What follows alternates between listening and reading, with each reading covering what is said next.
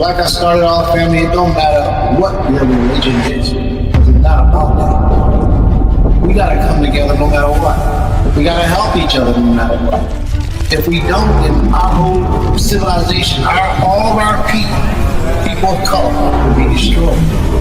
And that will be the first time in history that it ever happened. As we're about to read in the story of Exodus, it starts talking about how the oppressor had made a plan to destroy all the men in Israel. But we already know that they got a plan out here to destroy all the men. The story in the book of Exodus is very much like the story of today's time that we're going through today.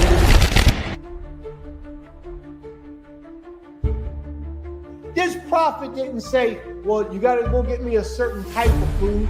He said, I'm not eating nothing in this place because y'all are idolaters.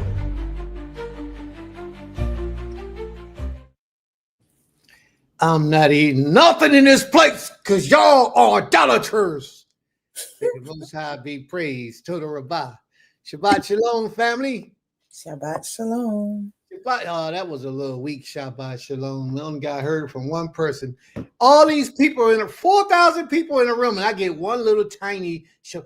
I want to hear y'all in the background. Y'all in the background. Shabbat Shalom, everyone. Shabbat. There you go. May the Most High be praised. That's what I'm talking about. Y'all got to get a little bit excited to worship this King, man.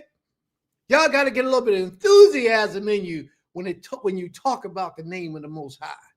You know, hit it with your chest. How that boy said, hit it with your chest. Say it with your chest. No, but I'm saying hit it with your chest. Oh. Women always trying to tell men what to do. Yeah. May the Most High be praised. Shabbat Shalom, everyone. Oh, my hair ain't good enough. My hair ain't good enough, y'all. They don't like my hair like this. I just thought you wanted to keep them. They too small, man. I got a lot of hair right now. They got a lot. All right, let me go off camera for a second, y'all. Please, Iman, take over for a second, please. Shabbat Shalom, family. All praises to the Creator for you all being here today. We are going to get started. First and foremost, we'll get started with our thank yous. I know that Malcolm Higdalia had put hers in. He's back. Go ahead. That hair getting long, man. That hair getting long. What can I say? I like my culture. Matter of fact, I love my culture. May the Most High be praised. Before we start rocking and rolling, y'all, let me pay my respects to my family as they have appeared in the room. Sister Higdalia, Shabbat Shalom. Brother Kezu, Shabbat Shalom. Mr. Ada, Shabbat Shalom. Shimone, Shalom, sis. May the Most High be with you and the family. Ima Sukari, Shabbat Shalom. Aim Kater, Shabbat Shalom. Ima, Sister Laurel, Shabbat Shalom. I got a whole lot more. I just got to think of y'all names. Ima Havared, Shabbat Shalom. Sister Aisha, Shabbat Shalom. Brother Asa, Shabbat Shalom. Brother Benjamin, Florida, Shabbat Shalom. Brother Benjamin, Cincinnati, Shabbat Shalom. Brother Dawid, Shabbat Shalom. May the Most High be with you all. Nephew Colin, Shabbat Shalom. Boy, y'all just be running the place amok, ain't you? All my daughters and my sons, Shabbat Shalom. May the Most High be with y'all. Thank you all for coming in. Sister Ornit and Sister Shemaya and Ima, Yahudith, Shabbat Shalom, you all. And my little man over there, what's his name? Kodesh. There you go. That's right. That's my man, Koresh. Shabbat Shalom, everyone. May the Most High be with you all. And there are a lot others that I didn't mention. Please forgive me.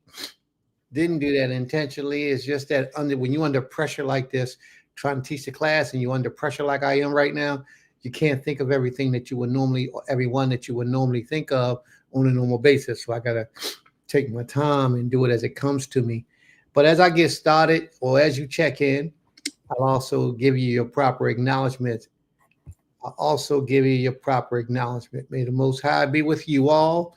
Thank you all for coming out, spending this Shabbat with us. Brother Zakaria, Shabbat Shalom. Yes, yes. So many, so many, so many. All right, so let's rock and roll. So this week, we're going to start off by saying thanks to the Most High. We're going to start off by giving our acknowledgments to the great King. And Sister Higdalia was the first one to give her acknowledgments to the Most High. And Shabbat Shalom, everybody. Malka Higdalia says, Shabbat Shalom, Prince Kaz, Baby Kaz, Malka Hagadola, Princess Mendaya, Kabir Autumn, Wiko Mishpati. And her thank you. I am thankful that every day is an opportunity to become a better servant. Hallelujah. May the Most High be praised. Most High be praised. So I guess I'll go since the camera's on me. Yes, Shabbat Shalom to everyone. Shabbat Shalom, Toda Rabbah for you all being here.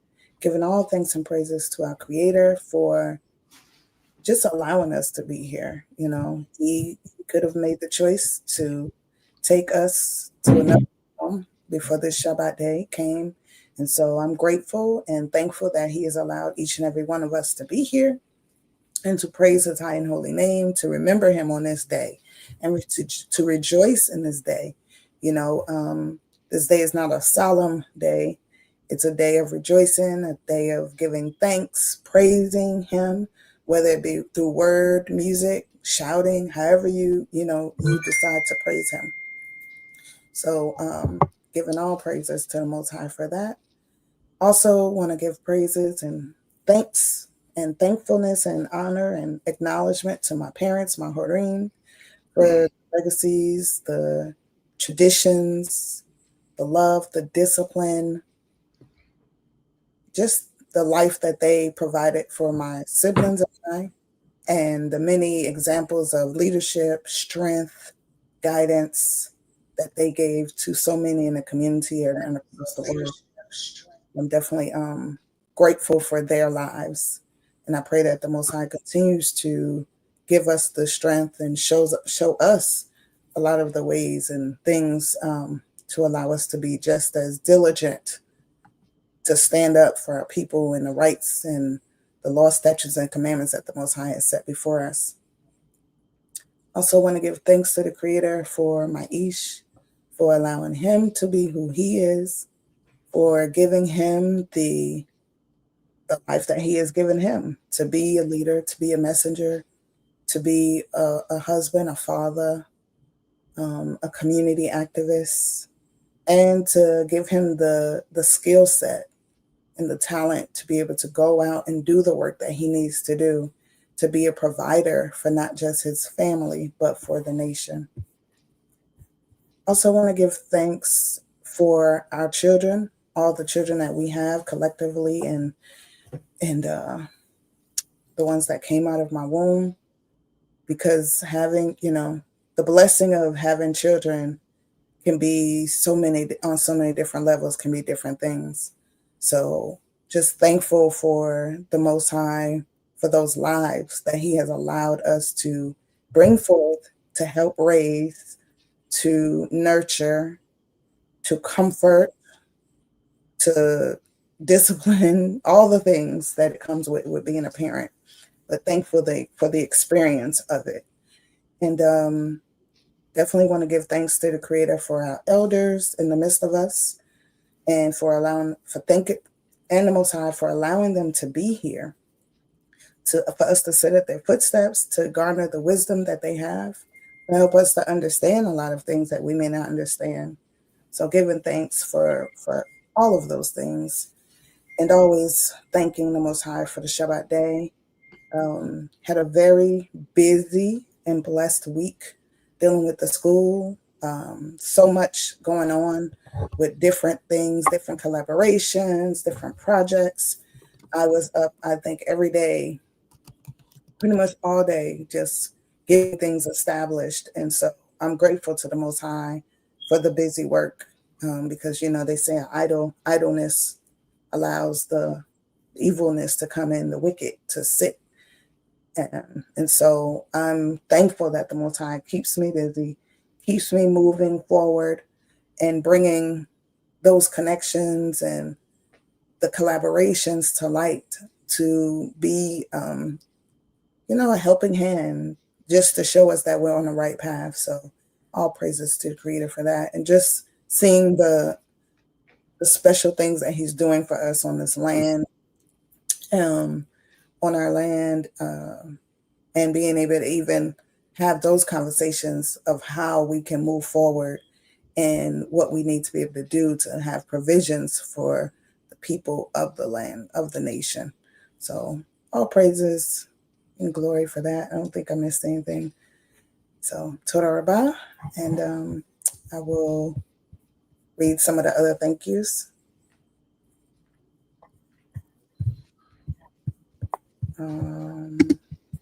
Amos Sukari says, grateful for every day that brings me closer to the understanding given unto all from the Most High. And then Chief Malak says, thankful to the Creator for my life and the lives of my loved ones. Thankful for the opportunity to serve the great King El Shaddai on this high holy day. May the Most High be praised, family. Okay. And then he also says, thankful for the Creator for a smooth and healthy pregnancy He's allowing my Isha to live through. Baruch Elohim. May the Most High be praised. Toda Rabah. Zaquina Kimya says, Shalom Shabbat family, giving thanks to the Most High Sovereign, for I am fearful and wonderfully made, for the blood that runs through my veins and the heart that pumps it, also the trillions of cells constantly at, I think she has to send more. May the Most High be praised. Sister Kaza says, Shabbat Shalom family. Sister Ornette says, Shabbat Shalom family.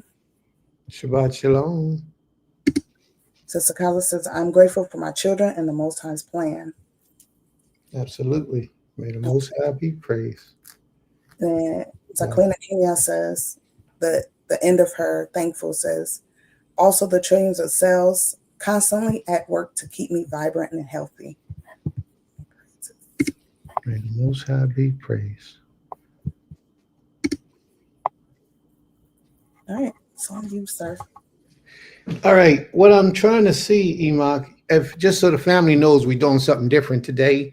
This is the first time we went live on Instagram. And instead of broadcasting live from my page on Facebook, we're going live from my Isha's page on Facebook. So Isha, can you look, Enoch, can you look to see if it shows from your page? Because I can't see it. If we're live from your page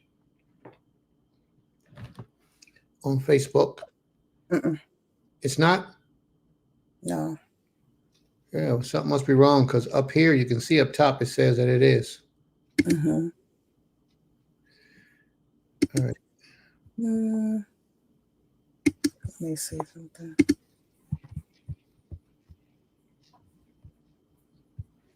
All right, so we're gonna get started, family. So let's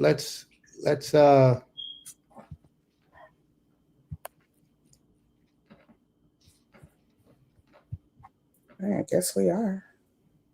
how? It's not showing up. I know. But it's when I went to it, it says it's live. Oh, now it's live. It's showing Okay, up. it's live now. Mm-hmm. All right. May the Most High be praised. Toda Rabah. All right, let me see if I can I want to log in from your page and see it live. Okay. Well, please forgive me, everyone. And Keter says, I'm grateful for life, health, and the ability to move.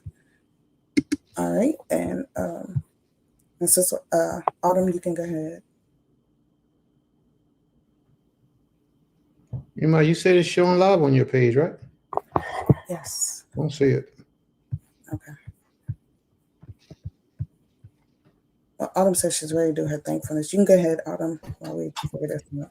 Okay. Toda Rabah. Shabbat Shalom to the Mishpachah, to the family near and far, to the ones hearing us right now, and to the ones hearing this recording later. I'm so glad that you are here. Toda Shagah.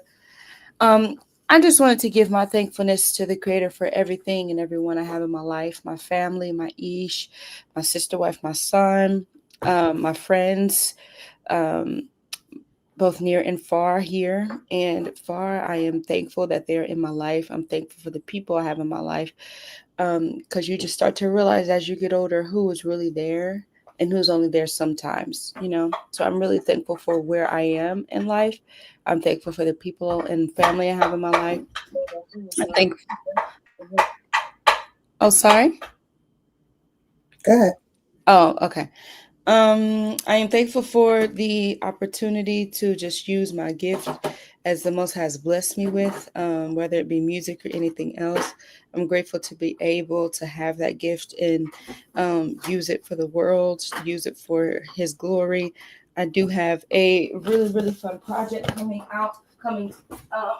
to fruition soon. The Most High has blessed this project to at least step one to be completed. I'm going to be sharing it with the family soon. So I'm really grateful, very grateful that one of my personal visions and goals and projects is like on its way to full complete fruition.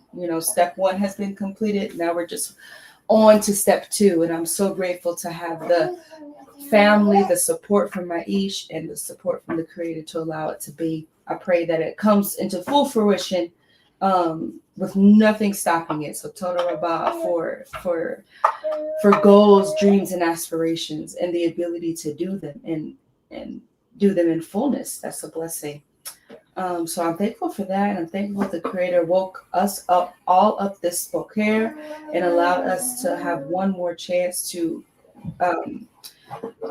be in His presence, be in His glory, speak His name, and praise His name as He so deserves each and every day. Toda Rabah to our Creator, our Most High Power, and Shalom, Shalom, Shabbat Shalom.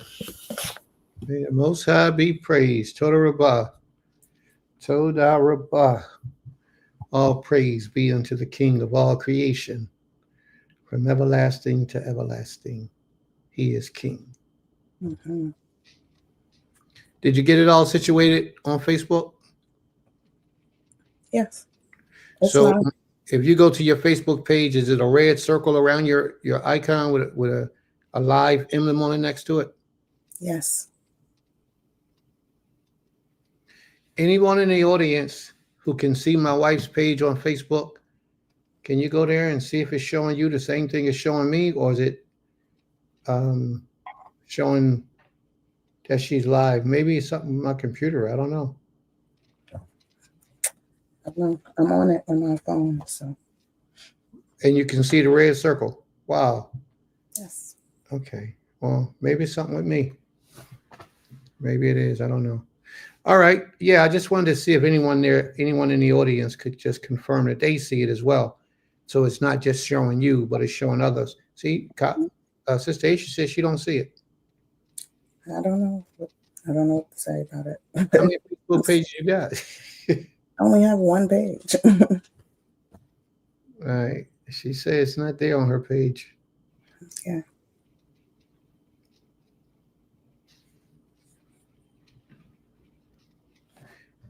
And you got the red circle that says live.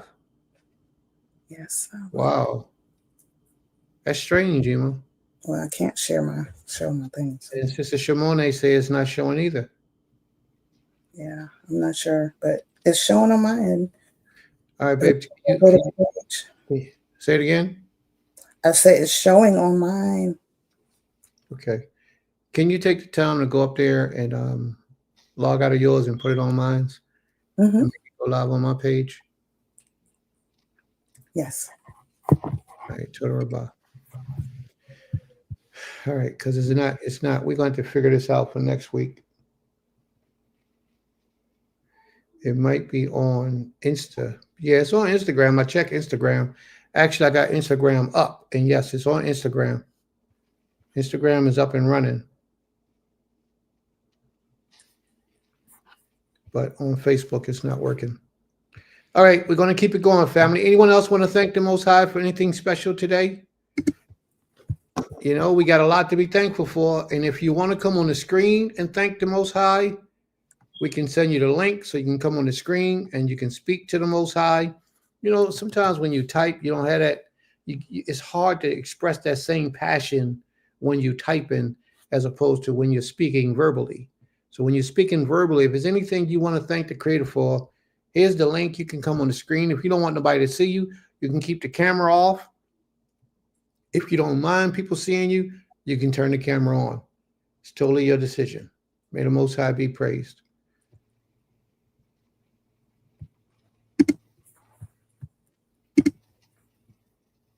Anyone else want to thank the Most High for anything special? Y'all know how we do. We don't get no thinkings going on. We're going to move on to the next subject. Come on, y'all. And Sister Lost But Not Found. Lost But Found. Shabbat Shalom. May the Most High be with you as well, sis. May the Most High be with you as well. Okay, now my computer is just acting a fool now, but it's okay. We're going to keep it moving. We're going to keep it moving. We're going to keep it moving.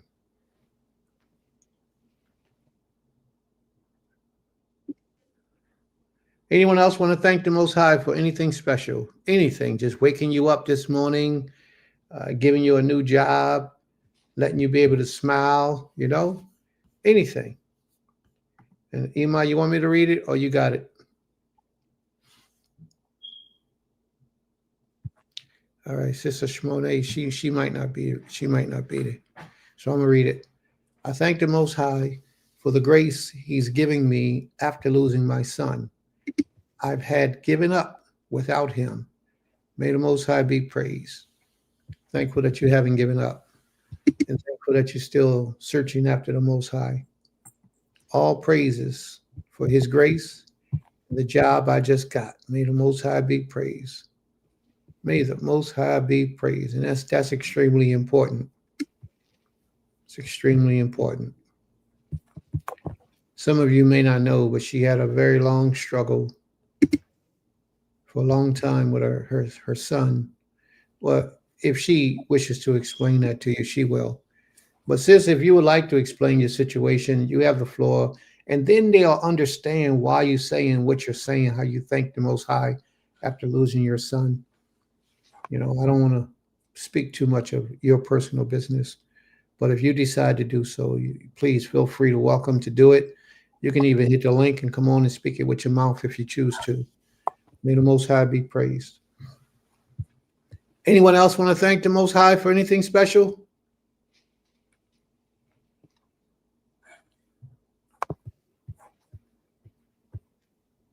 No? No one else?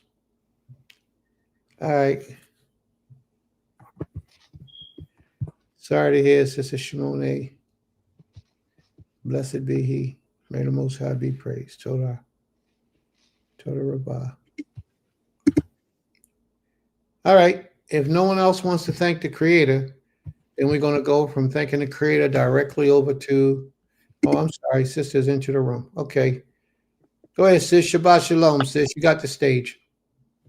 Shabbat Shalom.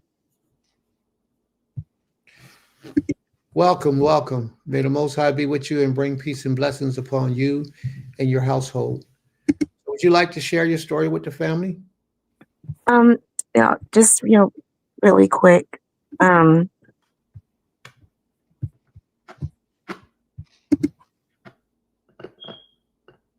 Sure. Yeah.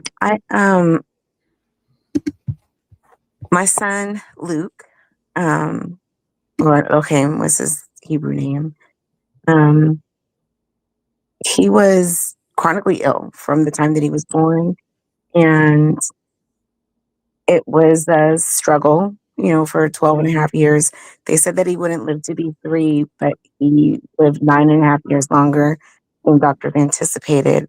But knowing that he was going to pass at such a young age, or anticipating that he was going to pass, it was definitely a journey of um, initially having this fear that I would miss an opportunity to say goodbye, or that as my girls got older, they would move away from home and that they wouldn't have the opportunity to say goodbye to their brother. But Most High saw fit to make sure that all of my children were home when he passed, and that I wasn't going to be by myself as my parents had traveled out of state. They were gone the day that he passed. And all of the details that I imagined but was not bold enough to pray for, um, the Most High knew my desires and um, allowed every single thing to take place the morning that my son passed away. He was in my arms. He got to hear my heartbeat. That was the last thing that he heard before taking his last breath. We got to pray over him as a family and, you know, have moments of praise and worship and, you know, telling him how proud we were of him in the most difficult moment of my life. The Most High reminded me of how much he loves me and how intentional he is about me. And it's one of those things that when people ask me, oh, how can you still believe in God when he's taking your son? Like, because in the moment that he reclaimed the child who was actually his, he reminded me that he still considers me. And it's been a blessing. And honestly, the type of grace that I am so thankful for, that didn't, I never denied the presence of the Most High throughout my son's life, but it definitely it hit home. It hit different the morning that my son passed away. And it leaves me speechless at times um, to be reminded that I'm remembered. And it gives me a great deal of hope, you know, in this part of my life. So, you know, all praise to the Most High for his love and his grace, because it continues to allow me to move forward every day. May the Most High be praised. May the Most High be praised. Is it anything that you would like to share with people who may be going through similar situations with the loss of a loved one?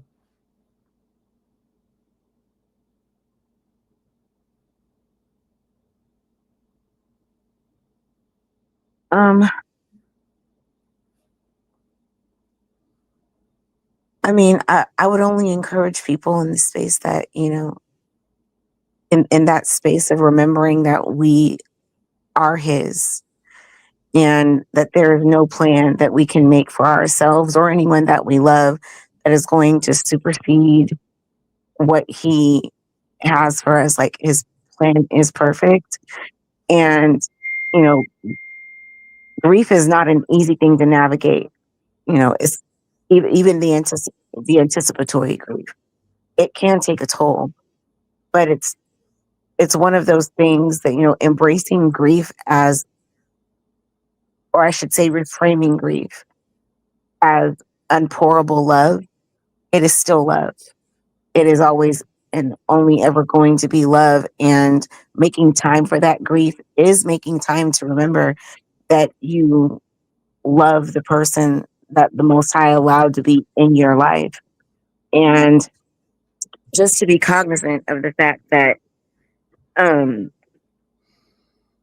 the same manner that we grieve not being able to have access to the people that we love, the Most High loves us that way and even more. So when you know what it is to have a grieving heart, be mindful that you are not allowing the Father to grieve you. So it's just, I don't know, just it's knowing that pain is literally just a reminder of like the depth of love that exists when you know that you belong to the Most High. And so that's kind of been like the bottom line for me, like even in this pain and in this season, being mindful to not I'm trying to figure out how to word it. To not have the father grieving me the same way that I grieve my son. But on a different level, because our physical existence is temporary. I don't want my heavenly father to grieve me forever, and the way that I have to grieve my son in what I currently know as forever right now. Hmm. May the Most High be praised. Thank you very much. Thank you very much for sharing your testimony with the family. It's extremely important that people have an opportunity to hear from the source what the source has experienced, because it's a different emotion. We go through life every day, and we don't, for the majority of us, we don't take heed to the real reality of life. And you know what that real reality of life is? There's no promise that you'll be here tomorrow. None of us. It's a guarantee that we'll be here tomorrow. I want to briefly say something, and it's on this level of this conversation, but this week, May 19th, I lost my first wife, Ima Maya. I lost her. Breast cancer was the problem. And just the other day, I think about it from time to time. The situation, she stays in my mind periodically. So now, just the other day, I was thinking, when she was maybe like a week before she passed, maybe a week, might be a few days less than that. I was at the house and I stayed there with her all day. And I left for like a couple hours to come back to my other home to check on the family. And this was like at 4 or 5 o'clock in the morning. And she didn't want me to leave. It was like a week before she passed. And she stay, don't go nowhere. Why are you leaving? Why are you leaving? Me, as the man, I'm thinking, girl, you're going to be all right, because you don't really think that your people is going to leave you. You don't really think they're going to leave that way.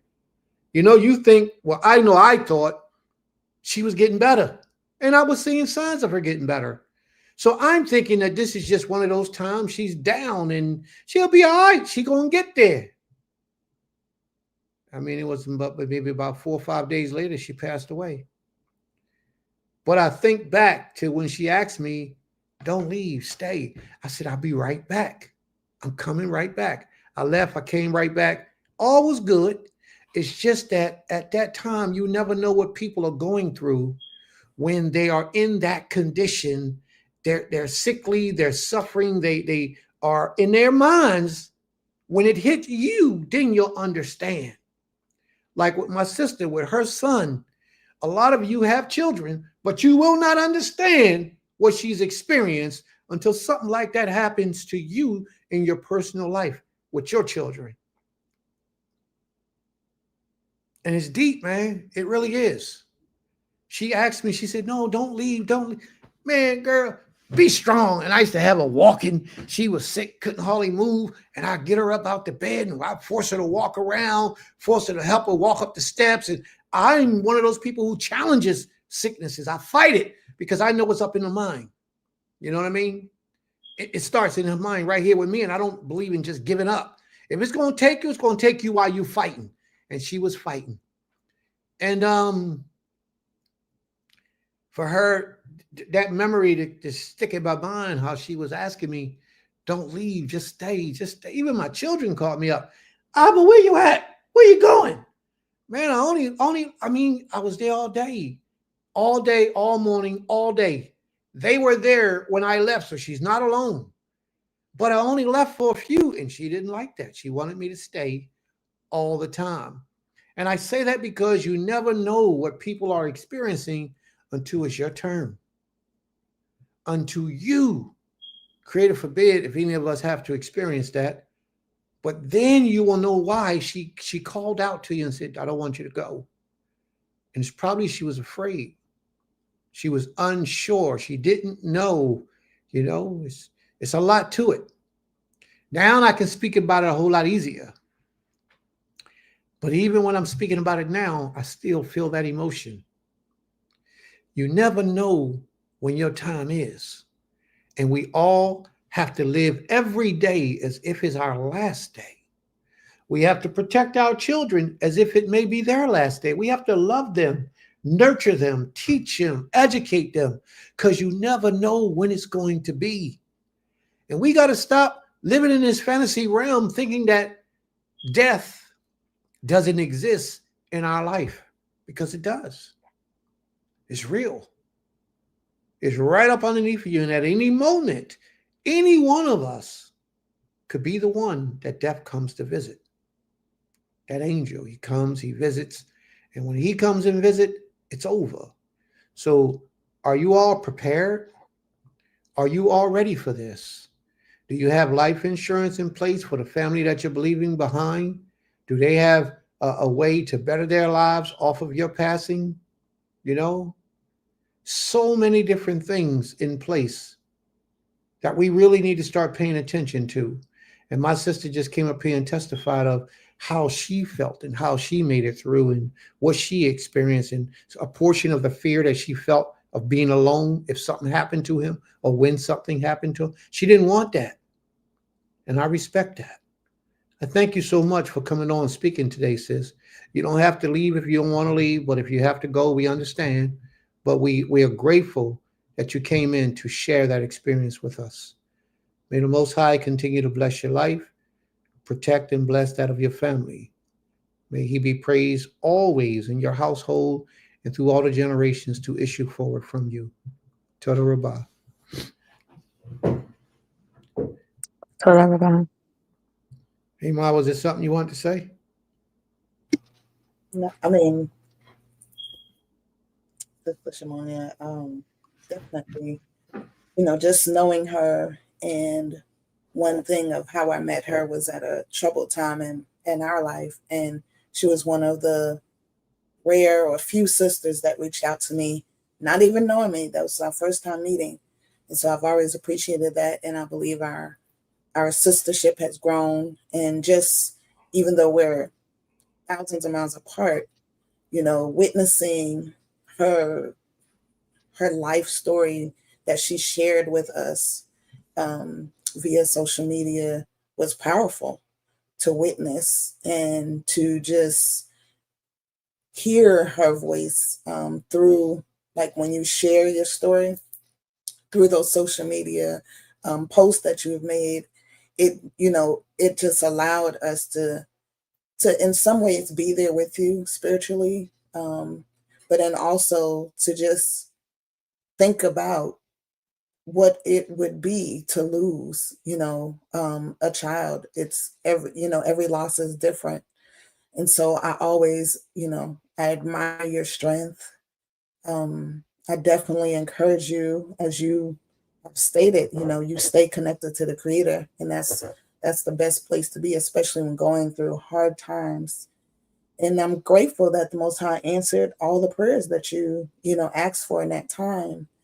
And one thing you said today was that when you held him, the last thing he heard was your heartbeat. And it made me think about when a child is in the womb, the first thing they hear is their mother's heartbeat. And so to have that full circle experience, I know for you had to be a blessing, and help with I don't even like to say closure, but with like a completeness of that experience. And so, I just thank you for being strong and sharing your story with us, with so many who don't know you personally, never met you, but through your story and through your sharing has been able to overcome, or at least grasp some form of strength and understanding, because they may be going through something similar or the same. And I'm thankful for your strength, and thankful that the Creator has allowed us to, come into contact and be sisters in this walk. So may the Most High continue to guide you, strengthen you, cover you, and your beautiful daughters as well. May the Most High be praised. Toda Rabbah. Thank you, Akora. I appreciate that. It means a lot. Yeah. It's the realities of life, And one thing she did say, and not to prolong it, but one thing that she said that was really powerful and truthful that can really help a lot of people get through the hard times like that was that she recognized that her son belonged to the Creator, and that the Creator just took him back, the soul that belonged to him. She acknowledged that. And I'm sure that that was one of the things that helped her to get over it, because a lot of people, a lot of us, we're real selfish with what we believe belongs to us because it issued out of our bodies. But our individuals, our souls, our lives, everything that make us who we are, it actually belongs to the Creator. He giveth and he taketh away. He only brings back to himself. So if we can get out of that selfish mode and realize what my sister realized and what she spoke on today, it's just her child has went back to the Most High, because that's where she came. That's where she got him from, the Creator, and now he's back with the Creator, which is a way of easing the pain, because it could be a very tormentous thing. And I'm grateful. May the Most High be praised. To the Rabbah. So we did some research. Well, my wife did a little bit of research today, and I asked her to bring forward some information, and this is one of the reasons why. The reason why I asked her to bring forth some information for the family is because just like we don't think death is going to happen to us or suffering is going to happen to us, just like we live life every day, we created a barrier in our minds that blocks that portion of reality of life, that we could lose our lives any day. When I walk out of my house every day, I thank the Creator and I ask him for protection, because I never know what's going to happen out in the streets. Before I walk through that threshold, if I walked outside, did something on the porch, came back in the house, if I walked outside, grabbed something off the sidewalk, came back in the house, if I go out for the day, each time I leave my house, I ask the Creator for his protection, his blessings. And I thank him each time. And it might sound silly to a lot of you, but we can't take this life we're living for granted. Some of us do. We smoke, we drink, we party. The reality of life is just not here with us. So every week we're constantly giving you all an opportunity to increase your knowledge, to become real with life. And I don't know how many of you are taking advantage of that opportunity. So today what we wanted to do was we wanted to read some of the things, because sometimes when information comes and it comes so far apart, you create a hardness to it. Well, two guys got shot the other day on 52nd Street. 2 weeks later, a girl got stabbed in her car by her estranged husband 2 weeks later on 33rd Street. And then 4 months after that, a baby got found in the mom's freezer because the mom didn't want nobody to know that he passed away. Her boyfriend killed him, so she put him in the freezer. 4 months from that, they found the baby in the freezer. You understand what I'm saying to you? Now, if we heard all this at one time, then we would be like, man, this is devastating. But because it happened 2 months, 2 weeks, 4 months later, we built up a tolerance within ourselves to harden ourselves against what the realities of this life is. And the realities of this life is we are effed up. We are in an extreme, horrible situation. The reality that we are living in today is tormentous. The tragedies is all around, and they're happening every day. It's just that you don't hear about it because you're in a different part of the world, or they might not release the news to you. But this is horrible. It's horrible. You keep living in these cities as if life is good for you in these cities, when you do have an opportunity to live somewhere else and be somebody else. You keep your life going the way and the flow that you've always had your life going and flowing, And my question is, how that's working out for you? So many of us are suffering but refuse to admit that we need help. We might say it, get on a phone call somebody for a couple of hours.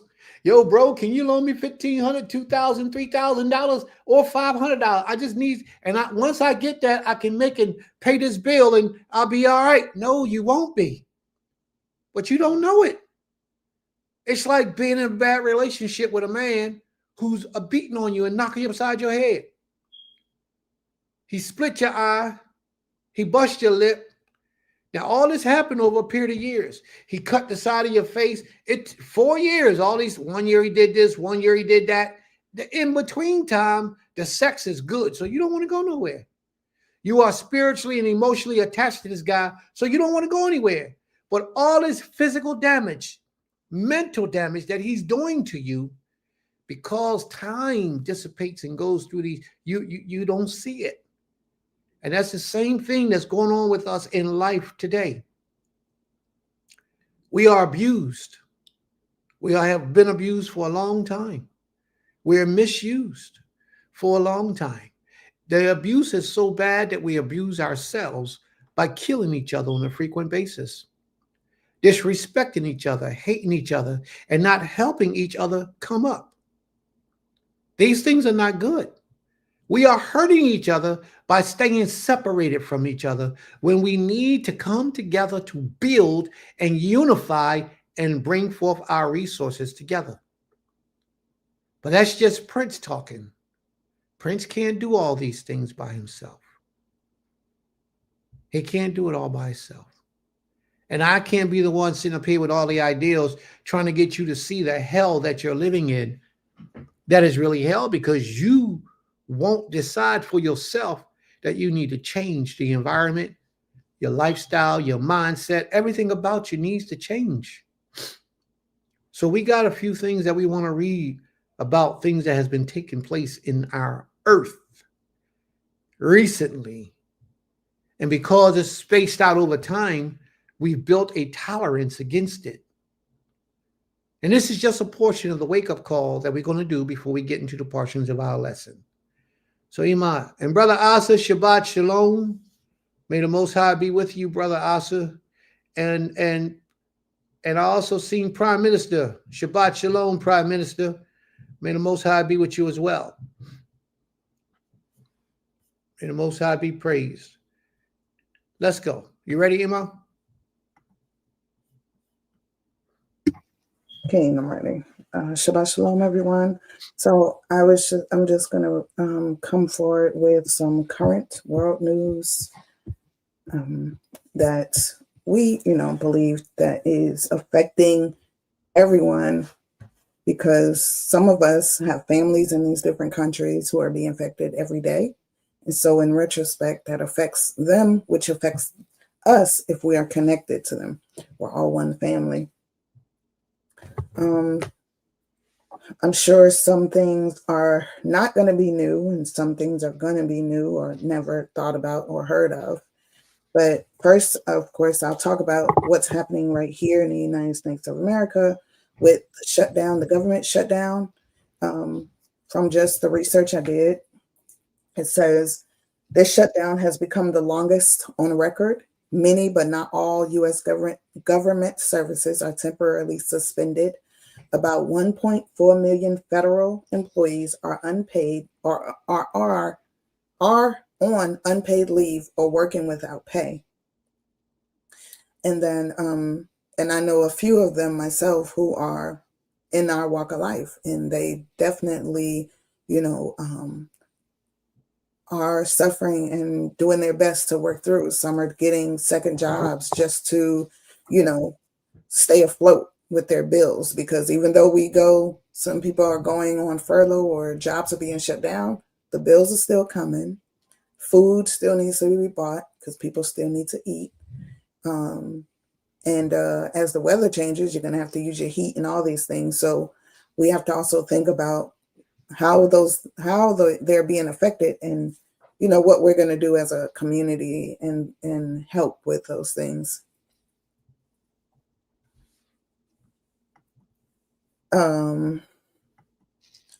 So yes, so and people talk about, if we think about it and ask our elders, because they've gone through this with the Great Depression. A lot of these things that we are seeing today have been happening before. It's not new. It's not some rare thing, but they just saying this is the longest it's been. But yeah, so many people are suffering just right here. People we know that we can call up right now and ask, how are you doing? What do you need? Those are the things that we should be doing. And Sister Shimonia put, and Sister Kaza, we need each other. And we definitely need each other in all times, good or bad. We need each other. The other part is the shutdown is due to Republicans and Democrats not agreeing to pass a bill funding government services past October 1st, and which was when the previous federal budget expired. So what that tells me is that the jobs that they had, they're not doing their jobs, because one, when I think about if a budget is the expiration date is coming, wouldn't that mean prior to the expiration date you've made decisions, you've had meetings? I mean, that's what I think about, because in organizations, if you're funding projects, you go through your budget and then you decide normally, which I've come to understand is the budget should be already established, usually months or to a year prior to another budget expiring, so that you're already prepared. But we do know this country. We do know that the Republicans and Democrats are always fighting. They're not looking at the wholeness of the people. They're just looking at the responsibility or lack of responsibility that they have. Can I say something before you Yes. move on? Mm-hmm. They give the appearance of fighting, but they're not fighting. They're working together. I just watched just a little bit ago that Trump just had a Halloween party while the government was on shutdown. And a lot of the people were at his party. Mm-hmm. A lot of rich people, wealthy people were at his party celebrating, having a good time, talking money strategies, doing all types of things. Mm-hmm. While children are not being able to eat, while parents are not able to go buy food. They give us the illusion that they're hitting heads with each other, but they're not. They're all working together. But what this is they have an agenda. Mm-hmm. They know what they're setting us up for. It's us who do not know. It's us who are asleep and not paying attention to the signs, the handwriting on the wall. They know why they're shut down, and it's because they're about to introduce some things to you that you never thought was possible. Keep your eyes closed and watch what happens to you. Yeah. Thank you. You're welcome. The present, which is affecting a lot of our people, is the government services affected our EBT. Many flights are canceled or delayed. And the flights, and people are asking, well, what does the airport have to do with any of this? But the air traffic controllers, a lot of them that's a government job. So due to air traffic shortages of air traffic controllers whom are working without pay, they're not showing up. So if there's nobody to, control that traffic at the airports, then planes cannot take off or land efficiently and safely. So, we have to be mindful of that. Of course, if we're looking into travel, we got to think about, I was just telling y'all last week how my daughter, they delayed her flight, then canceled it because air traffic controllers didn't show up. They're being asked to work, in some ways being forced to work with no pay. You have to think about even some of these jobs where they're asking you to work without pay. Some people are going to work to be able to keep their job because they're at the lower end of their jobs. And so they want to keep it when it comes back. While the people who are in the higher end, who have worked years, they can afford to kind of take off because they know that their job is stable. And they're still hiring people. Yes, I have a friend right now who's going through training. And then they're doing unpaid training, going through training to work for the airlines, that you have no security knowing if you're going to work when you're done with this. But you just went through weeks. I think she did 2 months of unpaid training. and this is her last week. And she's been getting by from the support of family, so it's a lot to really consider. Then I also looked into before you move on, let me ask this question. If the bank shut down, how many of you will be able to survive for at least 30 days? How much savings do you have put away? Do you have any gold stashed anywhere? Any silver? Do you have any cash sitting anywhere? And what statistically they say that you should have at least 6 months of reserved, just in case whatever your bills come to a month. Let's say your bills come to $2,500 a month. Then you should have about $15,000 in reserve sitting somewhere just to be able to hold you so that you'll be all right for at least 6 months while they figure everything out. A lot of us, we wouldn't even go a week because we live from check to check, from week to week. We don't put up money for the future because we're having a hard time living today. Now, those people who are working at the airlines who've been forced to work for free, how are they surviving? If they don't have a reserve somewhere, or if their family is not helping them who are still having a job, how would they take care of themselves to be able to make it to work every day? How would they eat? How would they pay their bills? There's a lot of things that you have to take into account here that's not being mentioned that we are overlooking. Thank you, Emma. You're welcome. And then just to further discuss the EBT or SNAP, the SNAP program. Sister Shimonia said, I spent all my savings to bury my son. Dying is ridiculously expensive when your birth condition doesn't allow you to have life insurance. Wow. May the Most High be praised. In other countries, my wife was telling me just the other day, in other countries, you have a baby, you get 2 years leave pay to stay home with your child. Not in America. 2 years leave pay. So they're actually paying you. Matter of fact, when Umar Gaddafi was in place, he would give families $50,000 for every child that they had. $50,000 to help you to make it. Not here in America, but they killed him because he was more for the people, trying to help people. In situations like what we're experiencing right now in this world, Gaddafi will be the man again. Yep. Anybody who thinks like him. And that's why I study him, because he's a sharp man. He took care of his people. Yep. So on the SNAP program, it says on November 6th, a federal judge ordered the administration, which is the presidency and all them, to fully fund the SNAP program. However, the next day, the U.S. Supreme Court put a hold on it. They are discussing they're discussing on how to allow the lower courts to consider a request of issuing only partial payments. So thus far, they have withheld $4 billion in funding for those who are on SNAP. And we do understand that SNAP is just not us who are on it. Other nationalities, other nations are on SNAP. SNAP is something that is worldwide. I was told one day about how you have rich white women who are actually on SNAP because they just go in there, fill out the application, say what they want to say, and get SNAP. And that's how they save their money, by utilizing the government. And so when this happens, they're not affected, truthfully. It's the ones that don't have, as Maish was just saying too, the savings, even the ability to save, because they're working check to check. And those food stamps actually help a little bit.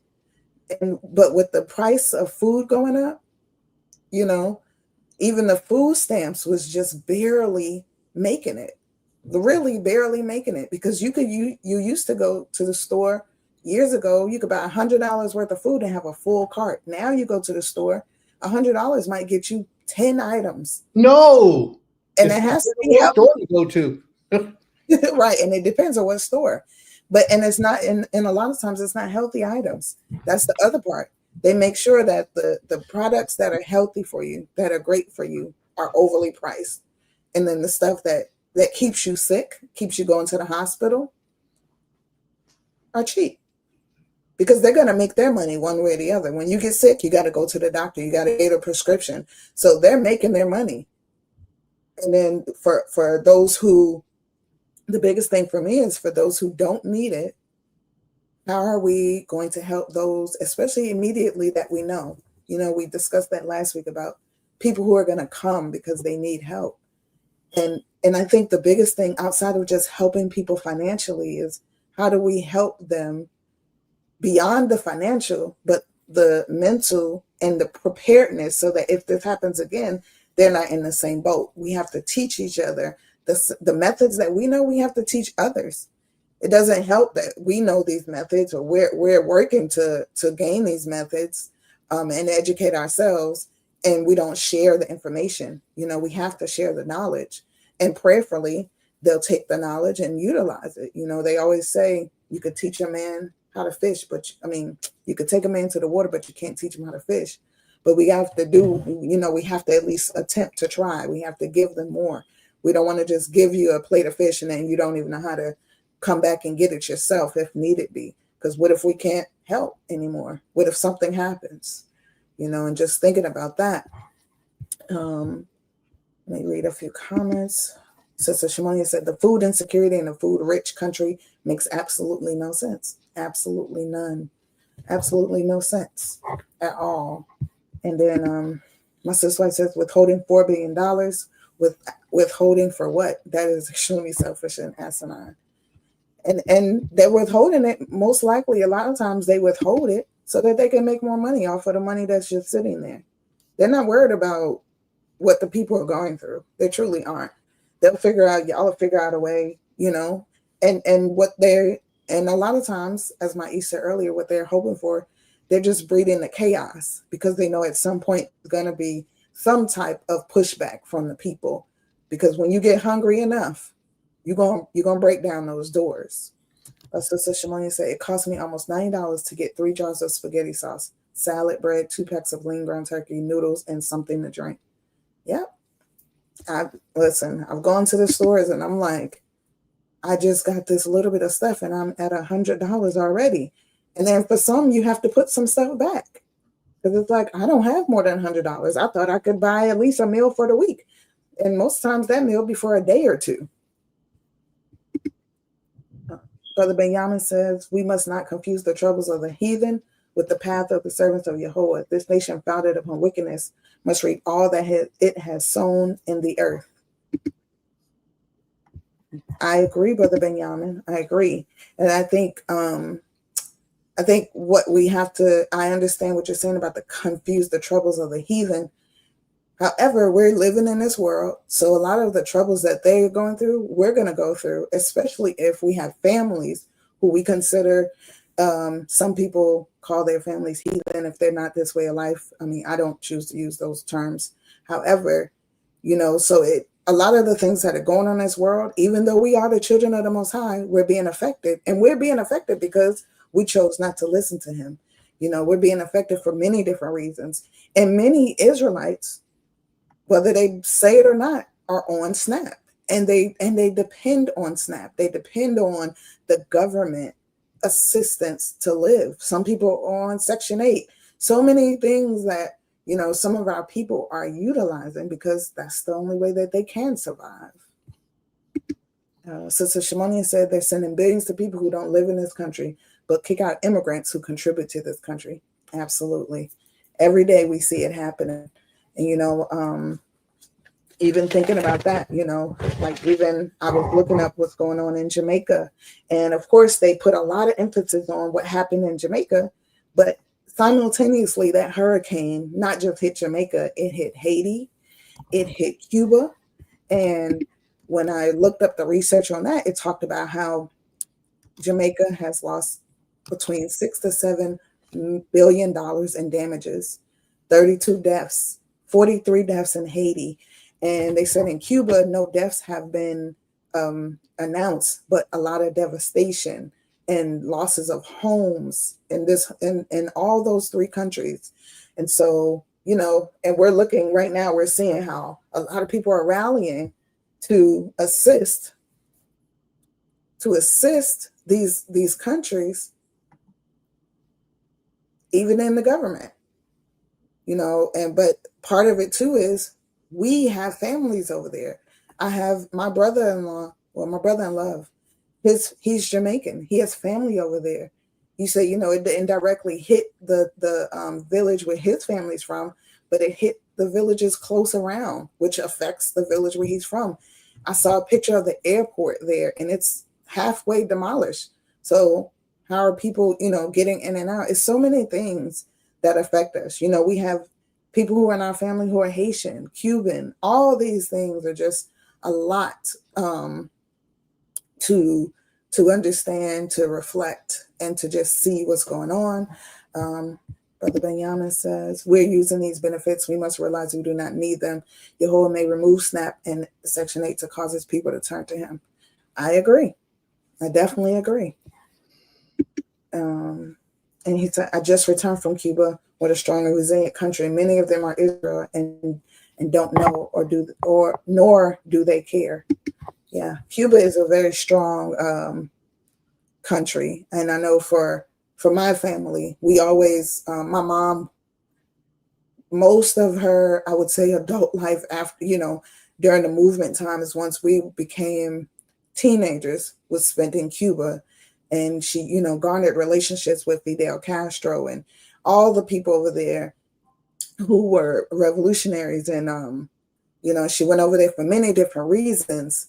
And when she took me at 17, I saw the power in that country. Even though, going over there and doing my research, they said how Cuba's a poor country. It was poor maybe in the financial side of it, in the money, because of course we come from this place over here and we're thinking, oh, how great we have it. But when I went to the schools and I saw how they were educated, they're not poor. Those students, I'm 17. Them students are 13, 12. They know more than me because they're being taught way above standard levels of the United States. When you went over there, my mom went over there and had to have a surgery that here in America, she couldn't afford, one. But she went to Cuba and had it done for free. Had it done for free because medical over there is free. You right now, and I don't know how many people know this, but you can go to medical school in Cuba for free from the United States. You can go to medical school there, and the only requirement, it's a program, is that you come back to the United States and you utilize your medical degree in poor and impoverished cities and countries and states here, or I'm sorry, not countries, cities and states here in the United States. So it's a program that I know quite a few people in my age group have utilized, and they've gone over there, gotten their education, come back here, and they work in the impoverished areas out here. So we just got to look at the different things, that we can do to be able to establish those relationships and pull together. And Ames Keter says, we've never really experienced freedom, so we become complacent and satisfied in our miserable state. It'll take drastic measure and desperation to get us moving for our survival. Absolutely, Aim. I totally agree. Totally agree. Be True 7 Ya, Shalom, welcome, says, we not really studying our history. Our ancestors already dealt with this. Black people was not allowed to get welfare when it first started, or insurance. So true. That is so true. And that's the part of, like you said, studying our history. That's why I said in the beginning, like a lot of the stuff that we're experiencing is not new. It's a repeat, and it's going to be on repeat, because if we look at, like you said, history, history repeats itself over and over, especially when we, the chosen, continue to repeat the same challenge, the same behavior that our ancestors did, and not trying to do better. What the biggest thing is learning history. My father was an advocate of, do your history, do your research. If you don't know something, research it. Don't try to reinvent the wheel. Don't think, oh, woe is me, this is happening, like I've never seen this. Research, and then look at how we prevailed. even though some of us may not have prevailed to remove ourselves from this country, but there are stories, there is history out there that shows our people coming together and moving forward, our people coming together and helping one another. Of course, those are the stories that are buried deep, when you ask the questions, but it's definitely there. Chief Hemlock says, all a part of the curse the Creator has placed on the people of today. Absolutely. And Ima Sukari says, Cubs has many of their people in the country trained medically and sending them around the world. Cuba?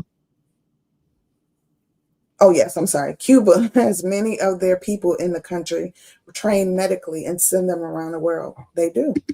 Like, if you really research their medical and how they help, and other countries do that, like Brazil, all these countries that the United States of America has deemed poor, impoverished, they're richer than we think. They're richer. They have free education. Yeah, free education, free medical. And those are the things that truly are the way for these countries to survive and how we should be surviving. I think that's it. Besides, I did want to bring up the UPS plane that crashed in Kentucky. I think the death toll right now, they said, is at 14. And so they are grounding, FedEx and UPS has grounded some cargo planes. I guess they're still trying to identify why that happened. And so even thinking about that, if they're grounding the FedEx and UPS cargo planes, that means packages, that's jobs, things that we depend on, that could be medical supplies, all type of things are being affected by just things like that. A plane crash, that doesn't have to do anything with the government. It was just something that we don't know why it happened. They're still, looking into it. So, but, when I think about a lot of things that are going around in this country that we're living in, a lot of it, as been said earlier, is a curse that was placed. But it's also, something that, like Aim Kitir said, we're complacent in. So we don't consider it. We hear it. We're like, oh, okay, that happened. All right. We just get up and keep going, not considering what it's affecting of the day-to-day and how it will eventually come to your doorstep, your front door, and affect you. So we have to be ready mentally, spiritually, physically, financially, and we have to find a way to look past some of the differences that we found in each other to separate us and find the similarities that connect us, that keep us united and gathered so that we can move forward and build and make things better for ourselves. Be True 7 Y'all says, shaking my head, we still speaking all emotions and no facts. Okay.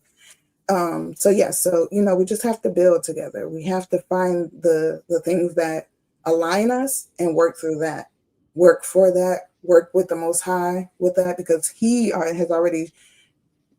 knows all this stuff is happening. We're the ones who don't know what the future holds, but He's already given us the blueprint of how to help us to make sure our future is sustainable, that we have one another. So, Zehu, that's all I have to share today. All right. May the Most High be praised. I do a lot of reading. Well, if I'm not reading, I'm listening to books. And in this one book, it speaks about how to be prepared for things, preparedness, and how a lot of our people are truly not prepared for situations that take place in everyday life. We close our eyes to it, we close our mind to it, and we're living in the here and now. For the average Black person, the furthest we're thinking about making reservations for something might be a week away. If it's a vacation, it could be 2-3 months away for a vacation. But other than that, we don't think about tomorrow. Neither do we put up and prepare for devastation to come into our lives any day. So all the things that my wife just read about, all the possibilities of what has happened and what's been verified has been factually taking place, we don't think it's going to happen over here. We don't think it's going to happen to us. We don't think that those things are reality for us. But the possibility is leaning more like 80 to 20% of a possibility. 80% more that is going to happen here in America than the 20% that is not going to happen. And how are you preparing for that? Is your spiritual leader teaching you the proper steps to put in place so that your family will be protected? Does your spiritual leader speak about coming together, building a community? You know, that are they telling you about what's taking place in the earth tomorrow, today? Because that's what we do. We have to have you prepared, but the problem is not a lot of people listen. A lot of people don't pay attention to the signs around them, and neither do they hear their spiritual leaders when their spiritual leaders talk. Sister Kaza, you said you want like something to be a little bit more specific. Well, Make that clear to me. I'm not sure who Be True 7 Y'all is, but they said Cuba was never revolutionary. That's a game. We already played that game. Well, yeah, he can say that, right? And I'm not going to argue with him. Maybe he knows something we don't know. But what we do know is that Cuba is a revolutionary country. Mm-hmm. Cuba has fought against America for a very, very long time. So hard that America have sanctions against Cuba because Cuba wouldn't fall into play with them. Russia financed Cuba to get a lot of the things that Cuba was able to achieve. So I don't know what you mean it wasn't never a revolutionary country. I don't know how to assume that or approach that with the way that you say that they are. But when I know from Cuba, matter of fact, we had one of our own sisters, what's her name, Ima? Sada Shakur. Who was against this. Speak about it. Huh? Go ahead. You take it. Just say it. Say it. Well, just from the revolutionary background, we've had exiles in Cuba for years, and one who had a bounty on her head by this government, by the United States of America. Cuba did not give her up. Cuba actually stood and said, we are not going to send her back to y'all country just because y'all say she did this. They stood and they withstood all the different tariffs that the United States put against them. They put a whole blockade on Cuba where they banned people from going there.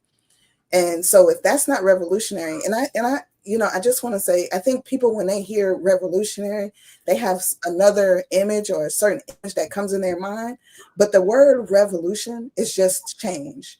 And revolutionary, to be a part of change doesn't mean you always have to be, what would I say, in arms with guns or violence. Change comes in so many ways. However, though, my own experience with Cuba through the Black Power movement and knowing personally those who have been in exile in Cuba and how, especially when Fidel Castro was alive, he stood for the rights of the people. Cuba may not, I don't know what your experience is, so I can't say, but I know just from me and from my history, from my research and understanding and through my family's experience, Cuba has been beyond revolutionary. And even when you research their heroes like Che Guevara, it's just all type of different people who have stood in arms, in revolutions, in change, and bringing forth economic development, spiritual development, standing arms against people who would come over and try to come against Cuba.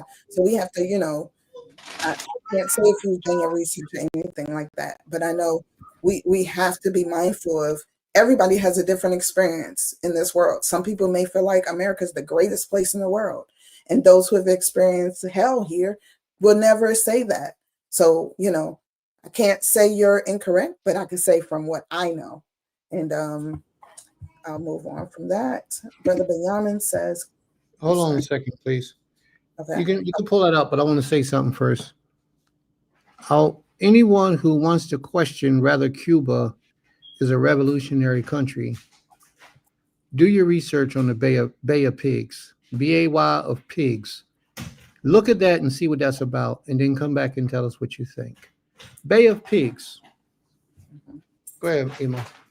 Be True 7 says maybe you need to study Cuba relationships seriously. They only used us as a tool. Example: Malcolm's meeting with Castro. Brother Benyamin says Cuba is significant in our own struggles here in this country. Anyone speaking ill of Cuba or its people should be held in suspicion. I won't belabor the holy day with the significance of this great nation, but I strongly believe those are Yisraelim over there and across the Caribbean, deliberately oppressed and held in ignorance. Cuba helped Thomas Sankara, former leader of Burkina Faso, by taking in 600 orphans, taught and fed them to be able to go back to Burkina Faso to help the people in their home country. That's revolution. Absolutely indeed. So Toda Rabah for everybody's inputs and sharing, praying that, the Most High sees our efforts in just bringing forth light to different, I would say, occurrences around the world. It's never too late for any of us to study a little more. And if there's things that need to be brought forward for us to study, let's bring it forward. We're not all knowing of any subject, of any place. We only, know to the best of our own ability of who we are within ourselves. So thank you, everybody, for your contribution to this conversation. We truly thank you, and may the Most High be praised. And just for the record, anybody listening, my wife is not teaching. She's exchanging information. So don't go on a rampant talking about no woman can't teach you nothing. Please don't do that, because my wife is not teaching. She's just sharing with you information. May the Most High be praised. Yeah, because we got people in the audience. They ain't listening to no woman. She ain't teaching me nothing. I'm out. So don't do that. All right. Well, I would say, and believe me, I'm not offended with those comments, because it's life, And if you can go to school and be taught by a woman in school, there's no difference. Like you said, we're sharing information, because that's all teaching is a sharing of information. Shalom. May the Most High be praised. All right, let's move on, family. Was there anyone else who wanted to thank the Creator for anything special today? And while you're thinking on what you wanted to thank the Most High for, let me just say that these realities of life are forever upon us. May the Most High guide my mind, my spirit, my body, my language, and my speech as I approach unto you, his people. But these realities of life are forever upon us. And so many of us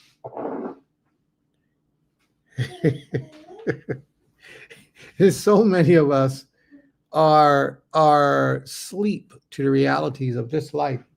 Thank you. We asleep to the realities of this life. And through this lesson, through this day, this Shabbat day, we hope to open you up to the realities of this life that we're living in right now and currently in this day and time. And that is that we need to come together as a people. All this talking, this is not getting us where we need to be. That's all we do is talk, talk, talk. Israel been talking for a long time. It's time we stop talking, and it's time we start producing. One or two people can't get the job done effectively as multitudes of people can. So if you're still living in these cities, it's time for you to start thinking about moving into the country. If you can't afford to buy some land, then you might want to hook up with somebody who already got some land that you can come and be a part of, that you can work with and build with and grow with. All of these things are important. We got to come out of these cities. We got to put our resources together, our minds, our KSEF, which means our money. We got to begin to utilize what we have individually, collectively. And that's how we're going to beat this. That's how we're going to survive. That's how we're going to conquer. We have to begin to provide for us. We have to. If not, we're going to be destroyed. You see this? You see, everybody look at this. You see this picture in the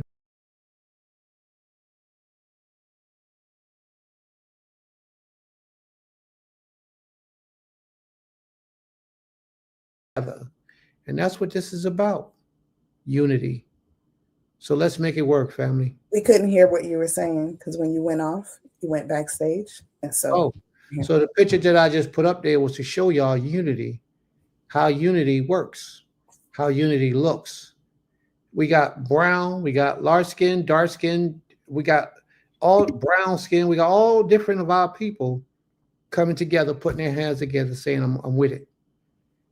Not just saying we with it, but living it. You know? You want to read that? Sure. Sister Esther says, it's funny how many of our people point fingers at the people of Babel for building the towers. Nothing has changed. Whatever we put our mind to will be accomplished. The Most High said that. May the Most High be praised. Toda Rabbah. Well, let's put our minds to it. It's funny, but I was talking to a sister yesterday who told me she got nothing but farmers in her family. Mm-hmm. Nothing but farmers.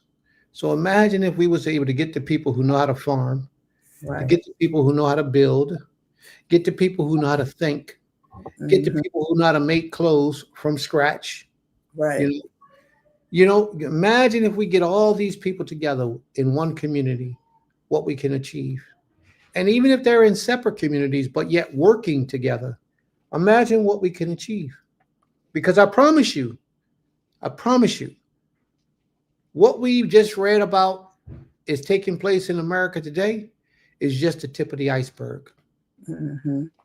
What was that report about the mudslide in Russia, Ima? Did you get that? Yes, it was. Well, I didn't write it down, but it was 3 months ago. There was a mudslide in Russia. And it wiped out the town. Yeah. The mud came down from the mountains, just wiped. Can you imagine the people that are still living there right now, today, trying to recover from what they've experienced? Food ain't growing, water ain't being pumped. How they surviving? We got to get ready for these devastations. What has changed for Black people here in America? Nothing. You know why? I'm going to say very little. But do you know why very little things have changed here in America for Black people? Because people don't work together. This is what we're proposing today, that we set about a change in our lifetime, like right now. You hearing all this stuff that we're talking about today? But join in. Be a part of the movement. Submit yourself so that we can do what it is that needs to be done. We got our community. We have 110 acres of land. 110 acres of land that we have. And we the only ones live there. We the only ones farm it. We the only ones cut it. We the only ones keep it up. It doesn't have to be that way. But I'm saying this because we don't open the doors to anybody.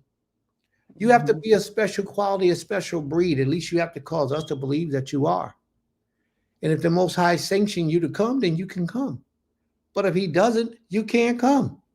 We're not thirsty or hungry for anybody because we understand it's better to be alone than to be in a community with miserable people and unhelpful people and hatred in their heart, people, wicked people.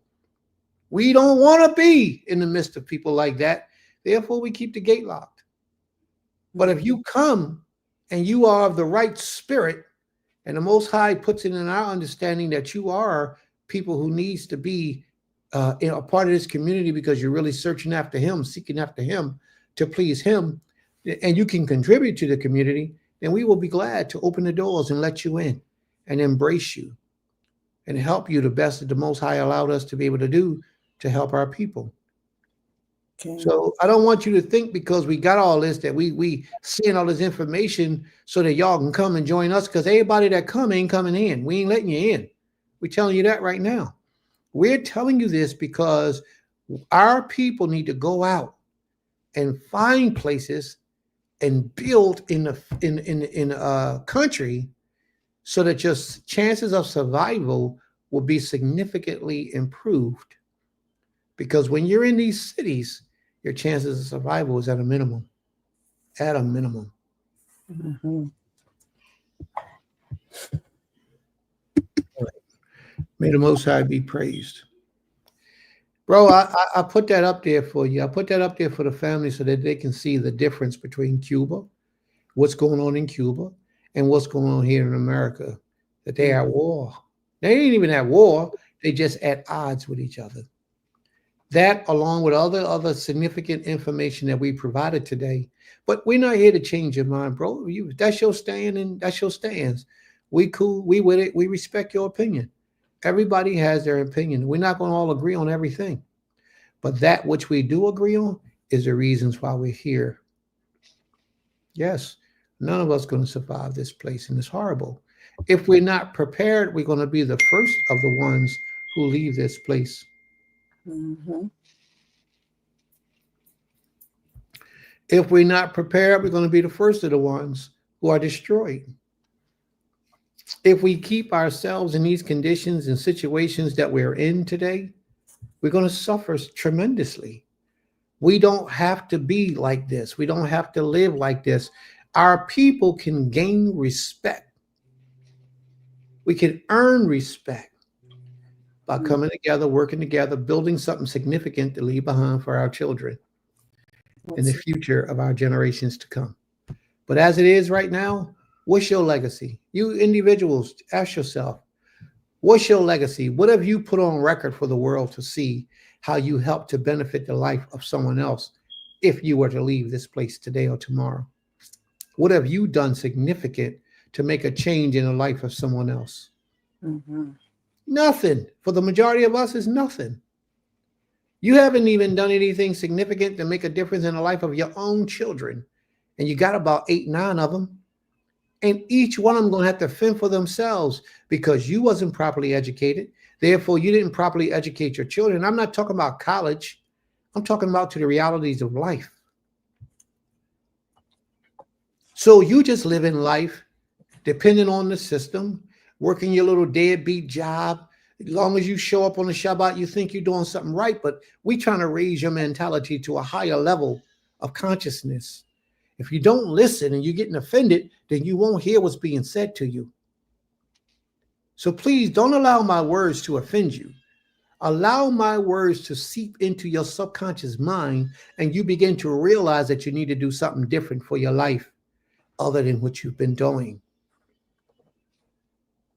So many of our people are so happy to be at work for somebody else. I had this talk with my son the other day. He's so happy that he got a job working for somebody else, making somebody else rich. That's not what this is about. What you're doing for that person, 9 times out of 10, you can do for yourself. Yep. Or And help. all of that money, all that KSF can come be useful for you or the community. Mhm. But we don't think like that because our people don't teach us like that. Our parents didn't raise us like that. Go to college so you can get a good job. Job security is very important. Job security is a host. Job security is not what we need. We need to learn to be critical and crucial thinkers so that we can have our own, build our own, sell our own, you know?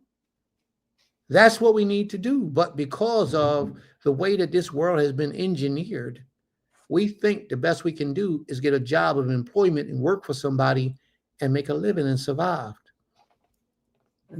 Your spiritual leader definitely shouldn't be somebody who worked for somebody else.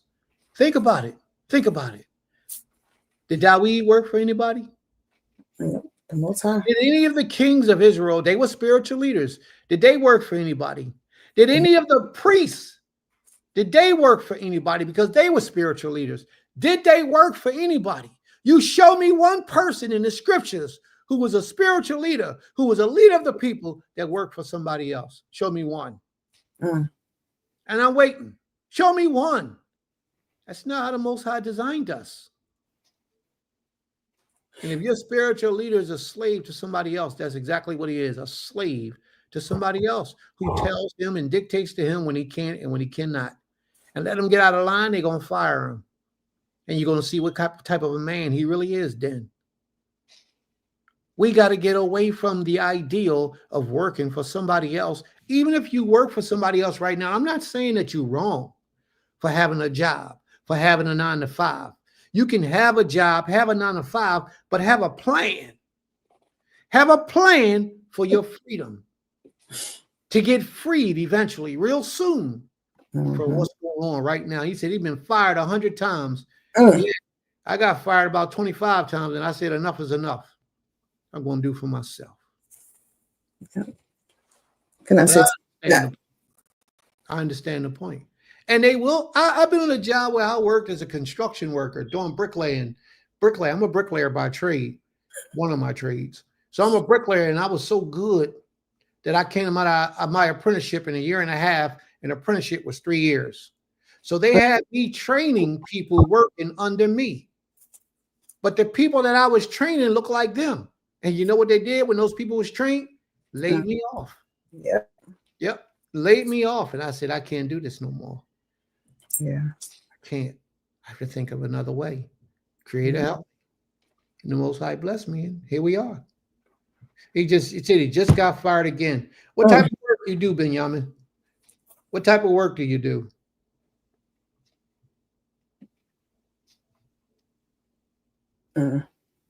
This guy. Bricklayer can mean laying bricks from you. Okay, come on now. Here you go.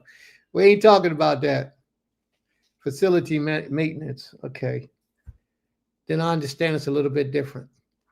So maybe one day we can have a sidebar conversation, bro, because you may have a whole lot of other talents that you can utilize to make money for yourself, to do things for yourself.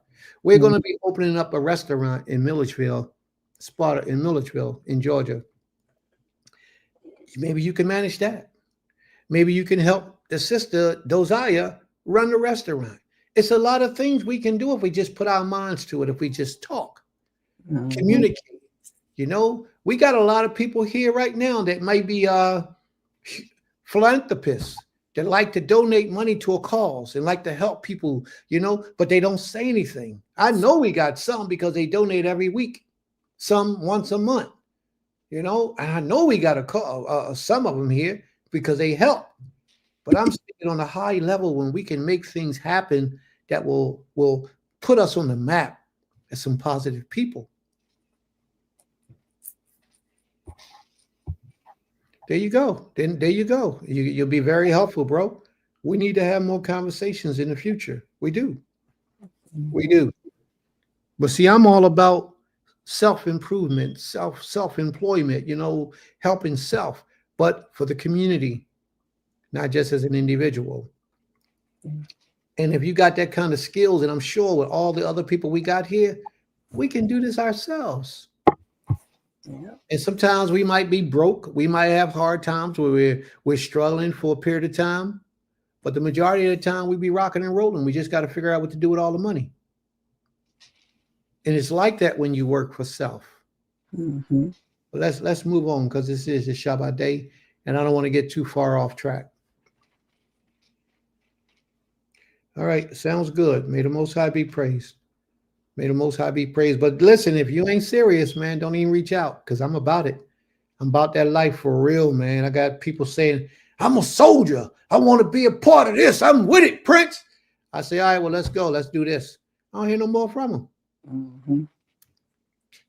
I guess it was all just talk. Not to say that that's what you're doing, Brother Benjamin. I'm not saying that. You could be that key to the future for your people. You could be that key. So I'm not saying that's what you're doing. I'm just saying I got a lot of people that talk about what they're going to do and what they want to do. But it fizzles out. And then when you challenge them, because everybody that comes my way is going to get tested. You're going to be tested to see if you're worthy. And if you're not showing that you're worthy, I just gracefully bow out and just move on and keep on doing what I got to do until I find somebody that's really worthy.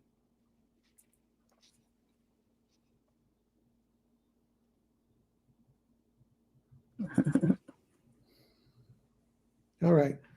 Let's move on. So I guess that's it. Nobody else wants to thank the Most High for anything special. Was it someone up top? No, there was none up top. But Okay. I did want to say something. Go ahead, Emma.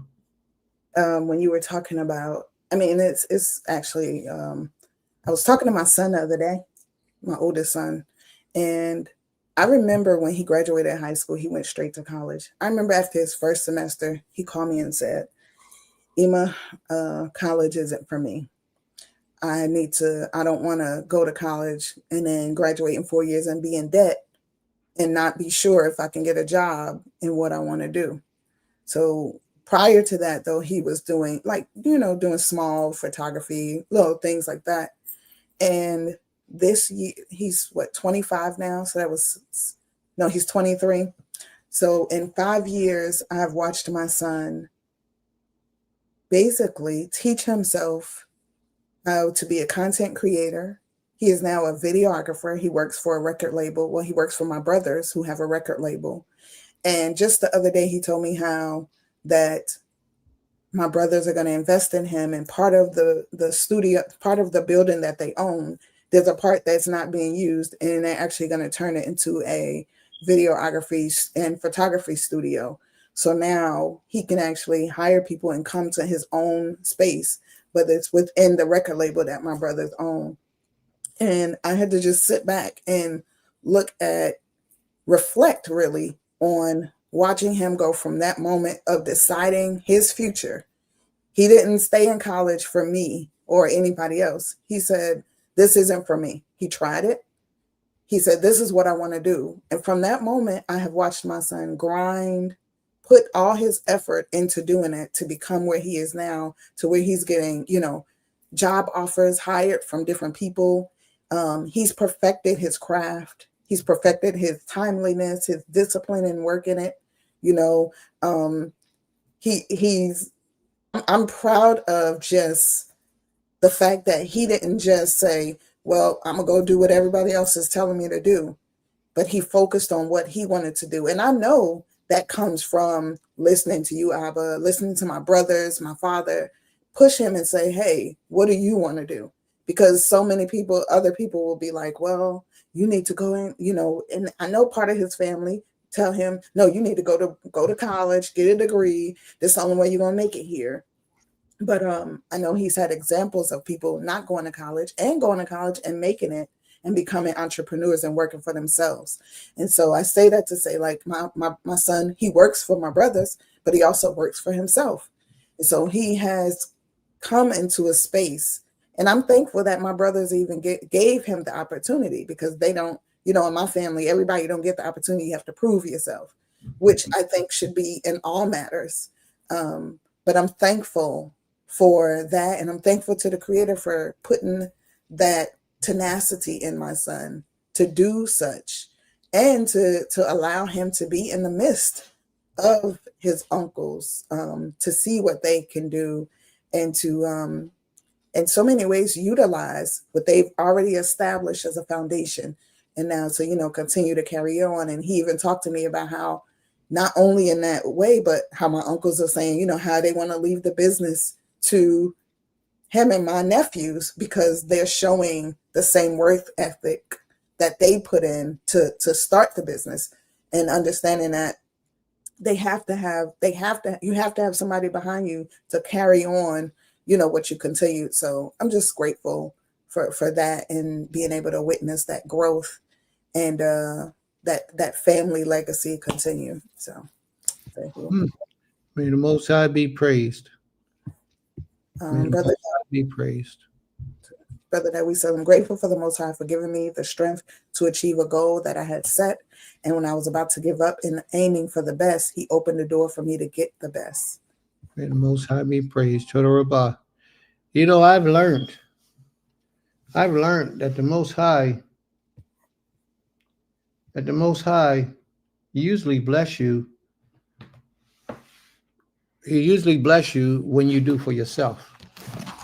When you go out of your way to try to do things for you, is usually when the Most High blesses you. And I'm thankful to be a part of that, and be receiving those blessings at that time. But that's what I've learned many, many years ago.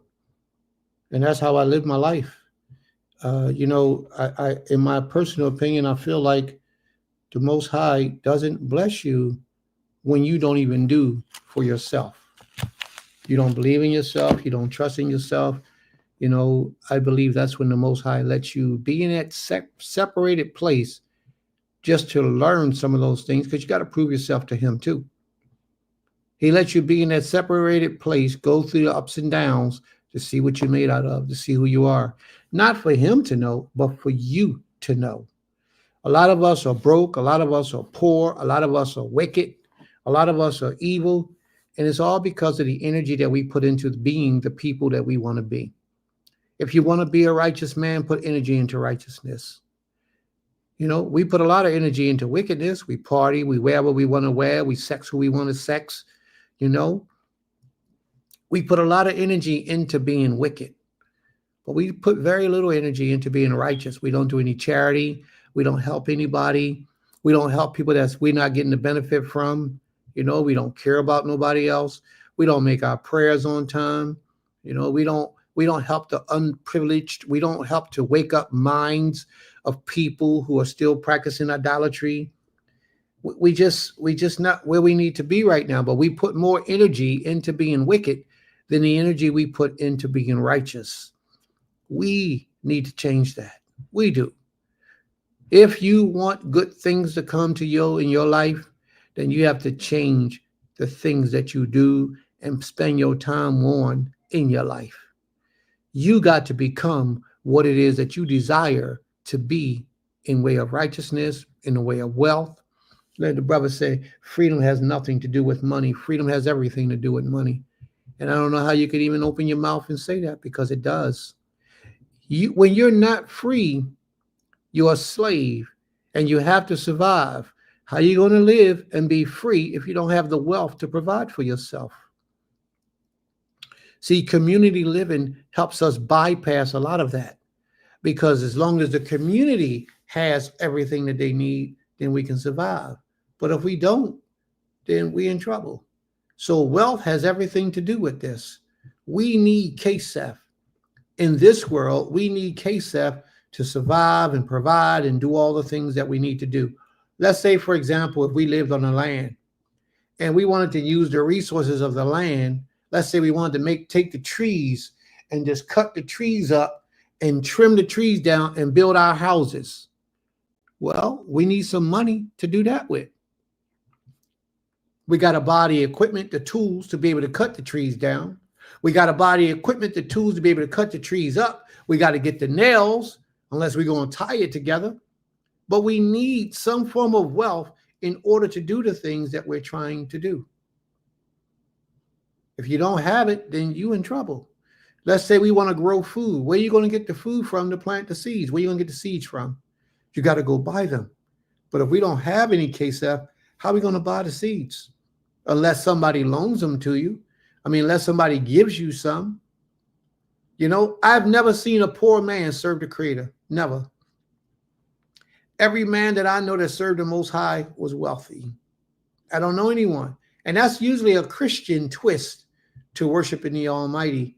You don't need no money to do these things. The Most High rewards you. He tells you that your reward will be KSF, that He'll bless you open up the windows of heaven and shower down so many blessings upon you, you won't be able to receive them all.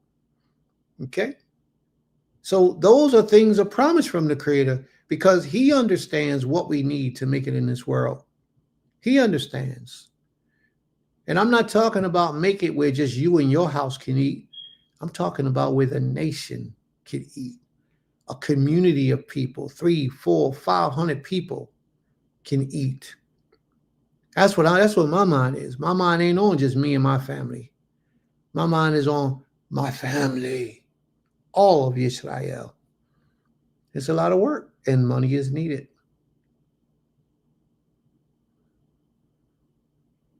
Now, I believe in making money a slave. I let that money be a slave for me. Yes. Make that money a slave for you. Make it work to produce more slaves. I believe in that. Absolutely. And then eventually you can take all those slaves you got, put them all to work, and you can help feed, clothe, house, provide, take care of others. That's what it's all about. All right. Now, Brother Dawid put a something up here that he was thankful for. Okay. Yeah, we read it. Yeah, we read it. We read it. May the Most High be praised. All right. What's this here? What's this talking about? Proverbs 11 and 25. The generous man will be prosperous, and he who waters will himself be watered. There you go. May the Most High be praised. Toda Rabbah. Let's get it together, family. Let's get it together. We got to stop holding on to the KCEP that we have and share it to causes that's going to benefit our people. Mm-hmm. Schools, learning institutions, communities, classes similar to this that are like this, that's really about the people and not about ourselves. You know, we got to really start sharing. We got to come together and build a community so that we can all eat. Not one or two of us, all of us. Our whole mindset has been reprogrammed by the European nations, by our oppressors. The whole way that we were indigenously made was about family. And when I say family, I don't mean just me and my children and my wife or my Nasheen. I mean family, all the people of our community. That's what it was about. Our whole tribe. Sometime our tribe was 500-600 people. That's what we were engineered and designed to do. When we have dinner at night, everybody, all the houses all come together, bring the food together, and we all eat together. Down on our land and our community, we got tables set aside just for that around this big open pit where we have a fire at, just so that we can all eat together. And that's how we move. But you won't know that being on the other side because your mind has been westernized. And the only thing you think about is individuality, just you and yours. That's it. You don't care, not for everybody, but the majority of us, we don't have any care or worry for anybody outside of our immediate family or our immediate household. That's okay. Maybe it wasn't your calling for that, but that should be your passion and your desire. May the Most High be praised. Toda Rabbah. All right. So moving on along, because no one else is putting up anything that they're grateful for to the Most High. No one else is mentioning anything that they're thankful for. So this is how we're going to do this. Now we're at a point of the day where we're going to put up the commandments that we have. Who would like to be first to post their commandment, read their commandment, and tell us what they get out of their commandment? Give us an explanation of their commandment. Sister Malcolm Dahlia put up her commandment earlier, so I'll read hers first. Her commandment can be found in the book of Exodus, Shemot, chapter 23, verse 4. And it reads, "If thou meet thine enemy's ox or his ass going astray, thou shalt surely bring it back to him again."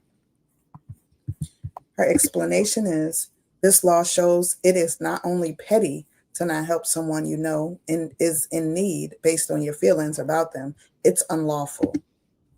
Often we feel like it's them getting over when we remain in our righteousness. Please remember, our righteousness is ultimately to our benefit. The benefit others may get is simply secondary. Absolutely. See, that's a different state of mind when you think like that. Mm-hmm. That's a different state of mind. And may the Most High be praised for a sister to have that state of mind. I'm sorry. At Tahor Kodesh, welcome to the Rabbi for being here. It says, grateful for the fulfillment the Creator has brung to my life. All right, Tahora Kodesh, put that back up there for a minute, please. Mm-hmm. Tahora Kodesh, I'm thankful that you are acknowledging the Most High, but I just want to put one emphasis on your comment today, so that in the future, when you speak of the Most High, you will always remember, but you should want to capitalize the Creator's name. If you don't just capitalize the first letter, you should capitalize the whole word.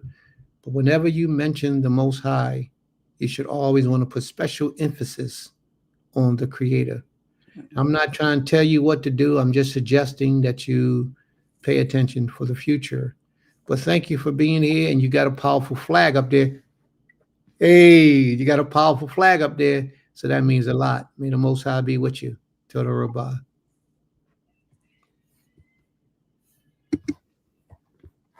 All right.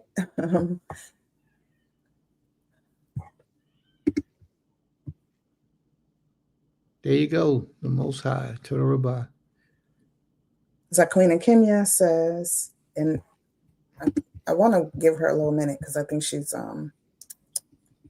adding to that. At Tahor Kodesh says, I was rushing to make the comment. Hey, you don't owe us no explanation. It's all right. You did what you did.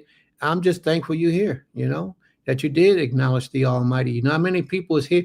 We got 2,300 people in the room, but everybody ain't talking. But you did. You spoke up. So we're grateful. May the Most High be praised. Total Rabbah. Thank you. If there's anything you like to thank the Most High for, thank him. Any commandments you got that you want us to read, please post your commandment, and we'll be reading those in a moment.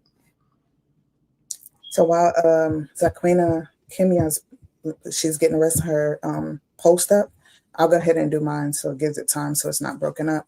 Okay. My law can be found in the book of Deuteronomy, Devarim, chapter 30, verse 1 through 3, I believe.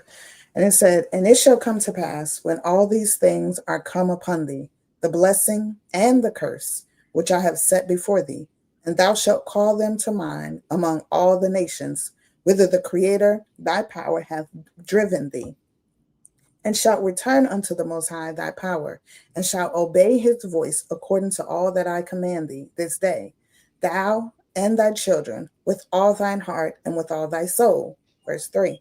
That then the Most High thy power will turn thy captivity and have compassion upon thee, and will return and gather thee from all the nations whither the Most High thy power has scattered thee.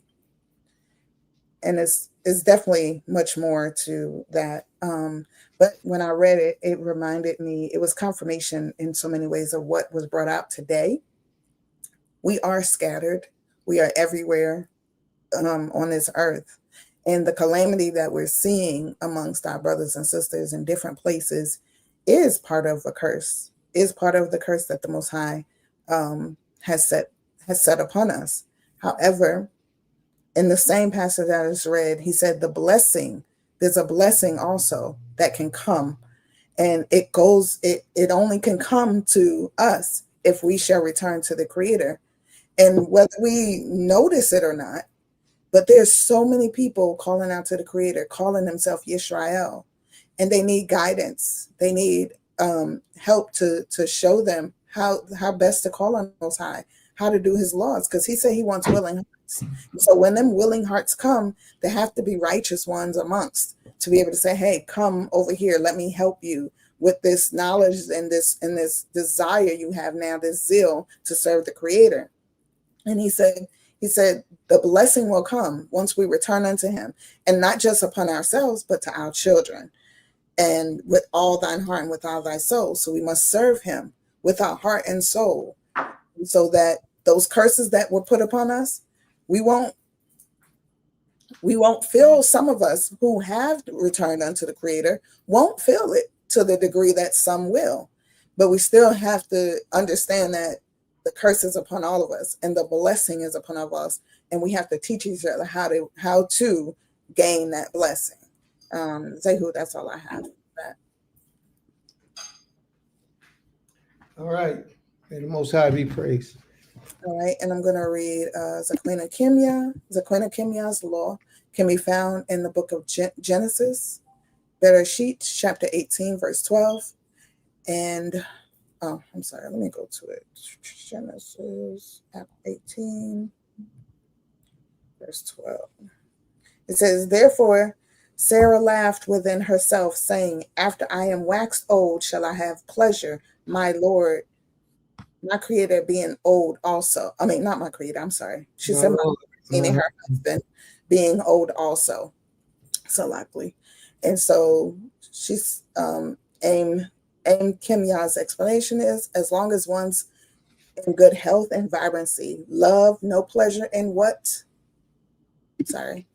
in whatever form brings joy, happiness, tranquility, longevity, excitement, peace in body, mind, and spirit. Hallelujah. May the Most High be praised. Toda Rabbah. Toda Rabbah.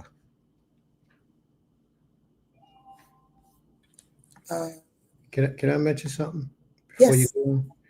The brother put up here, be true 7 Yah. Wealth is not money.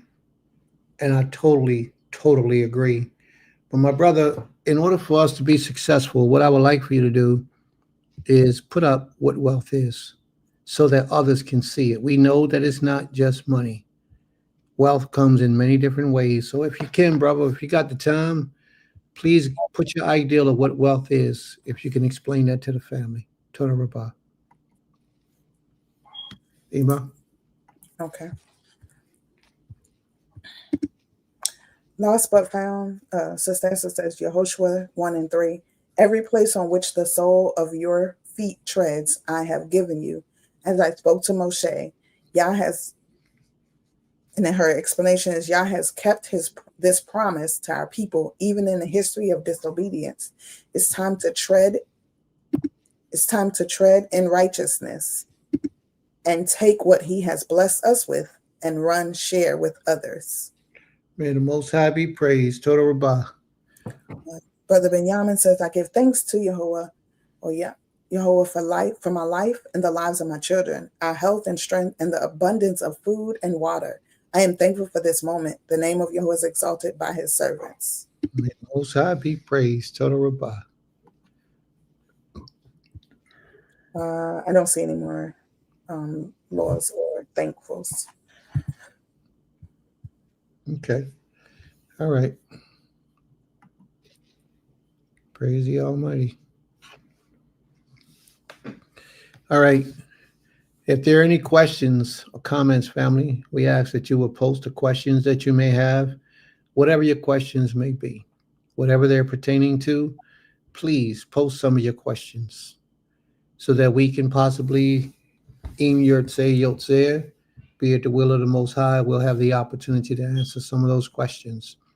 If you still have commandments, please post your commandments. All right. Brother David, his law can be found in the book of Deuteronomy, Devarim, chapter 6, verse 9, and Deuteronomy 11 and 20. So let me go there. 1 second. Deuteronomy 6 and 9 reads, and thou shalt write them upon the post of thy house and on thy gates. And in 11 and 20 reads, and thou shalt write them upon the doorposts of thine house and upon thine gates. Repetition, we know, is what the Most High loves to do. The other day, I realized that the fake imposter said that the mezuzahs are those ornaments with scriptures in them placed on the door frames. That's not what. He's not finished. I gotta wait. Yeah, I guess he's going to go get some more information. Just so that everyone knows what a mezuzah is. Now, I don't know the definition. My brother's about to place up here. Okay, let's see what he says. He said, what a mezuzah is. A mezuzah is scriptures that you use to memorize when you come and go from your house. You won't get the benefit of such from kissing an ornament. Okay, I see where you're coming from. Mm-hmm. May the Most High be praised. Toda Rabbah. A mezuzah, Ima, can you grab, are you busy, Ima? Hello? Can you grab Devarim 6 and 4, please? Okay. A mezuzah is a remember, like a zikron. It's a remembrance. It's a mezuzah. A zikron is a reminder. Just as my brother Dawi said, it's a reminder for you to memorize. When you come in and out of the house, you thank the Creator. You acknowledge the Most High. You have a emblem on the doorpost of your house in honor of what the Creator has commanded for the children of Israel. So many of the children of Israel do not have zikaron on their houses, on their doorposts, but yet they say they keep the commandments. Mm-hmm. You're supposed to have a reminder of the law on the doorpost of your house. You're supposed to have a reminder of the law on the sides of your garments. That's what these fringes are, to remind you of the laws of the Most High. Now, you can have them any way that you got them. We're not going to argue with how you have them. It's just a simple fact that you're supposed to have them. If you're a Hebrew Israelite claiming to keep the laws of the Creator, the most simplicity of the law you should already be doing. And these things are simplicit. If you need these things, you contact us, and we'll. It's a Shabbat, so I can't say, what we'll do, but we'll make sure that you can get them. We'll help you get access to them. If you don't have them, a mezuzah for your doorposts and fringes for you to wear on your garments. All right, these are all reminders of the law. Your fringe is supposed to be so that you touch them and you remember the laws of the Creator. The mezuzah, you go in and out of your house, and it's a form of obedience to the Creator. So may the Most High be praised. Total Rabbah. Okay, I'm at you wanted me to go to Deuteronomy? Deuteronomy 6 and 4, please. 6 and 4. Deuteronomy 6, verse 4. Hear, O Yisrael, the Most High power is one power. And thou shalt read the whole thing, the Shema. Please. And thou shalt love the Most High thy power with all thine heart, and with all thy soul, and with all thy might. And these words which I command thee this day shall be in thine heart. And thou shalt teach them diligently unto thy children, and shalt talk of them when thou sittest in thine house, and when thou walkest by the way, and when thou liest down, and when thou risest up. And thou shalt bind them for a sign upon thine hand, and they shall be as frontlets between thine eyes. And thou shalt write them upon the post of thy house and on thy gates. You should do what? Write them upon the post of thy house and on thy gates. You shall write them upon the doorposts of your house and on your gates. A lot of people don't write them. What they do is they put them inside a little box and bind them. Now, let's look up that word, Ima. Do you have the opportunity to see if it says write, kitab, or does it have the word for bond? Yes. Kitab? I'm looking. It says kitab. Mm-hmm. Okay. Then that means that you should write them upon the post of your house and upon your gate. So what we do oftentimes is write it on a piece of paper and put it inside that and bind it to the doorpost of the house. The more accurate way would be to write it out. Mm-hmm. That would be the more accurate way. But this, to me, it's just my opinion of the matter, the simple fact that you are acknowledging the law and doing what you have to do or what you can do, to me, it's a good thing. Yeah. But the accurate way would be to write it. May the Most High be praised. And I think for some who have apartments and stuff where they can't write on other people's property, that's probably the best, way to do it. Yeah, that would be true. You want me to continue to the end of the Shema? No, you read enough. That's all I wanted them to hear for now. All right, Torah. Did the Most High tell us to put the law or reminders on the posts of our houses, on our doorposts? Absolutely. Yes, Cain. And we just read it. Deuteronomy 6 and 4 for the ears of the people. Now, you can be walking with Israelites for 10, 15 years, and they won't tell you that. They won't mention those things to you. They won't mention those parts of the law to you. But these are things that the Most High, and sometimes they don't mention it because they don't know.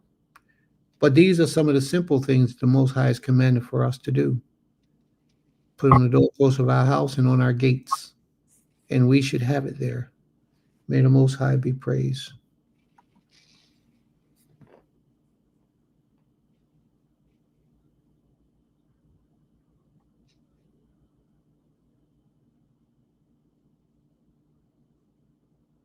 You gonna do that one, Ima?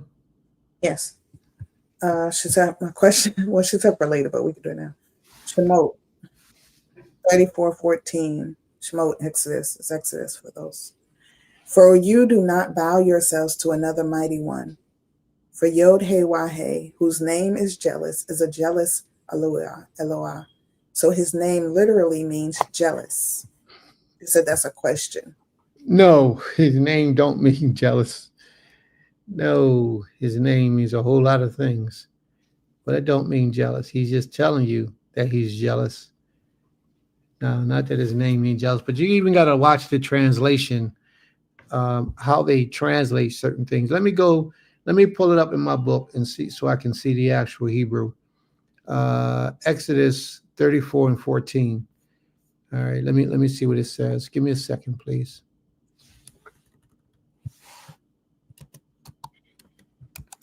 (34 and 17).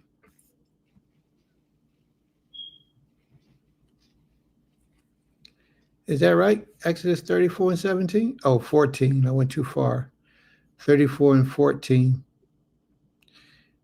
Okay. None of that is in the Hebrew. All of that is italicized in my book. So I don't even know if it's actually in Hebrew. It says, you should tear down their altars and break their pillars and cut down their asherim.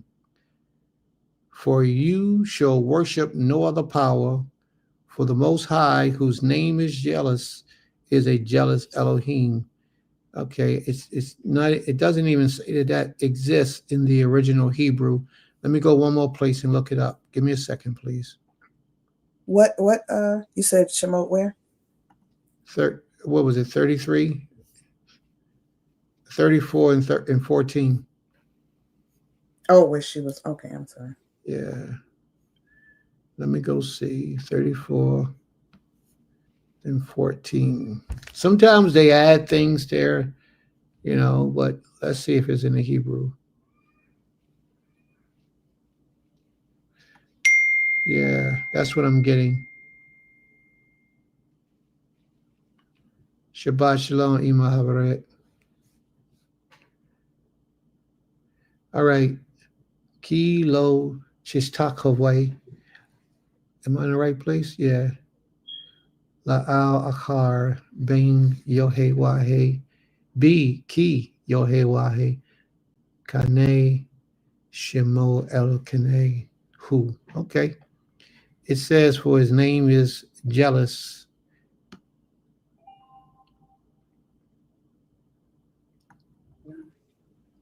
And jealous transliterates as kana. Mm-hmm. And I have adjective is jealous, only a power. Let me look for the definition. Use of the Most High as not bearing any rivals, the severe avenger of departure from himself. All right. I can't give you the accurate. I don't know, sis. I can't say. I can't say. It may be a word that we don't know, that we don't understand. But jealous definitely is not. Well, I guess the Most High could be jealous, but I don't see it in a sense like jealousy, because today we look at jealousy, we have a problem with someone else. We dislike them for reasons that we don't know of, and sometimes we consider that to be jealous. But I don't think that's what the Father's saying, what they're saying about the Father. I just can't see that. Ima Deresia, Shabbat Shalom. May the Most High be with you. Yeah, I just can't see that. But, I'm not going to argue with it, because that's what's there. That's what's there. All right? Something. Can I add to it? Something I just read.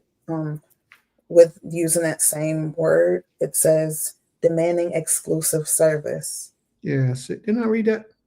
Oh, I didn't hear you say No, that. I didn't say that. I don't know. I didn't hear that. Oh. But it makes me think about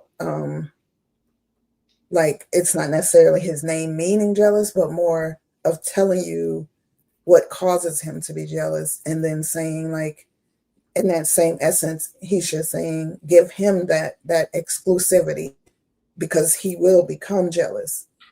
Like, I think in other verses it talks about how he can be jealous of what he can do. I don't think it means jealous like we think jealousy is. Oh, yeah, I know what you're saying. In my opinion, and it's just my opinion, Mm-hmm. I think it only means don't anger him. Don't get him mad. Right. Don't get him upset. And what I mean by that is we can anger the Most High by giving somebody else his glory. Mm-hmm. He, as you said, he exclusively wants that to himself. Yes. In my opinion, that's where we're coming from with that. It's not as if the Most High is jealous like we are, because we jealous. The Most High don't, we get jealous as people, but our jealousy is motivated by a negative spirit, like Sister said, lost but found. It's generated by a different spirit. Mm-hmm. The Most High spirits don't control the Most High. The Most High controls spirits. So it's different with him. The word, I think, in my opinion, is a bad word to be utilized when you're talking about the Most High's anger or the Most High's wrath or his disappointment in you. Mm-hmm. I don't think jealousy is what the Most High is. And that's just me. You know, if I'm wrong, I'm wrong, but I don't think that I am. Yes. Yeah. All right, but we can always have that conversation later, Sister Esther. And it's a great conversation. It's a great furnace piece. Maybe we can do a whole lesson on it one day. May the Most High be praised. All right. Ima Havaret says she asked about the law because I have the law on the post on doorposts of her house, I assume. May the Most High be praised. Yes, that's what the law says that every Israelite should do. And there's a lot of us who don't do that. And there's a lot of teachers who don't teach that. Mm-hmm. All right. Are there any other questions or comments? No. All right. You want to do that, Ima? Oh, yes. I'm looking that up. Tahor Kodesh. Tahor Kodesh. Okay. Leviticus, Wayikra, chapter 25, verse 35. 25 and 35. Shabbat Shalom, Naomi Lewy. Shabbat Shalom. May the Most High be praised. Toda Rabbah. And Sister Naomi, if you have a commandment that you would like for us to read, please post the commandment and then give your explanation of the commandment underneath of it. And let us see if how you can help someone else to have a better understanding of that commandment. May the Most High be praised. Toda Rabbah. All right. The law that Tahor Kodesh posted reads, "And if thy brother be waxen poor and fallen in decay with thee, then thou shalt relieve him, though he be a stranger or a sojourner, that he may live with thee." That's deep. Read that again, please. Says, "And if thy brother be waxen poor and Stop fallen." for a second. That means if you got people that live in your community that doesn't have as much money as they need to survive, to take care of themselves, or to provide for their family. If you got that kind of person in your community, this is what you're supposed to do. Read on, please. Mm-hmm. "And fallen in decay with thee, then thou shalt That relieve means that he owes you. Mm-hmm. He already owe you. And you see he can't pay you. Now what you should do? Relieve him. Relieve him of his burden. You shouldn't have your brother suffering. Now, we ain't talking about nobody that's taking advantage of a handout or a gift. We're not talking about those kind of people. We're talking about people who really strive to do better but can't. I had a brother who lived in our community some time ago, and he left, and he never cleared up his tab. He had a whole lot of money that was still outstanding that was due, but I never went after him for it. I never asked him about it. Just left it alone. And the reason why, part of the reason why, is because that brother was a brother who would get up early in the morning, travel 2 hours to go to work, or an hour and a half, 45 minutes drive to go to work. He just couldn't keep a job. He had a hard time struggling. He was going through what he was going through, but I saw his potential. I saw how hard he was grinding to do it. I can't hold that brother accountable for something he couldn't do at that time. Now, if he ever gets it and he's ever able to pay it, I'm sure he will, because he's just that kind of spirit. That's the kind of brother he is. He don't like owing people anything. But at that time, he was just going through some hard times in his life that he couldn't. So when he moved off the land, it was a wrap. I didn't bother him. And if he pays, he pays. If he doesn't, he doesn't. He's still my brother. Doesn't hurt anything. It is what it is. But that's the type of mindset we have to have for our people. Now I got some people that lived on the land, ain't there no more, that I can't wait to get my money back from because they was bums. This one particular one was straight. We in the house, we out in the field working. He in the house chilling, sleep. That's not the way it's supposed to be. Now, if he was out there grinding with us, that's one thing. This brother chilling. He just watching movies and playing with his wife, rubbing her toes and stuff, while we out there sweating in the heat, working hard in the cold. And those kind of people you don't want in the community, because those are worst of people. And that brother, I need to check up on him because he'll still owe me some stuff. So may the Most High be praised. But that is a great commandment. Can you read the rest of that, please? Go back.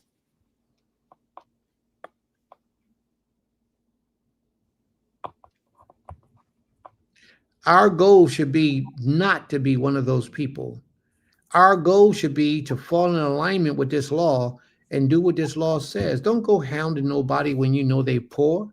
They can't even do for themselves. What you're supposed to do is remove people from the prison houses by bringing them into your own home. If you getting it and you got a little space over there, let that brother occupy that space until he can get on his feet. Let him work for you if you're getting it like that. Let him work for you. All y'all work together so that that brother can get on his feet and provide for his family. Ain't nothing beats the feeling of a man that provides for his own. Nothing beat that. No feeling on the planet can beat that feeling. A man bring home food to give to his wife to make, or the KSAF, the money to bring home to feed and meet the needs of his. Oh, that's a great feeling. That's a man. And sometimes you'll see a man, he will be so depressed. Part of the reason why he's so depressed is because he can't provide for his family like he know he's supposed to. But only a man will feel like that. A male don't feel like that. Males don't care. Males will not be able to provide for one family and go out and make another family. And can't provide for them either. Have all the women on welfare. So right now, it's a whole lot of Israelite brothers out here. They got 3 and 4 Nashims, and those Nashim are all getting the SNAP benefits. Well, that's over now. We get ready to find out who the men. We get ready to find out who the men really are. Israelite man, stand up, because SNAP just shut down. Read on, Imam, please. Finish that little bit, please. Okay. And I just realized he said 35 through 37, so I didn't read the whole thing. But Okay. says, then shalt thou relieve him. Yeah. And so you do what? Relieve him. Because you have the ability to do so. Put no pressure on your brother to the point where he don't know which way to turn, which way to go. And when you see, he ain't got to ask you either. It's your responsibility to do these things. Read on, please. And then he says, yeah, though he be a stranger or a sojourner, that he may live with thee. Verse 36, take thou no usury of him or increase, but fear thy power, that thy brother may live with thee. Take no usury from him. We got brothers who know that they're struggling, and they are in position to help these brothers, but they won't help them unless that brother give them 10, 20, 30, 40%, or a certain amount of anything that they do for that brother. The only time I would suggest you do that is if this brother ain't broke, he ain't poor. If he ain't poor and he's not scuffling, he's not starving, he's not hungry, then you can have that conversation with him. But you know your brother out here scuffling, you're not supposed to put usury on him. The Creator has an issue with that. You're supposed to help him. The Creator even says you're supposed to bring him into yourself. If you got some land, you got a house, you got a home, he should have a home too. Take care of that brother until he get on his feet. I wish I knew these kind of people, man, that was worthy of this type of treatment. Man, I wish I knew them. Most people you do that for today, they're not worthy. They have no respect, no honor. They don't even care about trying to be a man about the situation. A lot of people, in so many words, and what I'm saying to you, a lot of people will take a handout for 30 years. As long as you're giving it, they're going to take it. And then after you stop giving it, they feel entitled, like you owe them something. And they do absolutely nothing to receive it. You have people like that in real life. So you have to know when to give and when not to give. and who to give it to, because people will use you, especially when you got a good heart and you just want to see people get better. You got to be careful when you apply these laws, because some people will just find that as a loophole to be a bum. Well, I'm going to go over there to Princess Medallia. They wealthy. I know they got it going on over there, and they got to they keep this law. They got to help me. They got to give me this. And then you come, she's helping you, and you do absolutely nothing in exchange for the help that you're receiving. You got to go. That ain't going to work. That's not what the law is talking about. The law is talking about somebody that does everything in their power to come up, but they're being pushed back down.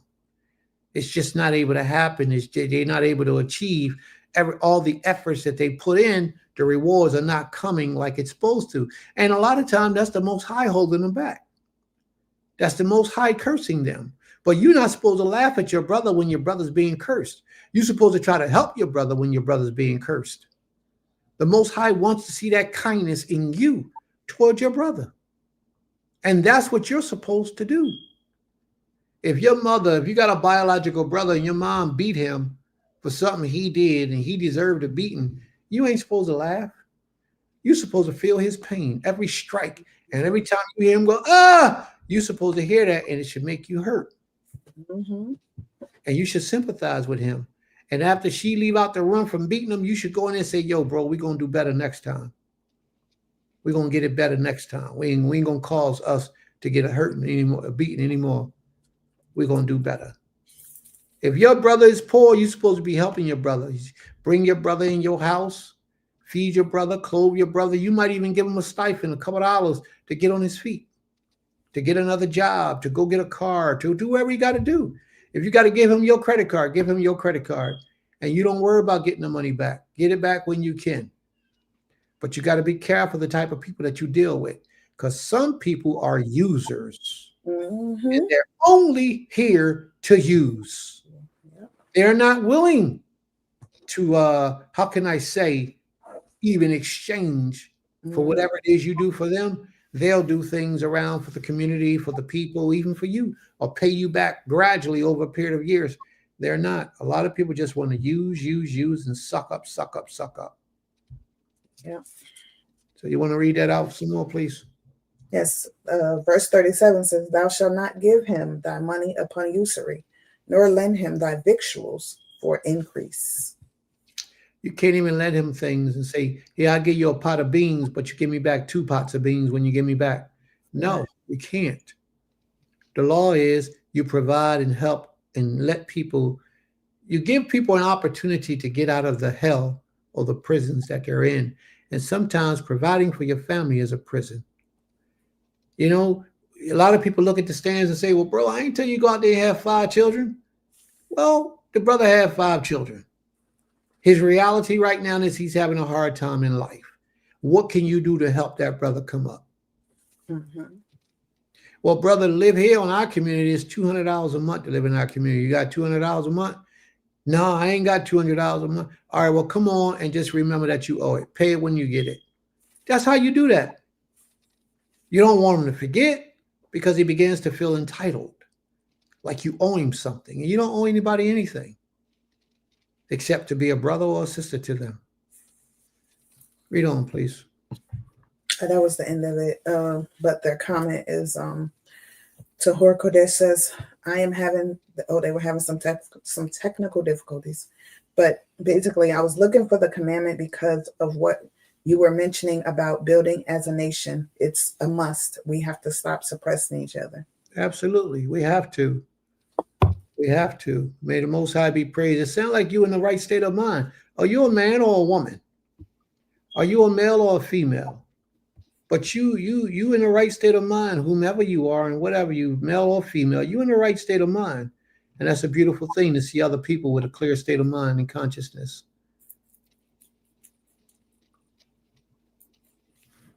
She said, well, some of us women need help.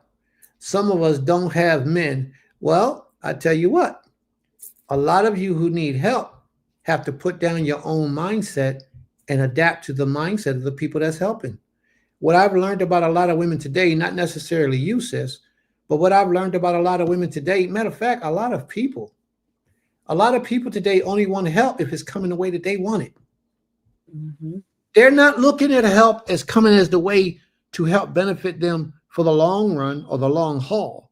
They only want immediate gratification, and they want it the way that they want it. And usually it's in KSAF. Just give me some money. Give me some money. Give me some money. Usually it's not even about give me a job or let me work for you or how can I do this or teach me this or teach me that. Show me how I can prepare for the future for my children and my family, my household today. So she mentioned, my sister talked about, she said, she did that eloquently. She says, well, some of us women need help. You need help after, not you, sis, please don't take this personal. You need help after you didn't listen, after you ignored the messages. Then you need help. And even though that's when it happened, we still not closing our minds to helping you. But that help doesn't always come the way that you want that help to come. Some men only feel comfortable helping men. Well, sometimes a lot of women come with a price tag, and I could understand that. A lot of women come with the fact that they really don't want help like that. They really want to be up underneath the sheets with you. A lot of females come like that. They really want to be underneath the sheets with you. It's not that they really want your help in that order. They want to join your family, but they don't say it. They don't make it clear. So they try to approach you in a different way. So I understand why a lot of men only want to help men. And let your wife help the woman. You know, if a woman wants to be in a marriage with a man, she should come honorably. Go to that man and tell her what it is that you want. Or go to his wife and tell his wife what it is that you want. Don't play the mind games. Don't play the victim.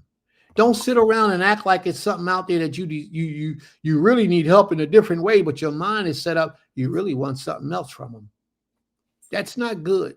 So I can understand why the sister says some men only feel comfortable helping men. I understand why. Because a lot of females out here, and I say females, not women. See, women going to handle their business. Yo, bro, I'm interested in you. What you think? Or she going to go to the wife and say, hey, princess, or whoever, I'm interested in joining your family. What you think about that? That's how women move. But girls and females, they're going to disguise their true intentions and try to get the brother to start having conversations with them. Try to go in through the back door like, I need some help. Can you help me do this and help me do that? All along, they don't listen to the instructions the brother give them. So therefore, cut a lot of the women out of your conversation because their intentions are not genuine. It's not sincere. So my advice to any woman that's seeking to be with a man that already has a wife, or even a man that doesn't have a wife, approach the man. If he has a wife and you don't feel comfortable approaching a man, then approach the wife. And let them know what your intentions are. No, I'm not talking about you, sis. Not at all. You just took the conversation in another direction. But you're right. Some men do feel uncomfortable helping women. Mm-hmm. And that's part of what I'm saying is that's part of the reason why. You know, me, I don't have a problem with it. I do what I can do when I can do it to all of my people. And I try to discreetly discern the difference between those who are about games and those who are truly in need. I ain't got no problem helping anybody who is truly in need, even if it means I got to give them my last. I don't have no problem helping when they are really in need. But then there are some that are in need because of their inconsistencies, because their pleasures is greater than their needs in their lives. And they give into their pleasures before they take care of their needs. And that's just foolish. So why would I have to suffer so that you can enjoy a month's vacation in the Bahamas? No, that's ridiculous. Or those new pair of shoes. You got 20 pair of shoes in your closet, Fendi, Louis, Gucci, all of them, but you can't pay your rent. You can't pay your mortgage. You can't pay your car note. You can't pay your insurance. So you come to Prince and say, hey, Prince, can you help me with this? And I go over and look, you got all this money that you wasted in your closet, but you begging for the things you need. The Book of Lamentations speaks about that. Mm-hmm. We spend our money on things that we don't need and then beg for the things that we need. And that's not righteous. And the Most High speaks against that.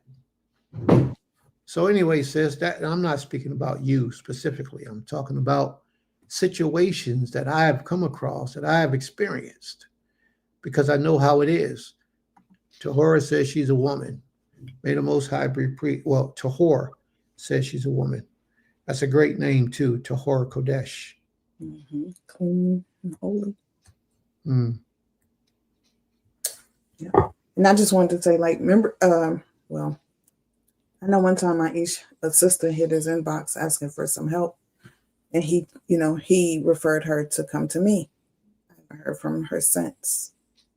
And I remember when he told me the name, and I said, that name sounds familiar. And when I looked it up, it's a woman. She goes around in people's inbox asking for stuff, but it's like I won't say it's like a hoax. Like she's not being truthful, and there's a lot of that going around, because I've had that same person in my inbox, but under a different name and with a different story of why they need.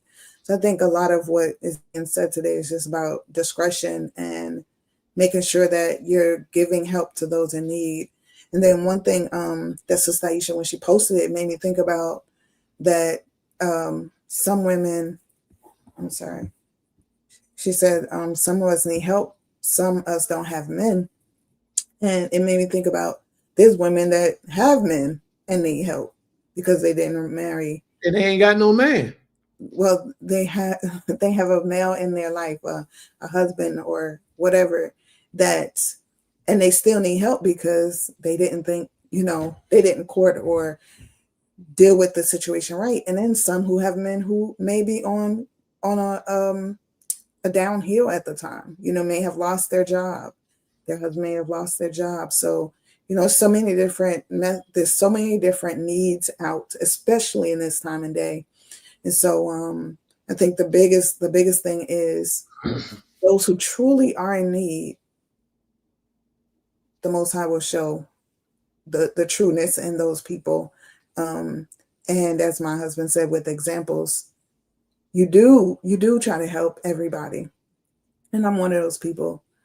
And even with being burnt of helping people, I haven't turned my back. You just learn how to be a little more discreet and patient with yourself in helping, and not feeling pulled to help because, hey, I have to do this because they asked me. But you got to ask the questions. And a lot of times when a person, if they truly need help, they don't mind answering the questions and helping and asking you to help them build themselves up so they don't have to come back to you in 2 months or a year. But most times I notice lately, when those who have asked for help and you want to be like, okay, so what's going on? Like, you know, you're asking me for help. So I think if you go to the United States, anywhere help, you have a whole questionnaire before they give you.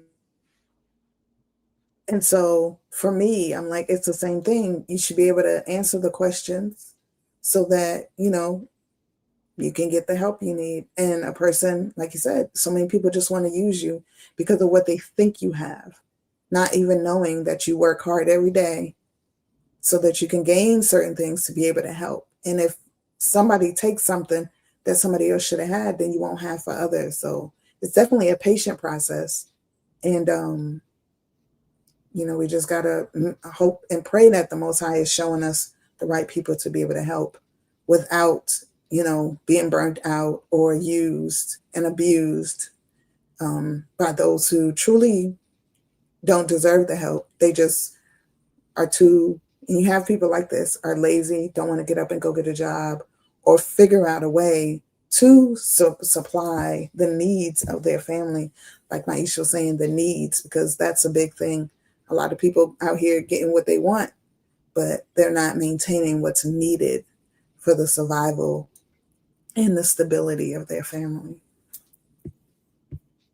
There are other laws here too. Now, somebody, Ain Katir put up, so Some Yeah. men also. I don't understand what AIM was speaking about, so I need to. Do you know Okay. what she was speaking about? AIM, can you clarify what you meant by some men also? Yeah, I'm not speaking about you, sis. May the Most High be praised. Just when you brought that up, you triggered some things in my mind about those real situations with a lot of people that's like that. May the Most High be praised. Total Rabbah. Let's see. Autumn has her law. Are you able to? I don't know if she's able to read it. There's a No. whole lot of laws I saw pop up, a couple of them. Yeah, it's just her and Enki Tara now. Okay. I was going to read Enki Tara's. I have hers up ready. It says Deuteronomy, Devarim, chapter 6, verse 13. Did you highlight it? Oh, I thought I did. I'm sorry. Chapter 6, verse, I'm sorry, I said verse 13, verses 1 through 3, which we did read. So we're going to read it again. That's that repetitiveness that the Most High, he always makes sure he repeats himself. So he's having us do that today. 1. Now these are the commandments, the statutes, and the judgments with the Most High, your power, commanded to teach you, that ye may do them in the land whither ye go to possess it, that thou mightest fear the Most High thy power, to keep all the statutes and his commandments, which I command thee, thou and thy son, and thy son's son, and all the days of thy life, that thy days may be prolonged. Hear, therefore, O Yisrael, and observe to do it, that it may be well with thee, and that ye may increase mightily, as the Most High our power of thy fathers hath promised thee, in the land that floweth with milk and honey. And her explanation is, the Most High reminds us of the importance of observing Torah. He points us back to the covenant he made with our forefathers to multiply us in every way if we are obedient. May the Most High be praised. Total Rabbah. Thank you for that, Aim Katir. Elder Hared says, I praise the Most High, so grateful. The Most High gives mercy and favor to my husband. May the Most High be praised. Total Rabbah. I don't know if Autumn is able to read her law. Ishi, are you going to read your commandment? It's up there, but no explanation. What's the commandment? It's in Deuteronomy 29. Hold on, go to it. 29 and 29. And it reads, the secret things belong unto the Creator, our power. But those things which are revealed belong unto us and to our children forever, that we may do all the words of his law, of this law. May the Most High be praised. Total Rabbah. Very good. All right. All right. Are there any other commandments? Any other questions about anything that anyone may have at this time? Are there any questions that anyone may have? Are there any commandments that we need to post in the room that we did not post as of yet?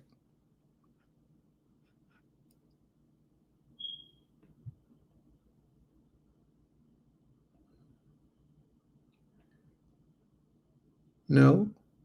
No commandments, no comments, no questions, huh?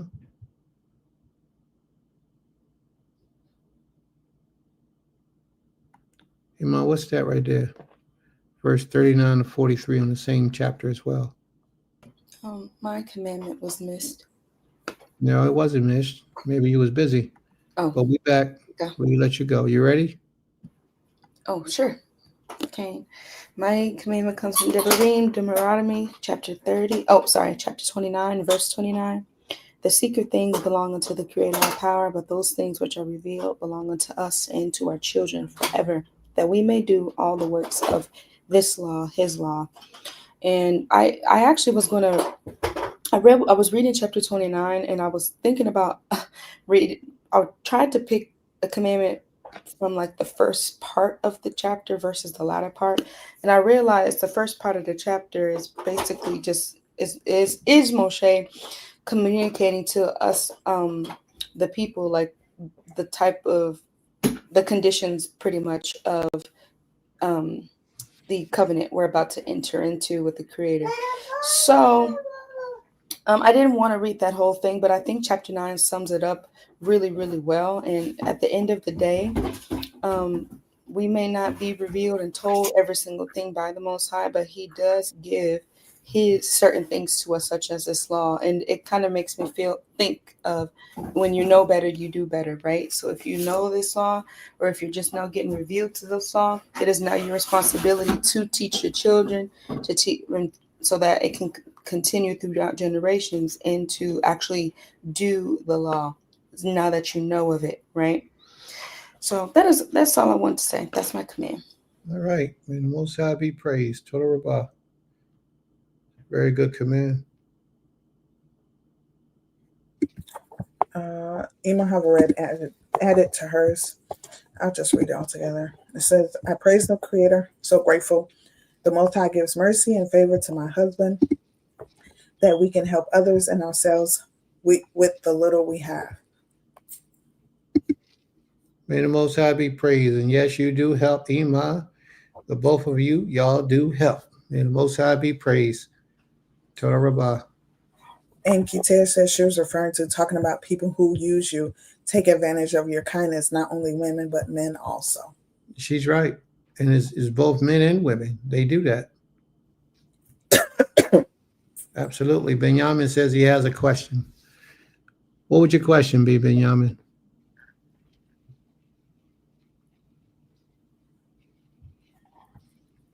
If anyone else have any questions, please post your questions in the room.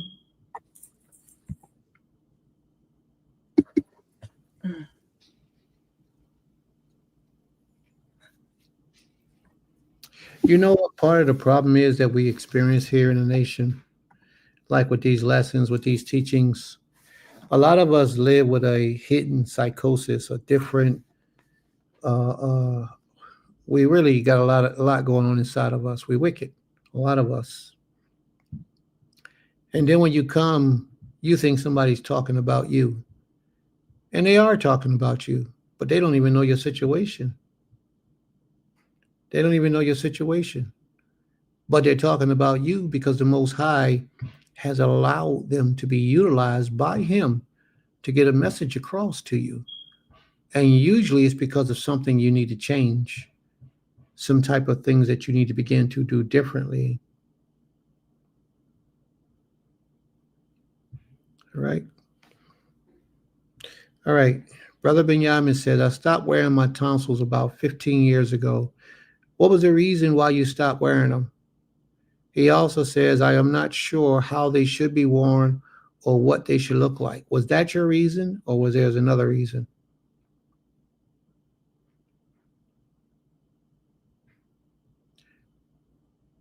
Is that that's your reason for not wearing them? Because you're not sure what they should look like or how they should be worn? Is that your reason, my brother?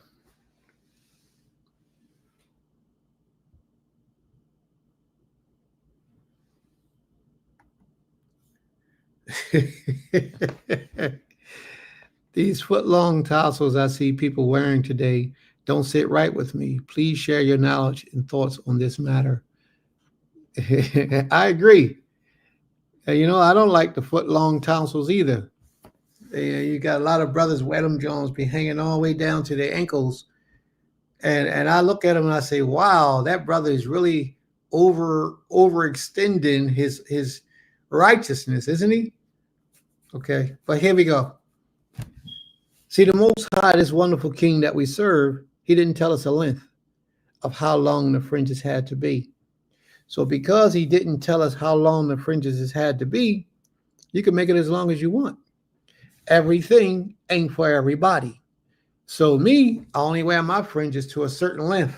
And usually this is about the length that they go. That's it. And this right here is usually up in my shirt and the rest of it is down. Now, I don't get into how they're made except that they have a ribbon of blue on them. Whatever color they are, just have a ribbon of blue. Some people wear fringes and the fringes is around the border of their garments. I have no problem with that. If I even have garments made like that with fringes around the bottom with a ribbon of blue across the top. I have no problem with that. I have no problem with these. You want to see that again? Okay. See, these are the ones that I wear. One of the ones that I wear. And I got a whole pack of them sitting right there. Just got them. My wife brought me some new ones. But these are the ones that I wear. And they're not that long. That might be about 8 inches, but to some people that might be long. Some of them may be that long. It doesn't matter to me. Some of them be that long. It doesn't matter how long they are. The length is for the individual to determine what they feel comfortable wearing. I don't have an issue with whatever length you choose to wear. You know, to me, I just think that it shows a little bit about your personality. You know, what type of person you are is the length that you choose to make your fringes or your tonsils. So it doesn't matter to me. The important thing is that you have them, that you wear them. You should always have them to whatever specification you like, but you should have them because they are created. They're given by the Creator to wear. So, Brother Benjamin, you should begin that process again of wearing your fringes. A lot of people don't wear fringes, not for the simple fact that they don't want to do that law. They just don't. Not you, Brother Benjamin. I don't know. We haven't had that conversation. But a lot of people just don't like the fact that they're have to do this, put them on their clothes and wear them every day on all of their garments. I thank the Creator for my Nashim, because my Nashim wears them every day faithfully, and I don't have to remind them. That's one thing I never have to mention to them about their fringes. Because one time I think I don't see them, I say, hey, you got your fringes on? Because I don't see nothing on you. And they'll go down to their skirt. Here they go right here. See, you don't see it. But I don't see everything. I don't know everything, but I've never found a time that I can think of where they didn't have their fringes. And if they did not have them and they remember, then they'd just come back and get them because they take that seriously. I thank the Creator for that. Me, sometimes I might leave the house and I ain't got my fringes on. And if I ain't got none in my truck, I just won't have no fringes on for that day. And then, but for the majority of my life, I wear fringes. 99.9.9.9% of the time, Prince got on fringes. Now, if I forget one day or if I didn't take them and I put them somewhere and misplaced them, then that's a different thing.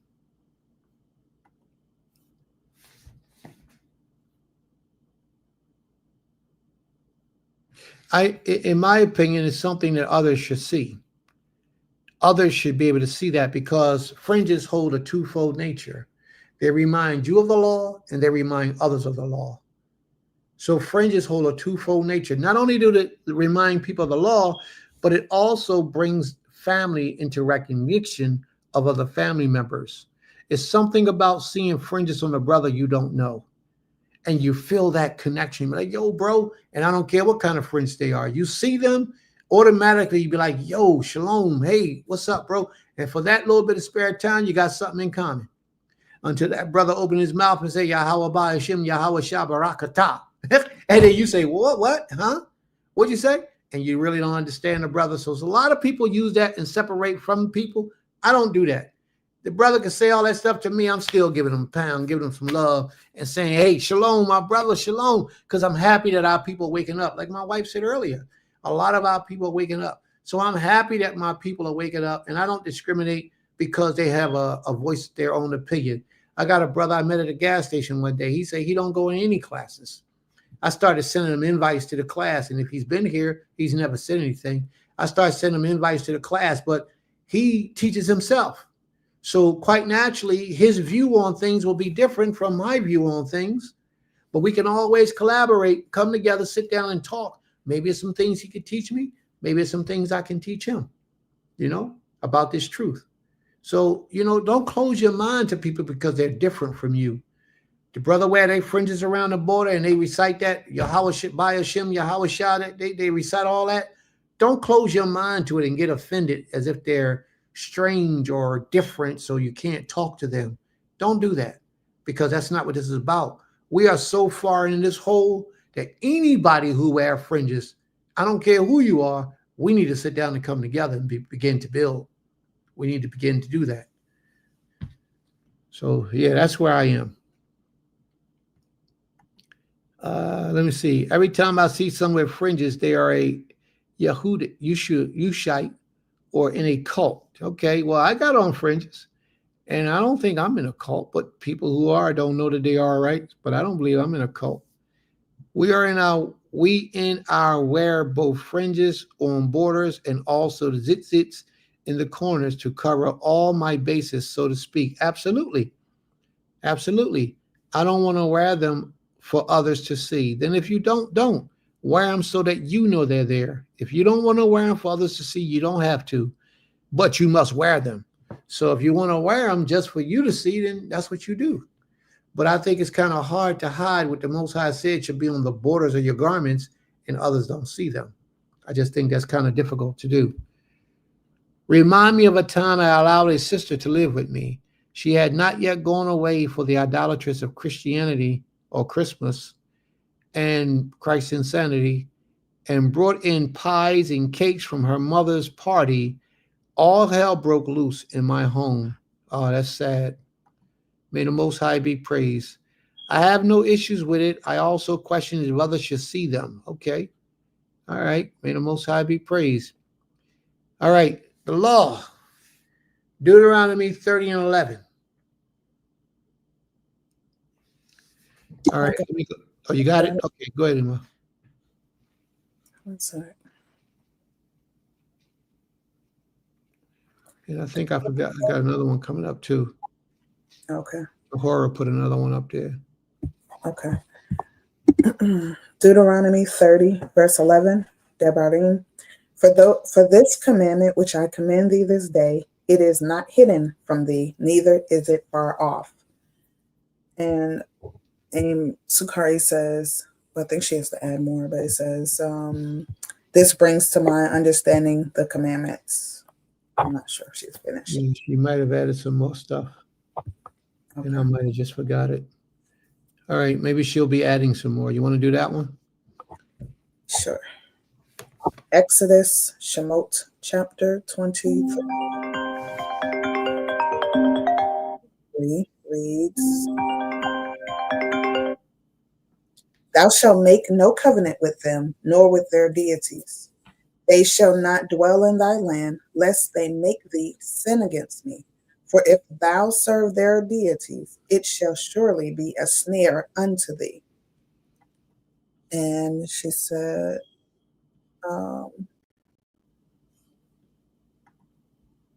she hasn't given an explanation.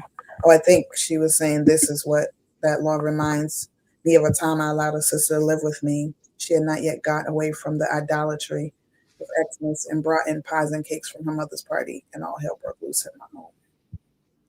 Very great.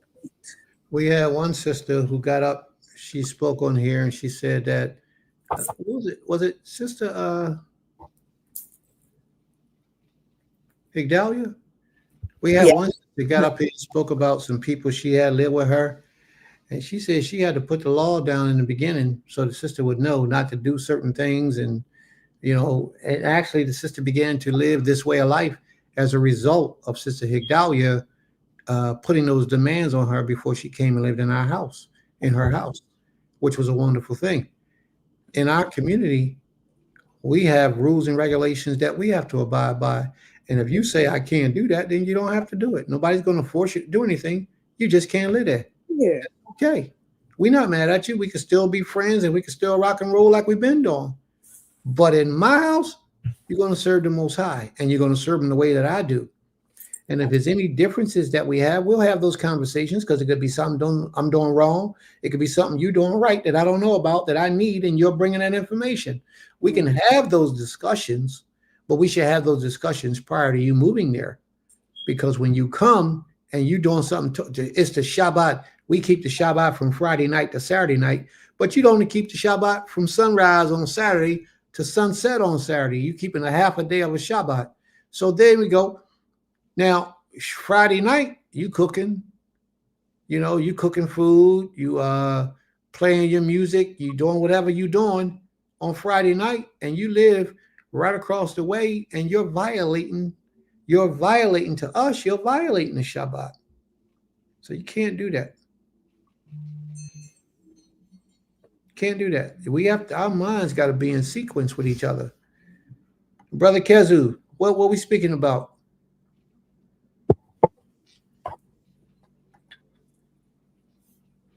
Mm. Oh yeah, you was right on point then. Do you wear your fringes for others to see? May the Most High be praised. But you should wear your fringes for others to see, and you should wear your fringes for you to see, because it may be somebody out there. Now, Brother Benjamin, I'm not telling you what to do. You do it any way you want. The important thing is that you wear your fringes. There may be somebody out there that you might bring to mind of the law just by seeing your fringes and say, you know what, I got to start doing my thing right. I can't do this right now. The law says I can't. So you never know how you can help somebody. Ain Katea says, I think that zitzits or fringes are meant for the individual as a reminder of our covenant with the Most High. In diaspora, it might be necessary for identification and community. She's absolutely right. She's absolutely right. And I wanted to add to it. I know for me, like one thing AIM said about the necessary for identification and community. I know when I'm wearing my fringes, some people who are looking for Israelites, that's how they identify, and they're like, oh, you have on fringes, and then they ask questions. And then another part too, like around my family, especially in the beginning of this walk when I came, many of my family members was like, what are those? What's that hanging from your clothes? And I would explain it to them, and they'd be like, oh, okay. So I know what the law says, that we wear them and we look upon them as a reminder to us. But I know for me,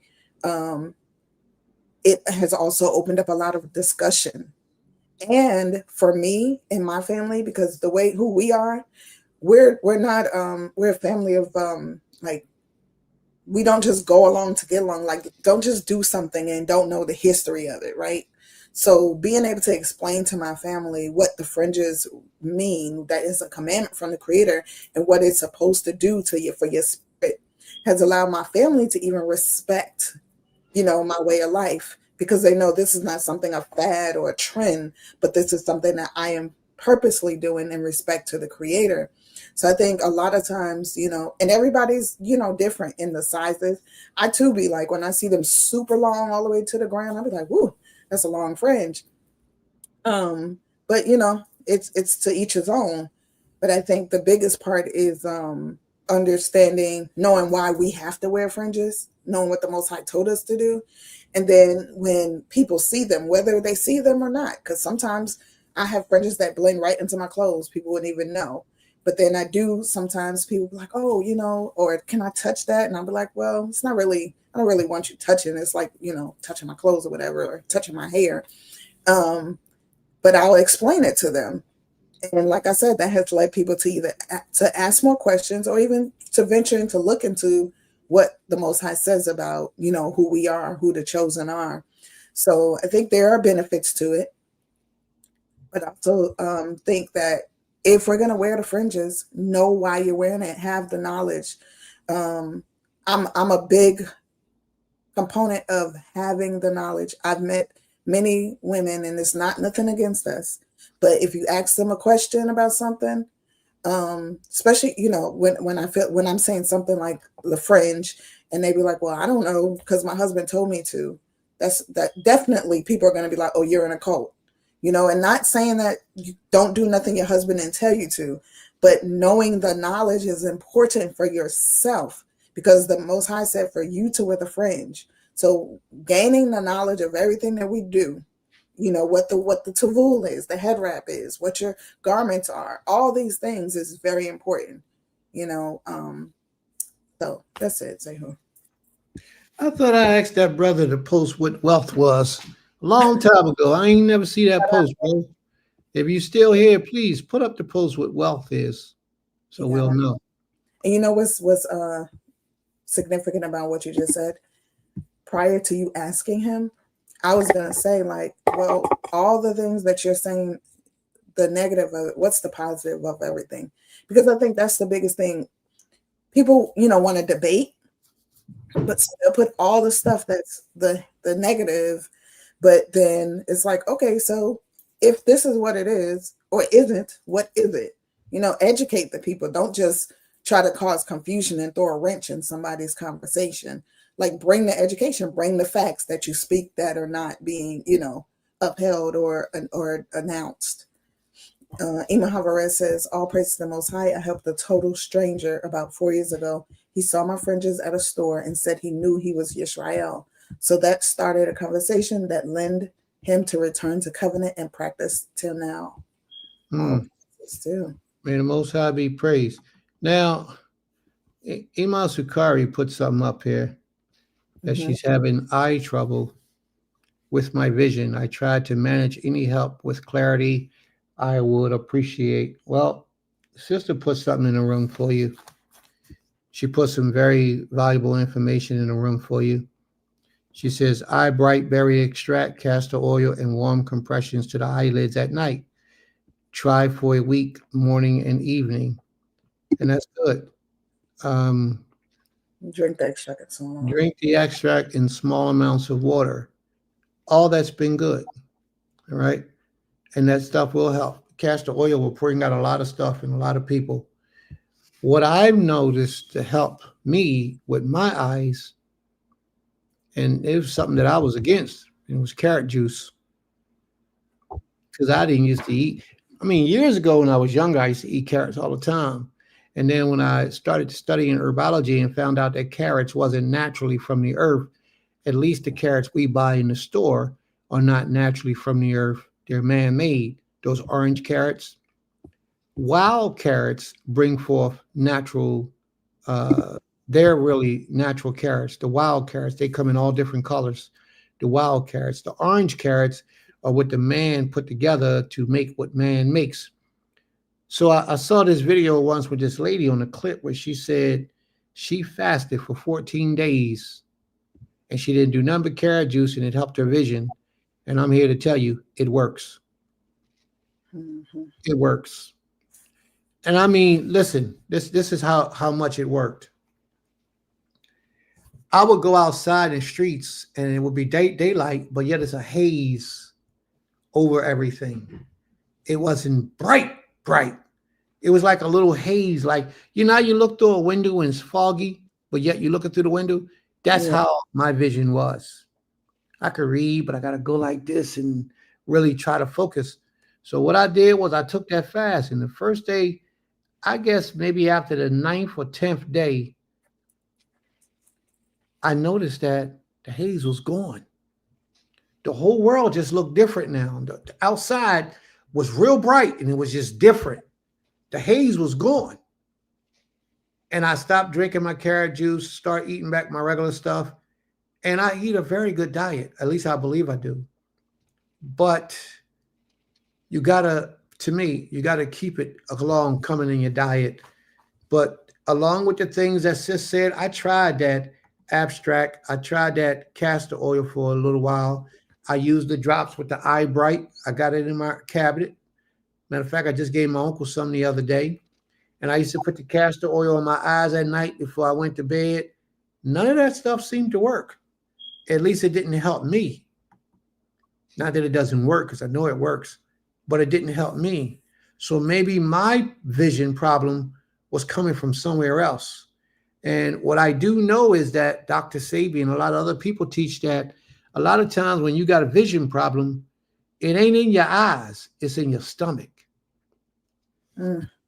There's certain types of parasites that exist.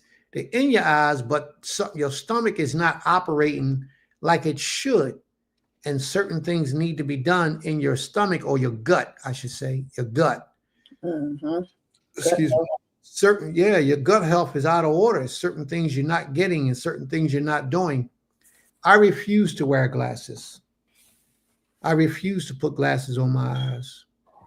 And every once in a while, you'll see me with some shades on. I might wear some shades maybe once out of a year. I was about to say when. Yeah, once out of a year. But other than that, I agree with the right things to eat. I have been eating some of what's been recommended. Most everything suggests I use Okay, but in this process that the sister was talking about, you don't eat nothing. You fast, and the only thing you do is drink carrot juice. No food. You could drink water, but just carrot juice. Juice radishes as well, cure Yeah, all. I'm gonna try that. But now, is that going to be too hot? Radishes? Is that juice going to be too hot? What do you put in the radish juice? Is it just water? I don't know.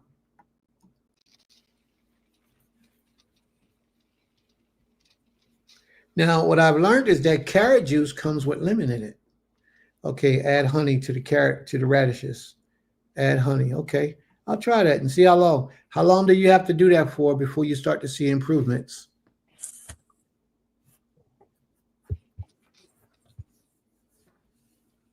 All right, so let's go. Let's rock and roll.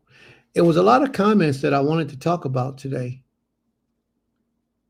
Purple carrots. There you go. Purple carrots. They're purple. They white. Yeah, they're usually between those two colors. That's usually what they are. They got some yellow. Mm-hmm.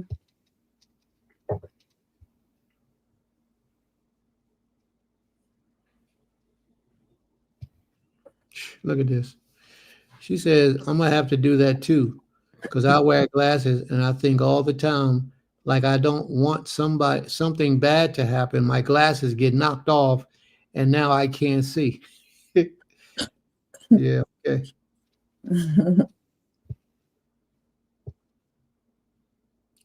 All right. Are we done? Can I move on?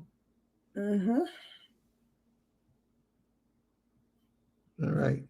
Brother Kezu said he doesn't feel fully dressed if he doesn't have his fringes on. Okay. Good one.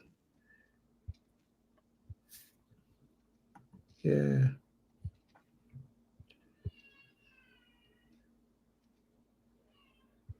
Yeah. And then she says it's different for different people how long you have to do it for. But that's cool. Yeah, Maybe I was just about to say, like, a lot of the advice we're giving is different for everybody. Just have to give that PSA because I don't want anybody to come back and talking about typically Irene to do this and my eyesight's going to be at 100 or listening to everything. And be mindful that your body may be able to take certain vegetables. Some people's don't. Just be mindful. We're not giving you medical advice.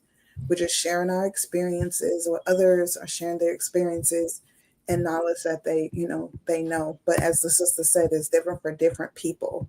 I always try to be mindful of that especially when you're doing holistic medicine. In westernized world, they just have a prescription for everybody. It don't matter what your body is, and that's why it don't work for everybody. But with the holistic medicine, be mindful and read the directions, and try it, but try small dosages as you move through it.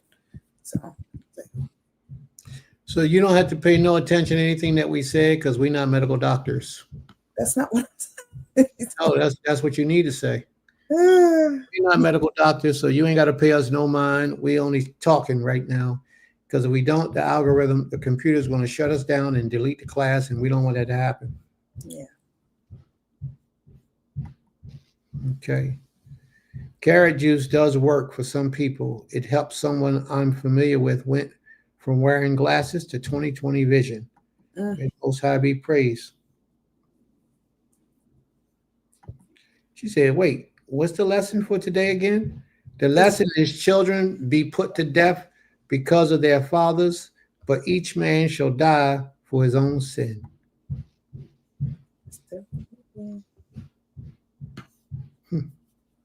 And that's if we get to the lesson. After all this conversation, we might not be able to get to the lesson. All right. Any other questions or comments, family? Now is the time. Are there any other questions or comments? Are there any other commandments that needs to be brought up at this time? Now, I did want to say that brother earlier put up that Cuba is a communist country. And just because it helped Black people don't mean that's why the blockade was put against them from America. And I want to acknowledge that he said that. Nobody is saying that that's why they did that. We already know that Cuba is a communist. Well, let me not say we. I know that Cuba is a communist country. And history, shows, though, if we really look at history, it does show that the impact of our people being in other countries and what happens to those countries when they help our people enhances this government to cause problems for those countries. And I think it's just important that we stop minimizing the power that we have, that the Creator placed in us, and always trying, like, we can't down everything just because we're like, oh, I hear people always say, we're Israel, that doesn't affect us. It affects us. We're here. We live here in America. Everything that's happening is affecting us. Some of the things that's happening is because of us. And we just got to be real about it and fix ourselves so that it doesn't keep happening. The whole point of today was to just bring history, to bring education, to bring enlightenment so that others know what's going on in the world. Some people don't have TVs or radios in their homes, so they're not aware. And it's important that those who else are aware is given that knowledge, because we could save somebody and be like, oh, you know what? Let me get up out of here before they, they close to me. They don't know because they just don't have the capability of knowing. So I'm just saying, like, we gotta just think above, and let's stop with the bashing of each other. When you hear something, if it's some other facts to it, bring the facts. We're not here bringing opinion. Most everything you hear pretty much has some facts to it if you research it for yourself and try your best to identify what's best for you to take from what we're saying. So Zehu, that's all I have to say. All right. May the Most High be praised. May the Most High be praised. Torah Rabbah. All right. All right. Are there any other questions or any commandments that we need to talk about?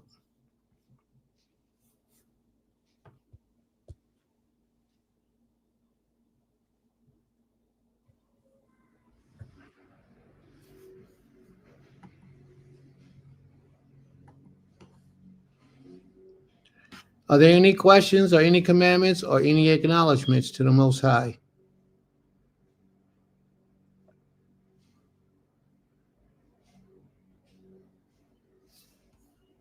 No one?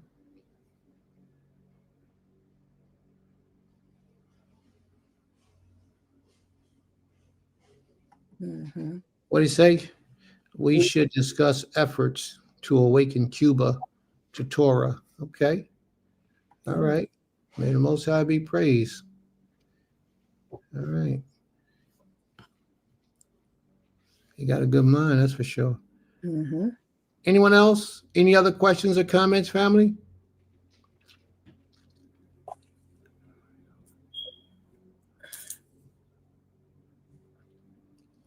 don't think so.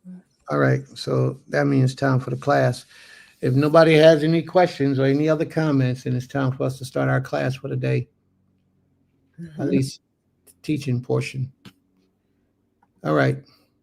Anybody remember where we left off last week? Mm-mm. I do not. We need translators that are not JJ Fix. Well, I mean, Spanish, we can speak Spanish. We can find some people. We do. We need a lot of people to do a lot of things for us so that we can be better as a people.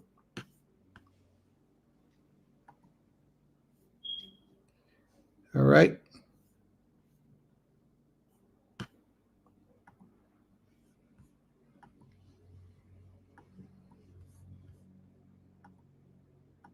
Shabbat Shalom, Sister Chelsea. Shabbat Shalom, Sister Chelsea. Shabbat Shalom.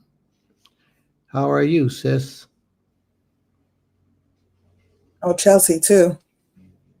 Miss Osborne told me to tell you, hey, and she misses you, and to give her a call.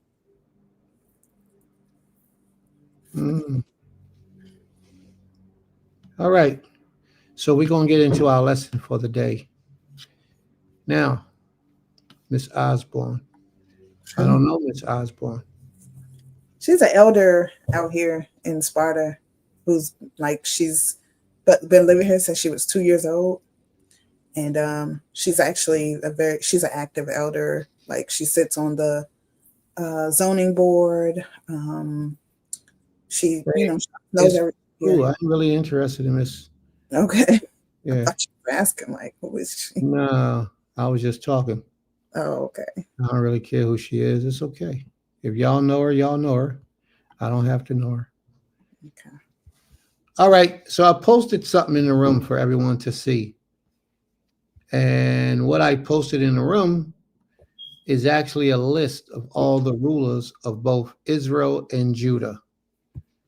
So if you can take a snapshot of that screen, that would be good for you. And you can keep that list. You'll always have it. If you see any errors or mistakes that may have been done, you can just correct it and let us know. But that is a list of all the kings of Judah and the kings of Israel. So now when we go down our reading today, you can have this list. Take a snapshot of that picture so you can have this list to determine where we at in history with what king we're talking about. Okay?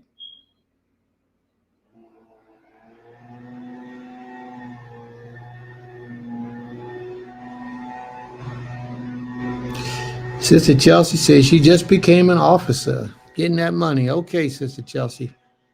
All right. Getting that money.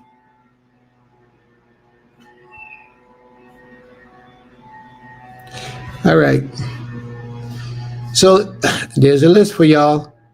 I'm going ready to take the list down, so please take your photos of it. If you're going to be utilizing the photos, take your photos of the list. It's getting ready to get down. All right. May the Most High be praised. See, I'm a man of my word. I do what I say I'm going to do. Said the list was getting ready to go down. A little bit later, the list went down. Because I keep my word. All right, let's go. Let's rock and roll. Can everyone see that? I would pray that that's legible for everyone, that everybody can see that. Now, that was Exodus. Well, actually, today's readings is just actually picking up in 2 Kings chapter 12. And I'm going to start at the end of chapter 12, verse 19. Joash is about to die. All right? Joash is about to die. If there's any questions or comments, family, please feel free to just step in and let us know that you have a question or comment. Anything. Interrupt at any time. We have no problem with it. Please let us know. We want everybody to be fully understanding where we're at in these scriptures.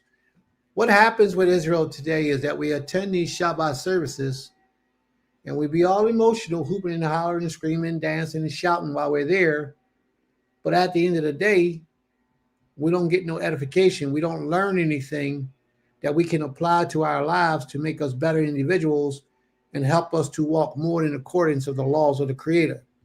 So therefore, what we tend to do is do it so that you all can be educated in the ways of the Most High, so that at the end of the Shabbat day, you will learn things or know things that you previously didn't know, that you can incorporate in your lifestyle that will help you draw closer to the Creator and serve Him better. Okay? May the Most High be praised. Toda Rabbah.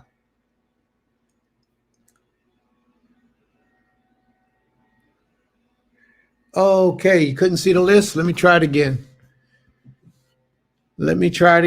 My apologies. Let me try it again one more time.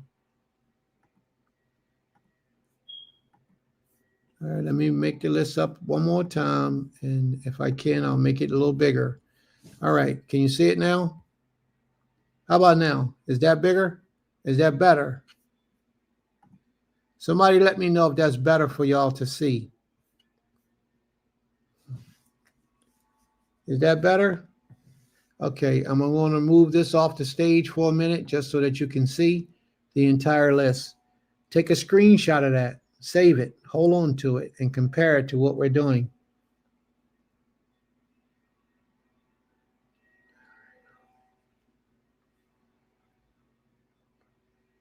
Let me know when y'all got it, because we ready to take it down so we can get on with today's lesson.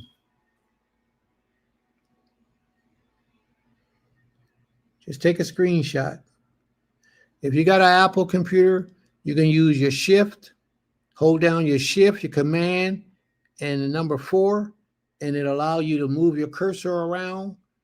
And then you can hold down the space bar, slide the cursor where you want to cover, and let it go. And then it'll snapshot that picture for you. And if you want to snapshot the whole page with the Apple computer, you push shift, you push command, and you press the number 3, and it'll snapshot the whole page. All right, can I take it down now? Can I take it down now? We got it all, everybody? Everybody got it? These are the kings of all, both Israel and also the kings of Judah, the northern kingdom and the southern kingdom. Do we all have it now? Sometimes you're going to hear names that sound very similar to a name you heard previously, and it may throw you off. Sometimes they have more than one king by the same name, different nations. All right? I'm going to take it down now. If anybody needed to be stayed up a little bit longer, let me know, because it's getting ready to be deleted. Well, not deleted, but taken off the screen. Okay, there you go. May the Most High be praised. All right. So let's get going. Got to get the meat going.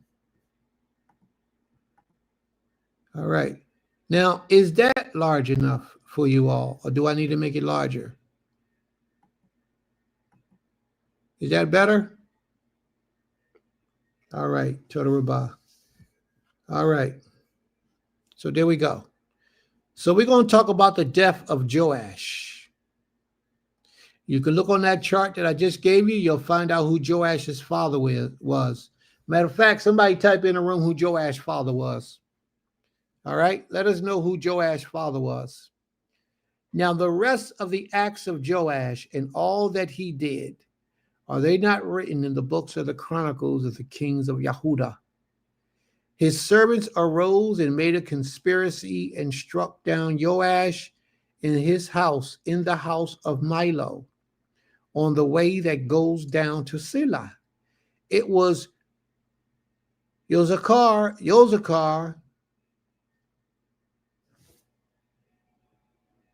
Hold on a second, please, family. Danielle. My brother Prince. What's up, brother? Shalom. You all right? I'm good, bro. I'm good. How you? All right. You on this lesson? Did I do what? Are you tuned into the lesson? Oh, you still on it? Yeah, we still teaching. Oh, I thought it was over. No, it ain't over yet. We still there. I sent you the link. Did you get the link? Yeah, I got it. Yeah. All right. If you want me to send you that other link so you can come on the stage, you let me know. Oh, I got you. Shalom. All right. Shalom. My apologies, family. That was one of the brothers who we've been trying to get up here for a long time to do some teachings. Creator willing. I thought that's what he was calling for because he was ready to come on the screen, but he just wanted to bust it up. But that's okay. Right now, we got a job to do. Can't bust it up right now. We bust it up later. All right, so here we go. Joash ben Ahaziah. Okay. Now, watch the interesting thing about who Joash's son is. All right, let's move forward. Y'all ready? I like people that follow instructions. That brother right there is one of a kind. He is one of a kind. That's my man. Kezu. That's my man. Nobody else put that up there. I guess nobody else heard the request. Okay, sister lost but found. There you go. That's what I'm talking about. That's what I'm talking about. Let's rock and roll. Now, the rest of the acts of Joash and all that he did, Are they not written in the books of the chronicles of the kings of Yehuda? His servants arose and made a conspiracy and struck down Joash in the house of Milo on the way that he goes to Selah. Now, when I read that, it was very disappointing. And I'm going to tell you why it was disappointing.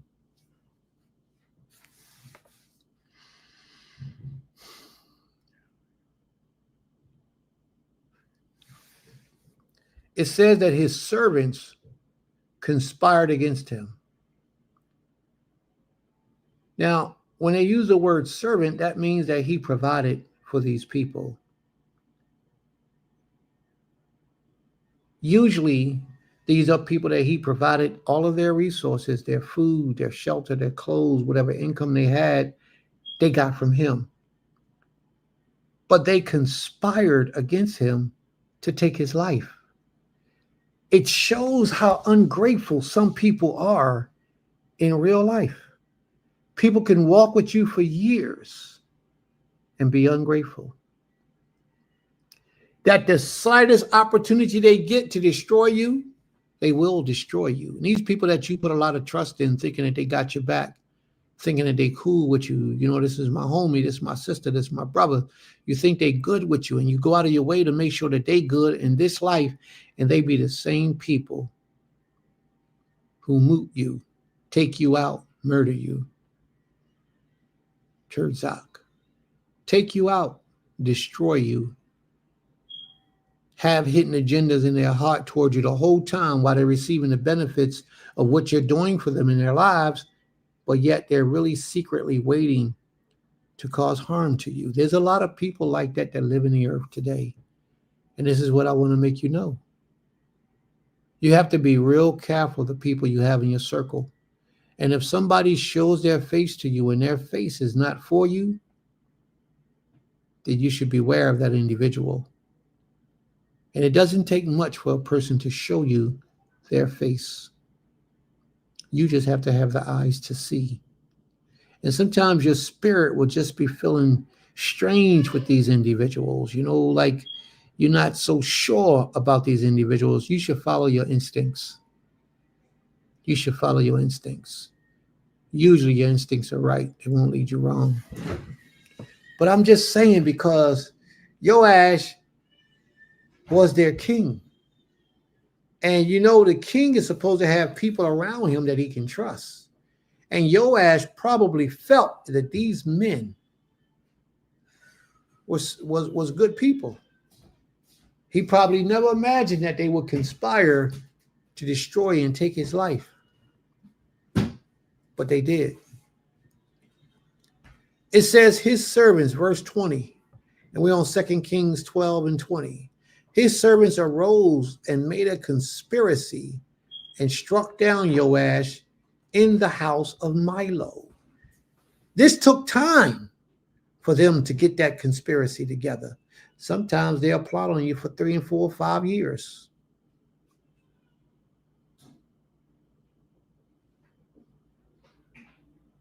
And they'll be all up under you.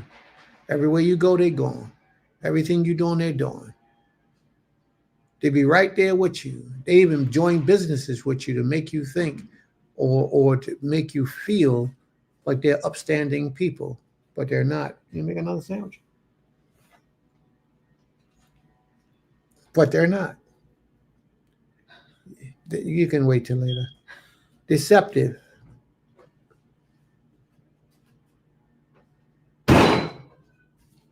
Yes.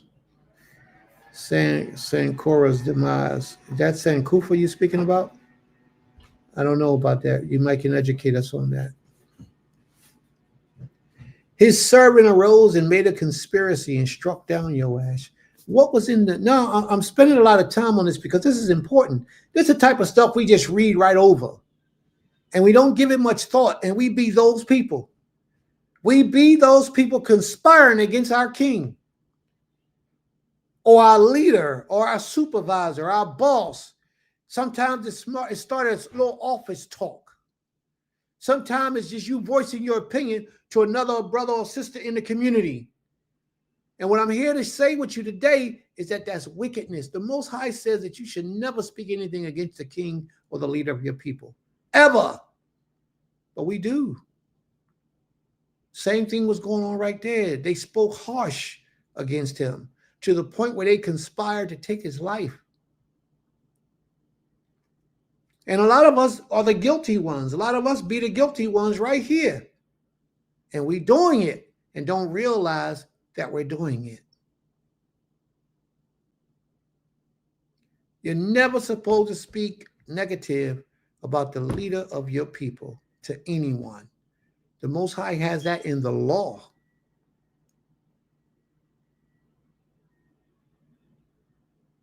It could destroy everything that y'all got going. You might not think it's going to affect your life. You might say, you know what? We just going to kill him and then I'm going to take over or he going to take over. And you kill him and don't even realize it, but you don't get to take over because Most High taking you out. Or the one that you put in place end up taking you out because he saw what you did to him and he don't think he could trust you. This thing is strange how it goes, the cycle that it goes around in.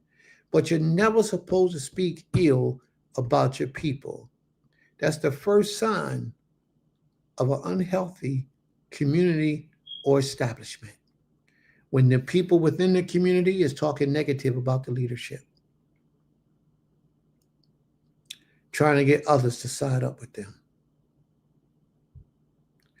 It was Yosakar, the son of Shemaiah, and Jehoshaphat, the son of Shomer, his servant, who struck him down so that he died, and they buried him with his fathers in the city of David. These jokers even had the opportunity, if I'm reading this right, to actually kill this man and then bury him.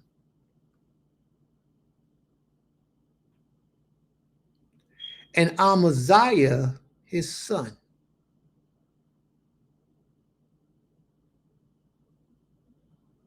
Amaziah, his son, reigned in his place.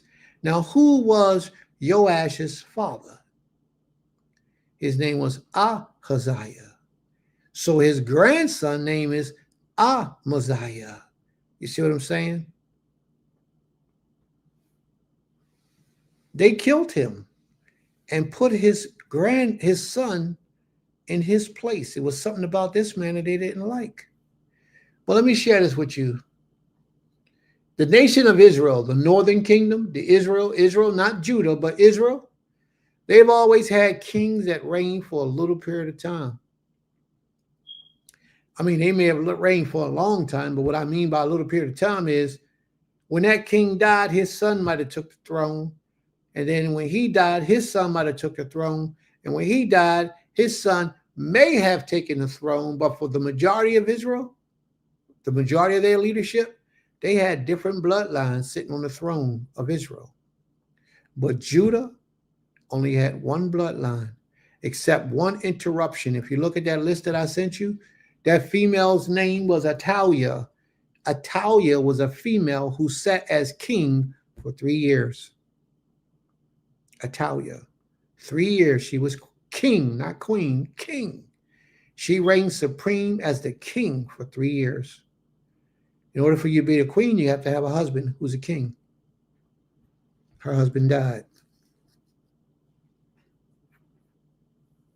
And she killed all her sons or her husband's children with his other wives. She killed all of them except one. One of them was protected by his sister, I believe it was. She snuck him out. We read that last week. In the 23rd year of Joash, the son of Ahaziah,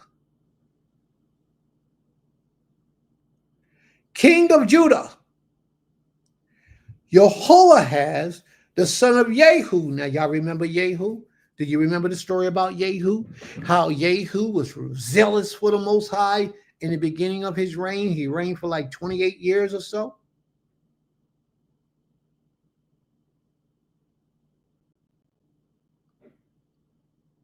In the beginning of his reign, he was zealous for the Most High. He set up all the false prophets of Baal and put them all to death, all those Christians. He had all those Christians going that room. I mean, the Baal people. He had all the Baal people going in that room, and he cut all their heads off and killed them all. If you didn't keep Torah, he took them out. Remember that? And then he himself became corrupt later on in his run. Yehu was his son. I mean, his father. This was in the nation of Israel, not Judah, but Israel. Jehoahaz, the son of Yehu, began to reign over Israel in Samaria, and he reigned 17 years. His father reigned 28, he reigned 17. He did what was evil in the sight of the Most High and followed the sins of Jeroboam, the son of Nebat, which he made Israel to sin. He did not depart from them. And the anger of the Most High was kindled against Israel. The anger of the Most High. Now remember, y'all, Israel predominantly worship idols, statues, and images. The modern nation of Israel is just like them. We worship idols, statues, and images. We bond partners with the Creator and say that Yeshua or Jesus is the Creator on some instances. On some instances, we say that. And then on others, we say he ain't the Creator. He's the Moshiach, but he's worthy to be praised. And every time we thank the Most High, we do it in Jesus' name or Yeshua or Yeshua, and that's not good because you're making him an idol. He's already an idol. He's already an idol. No matter if you make him a further idol, he just be an idol to you, but he's already an idol. Therefore, you should have no idols. When you worship the Most High, no idol should be in association with you. Only the Most High and the Most High alone. He did what was evil in the sight of the Most High and followed the sins of Jeroboam, the son of Nebat, which he made Israel to sin. He did not depart from them. The anger of the Most High was kindled against Israel, and he gave them continually into the hand of Hazael, king of Syria, and into the hand of Ben-Hadad, the son of Hazael. Then Jehoahaz sought the favor of the Most High. Now, this man was previously a pagan. He was previously a pagan. He was the son of Yehu. Yehu was a righteous man for the most part of his life. He had a son named Jehoahaz who followed the ways of Jeroboam, who was a pagan. Ben-Hadad and Hazael beat up on Jehoahaz so much that he sought the favor of the Creator. And guess what? After that man did all that sinning and all that wickedness, the Most High heard him.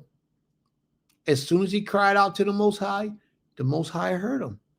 Then Jehoahaz sought the favor of the Most High, and the Most High listened to him. Now, why do you think the Most High listened to Jehoahaz? Do you think it was because of Jehoahaz? No, it had to have been because Jehoahaz was the spiritual leader of the Most High's people. Therefore, any benefit that comes in his life benefits the majority of the people. And that's why the Most High heard him. Even in all of his abominable ways and actions and practices, the Most High heard him. Because the Most High understood that anything the Most High does for him is the benefit for all and not just one individual. Then Jehoahaz sought the favor of the Most High, and Yohei, he listened to him.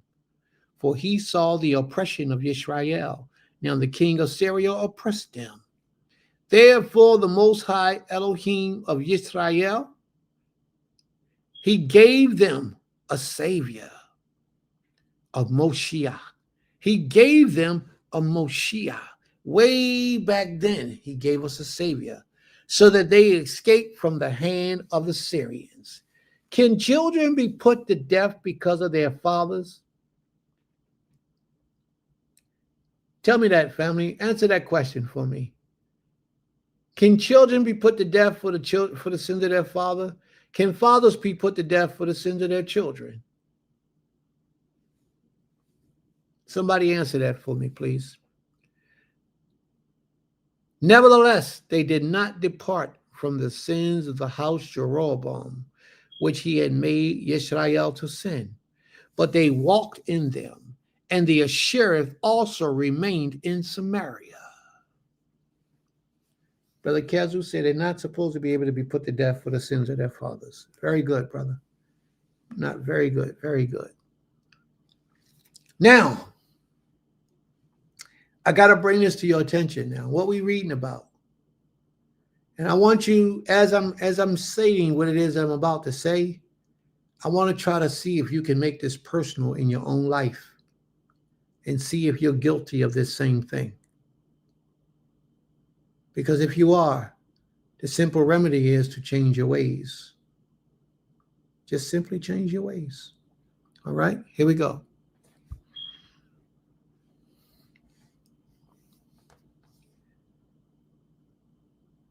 The leader of the people cried out to the Most High for help because they was being beat up and broken down. Shabbat Shalom, AJ. Shabbat Shalom.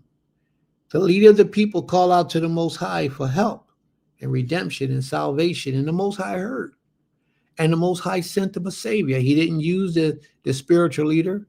He used a different individual to save the people. And Ben-Hadad is going to die. That's how severely the Most High wanted to be and bless his people. But now, when the Most High brought his people, now remember, I asked you to make this personal to see if you apply, if any of this apply in your life. When the Most High blessed his people and showed his protection upon his people,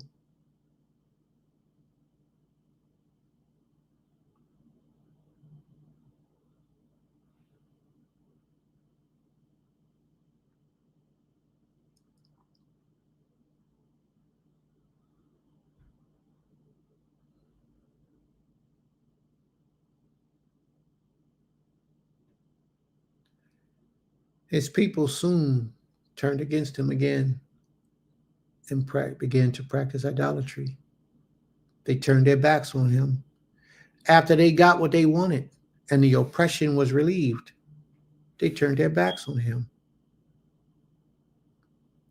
That's what we do.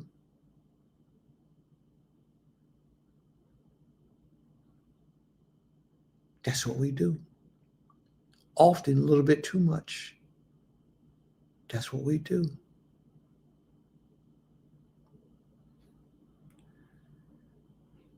We get what we want from the Most High, and then all that we did to get what we want, we throw it out the window. It don't happen all at once, family, so don't think it happens like real quick. You do it slowly. Not all of us do it. Some of us, we do it slowly. We'll be in a jam, and we'll cry out to the Most High for help and mercy and protection. And he gives us just that. And then after we had a little bit of while of receiving that mercy, protection, and blessings, and he got us out of that hard situation,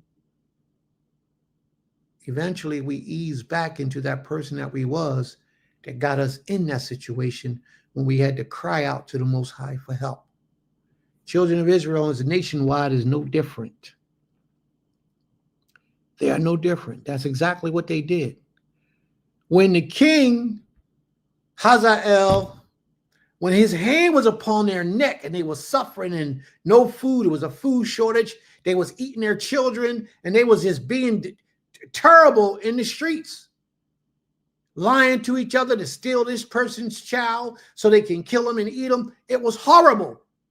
We cried out to the Most High. He sent us a savior. We changed our ways and we became a better people. But that didn't last too long because we never changed our mindset. And if you don't change your mindset coming into this way of life from where you used to be to where you're supposed to be, you will never successfully serve the Most High. You will just be another Israelite, somebody with the knowledge of the Creator, but not really giving their all to the Most High. There's a difference. Unless you change the way you think, coming from one realm to another, unless you change the way you think you're going to get the same results you've always been getting.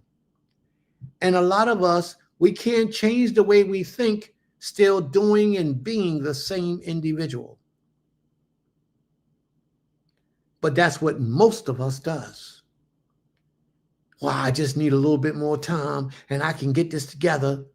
But you still got the same mindset you had when you got, oh no, I'm really about the Creator. This is really about the Most High. My whole life is changing. I don't eat no pork no more. Everybody know not to eat no pork. But how much do you know about helping those who really need your help? Sacrificing your own time to provide a means so somebody else can feed their family. How much do you really know about that? How much do you know about giving up your own home or your own space so a family that has more than the people that you got this big house and you live in it by yourself. They just got put on the street. Husband go to work every day, but he had a real problem and he got put on the streets. You got this big house. Will you open up your home to them? Because they're the poor and the needy right now. Will you invite them in and you go stay somewhere else because you own like 3 or 4 properties? Or would you give them one of your places, knowing that they can't afford it right now, but knowing he's a good dude, he fears the Most High, and he's Hebrew? A lot of people will not. If you ain't got the money that I'm asking you for, I ain't trying to help you. A lot of people are like that. If you can't give them some kind of way, they got to benefit. They got to come up.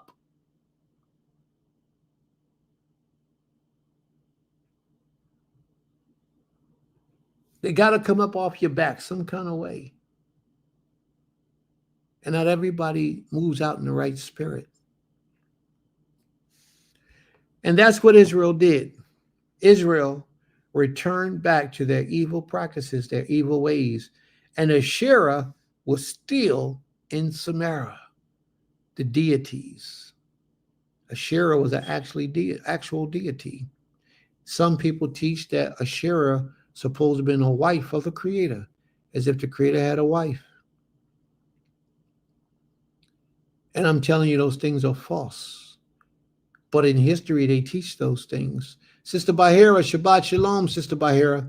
My apologies. I meant to greet you earlier. I might have did it earlier today, but I meant to greet you when I saw you. Shabbat Shalom, sis. And family. Sister Bahira and family. Asherah also remained in Samaria. For there was not left to Jehoahaz an army of more than 50 horsemen and 10 chariots and 10,000 footmen. For the king of Syria had destroyed them and made them like the dust at threshing. And that means plenty of. He knocked them out. He knocked them off. He knocked them off. It's Asherah as opposed. It's a tree also that you plant next to the temple or the house of the Most High. It's also a statue. It's a deity. Asherah is a deity.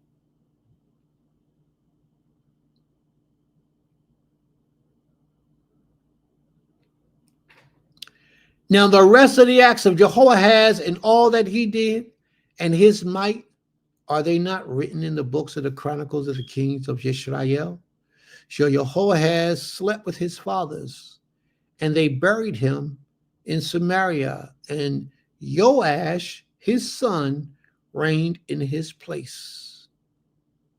Joash, his son, reigned in his place.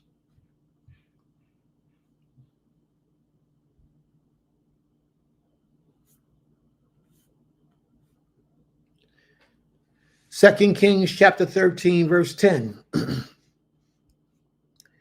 In the 37th year of Joash, king of Judah, Jehoash, the son of Jehoahaz, began to reign over Israel in Samaria.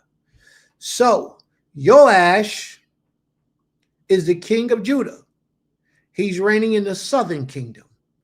And then Jehoahaz, the son of Jehoahaz, began to reign in Israel in Samaria in the 30th year or the 37th year of Joash. Look on the charts that I prepared and I gave to you today, family, and you'll see how they all line up. You'll see how they all line up. He also did that which was evil in the sight of the Most High. He did not depart from all the sins of Jeroboam, the son of Nebat, which he made Yisrael to sin, but he walked in them. Now the rest of the acts of Joash and all that he did, and the might with which he fought against Amaziah, king of Judah, are they not written in the book of the Chronicles of the kings of Israel? So Joash slept with his fathers, and Jeroboam, now this is Jeroboam the second. He's no relation to the original Jeroboam. Jeroboam sat on his throne. Now I believe Jeroboam was his son, but it doesn't specifically say right here. And Joash was buried in Samaria with the kings of Israel. One of the blessings that all the kings of Israel had at this time is that they were buried in the land of Samaria with a lot of the other kings, except for Ahab and Jezebel. 2 Kings chapter 13, verse 14. Now, when Elisha had fallen sick with the illness of which he was to die. Now, when I read this part, it was very emotional to me, and it made me think about some things. And the one thing I want to say to your family is this. We all know that Elisha was a very wise and humble man before the Most High. A very powerful man and very spiritual felt, Elisha. But he got sick. Elisha was a man who would bring people back to life from the dead, but he got sick. Elisha was a man who would have sickness in the waters, and he would teach the people how to get the poison out of the water, but he got sick. He couldn't heal himself. You know why he couldn't heal himself? Because it was time for him to give up the ghosts. And this was the way that the Most High chose to take him out. Now, Elisha was one of the greatest prophets that ever lived on the face of the earth. He did a lot for a lot of people, but he got sick and he died from his sickness. I want you all to know that just because a person dies doesn't mean that they were wicked, doesn't mean that they were evil, doesn't even mean that they did something wrong. Sometimes the Most High just takes you out because it's your time to go. We don't know how old Elisha was. We don't know how long he lived on this earth. We don't know. But what we do know is that he lived through many kings. Many kings. He was alive when Ahab was alive, and Ahab died about 5-10 people ago. Kings I'm talking about. And a lot of those kings reigned for 30 and 40 years. But Elisha was still alive, and he passed away. And it appears as if he passed away to be an old man. But it was his time. So don't let people tell you that righteous people don't get sick. Don't let people tell you that he had to die because he was wicked, talking about an individual. Don't let people tell you that. All flesh shall leave this earth in one way, shape, form, or another. All souls shall pass on back to the Most High. It's about how you live your life that will determine the memories that you leave behind for people to speak on and cause your name to live forever. Today, we are still speaking about the life of the prophet Elisha. 2,000 something years later, we're still talking about his life. And in a positive way. And all of that is a result of how he lived his life 2,000 something years ago. But watch this.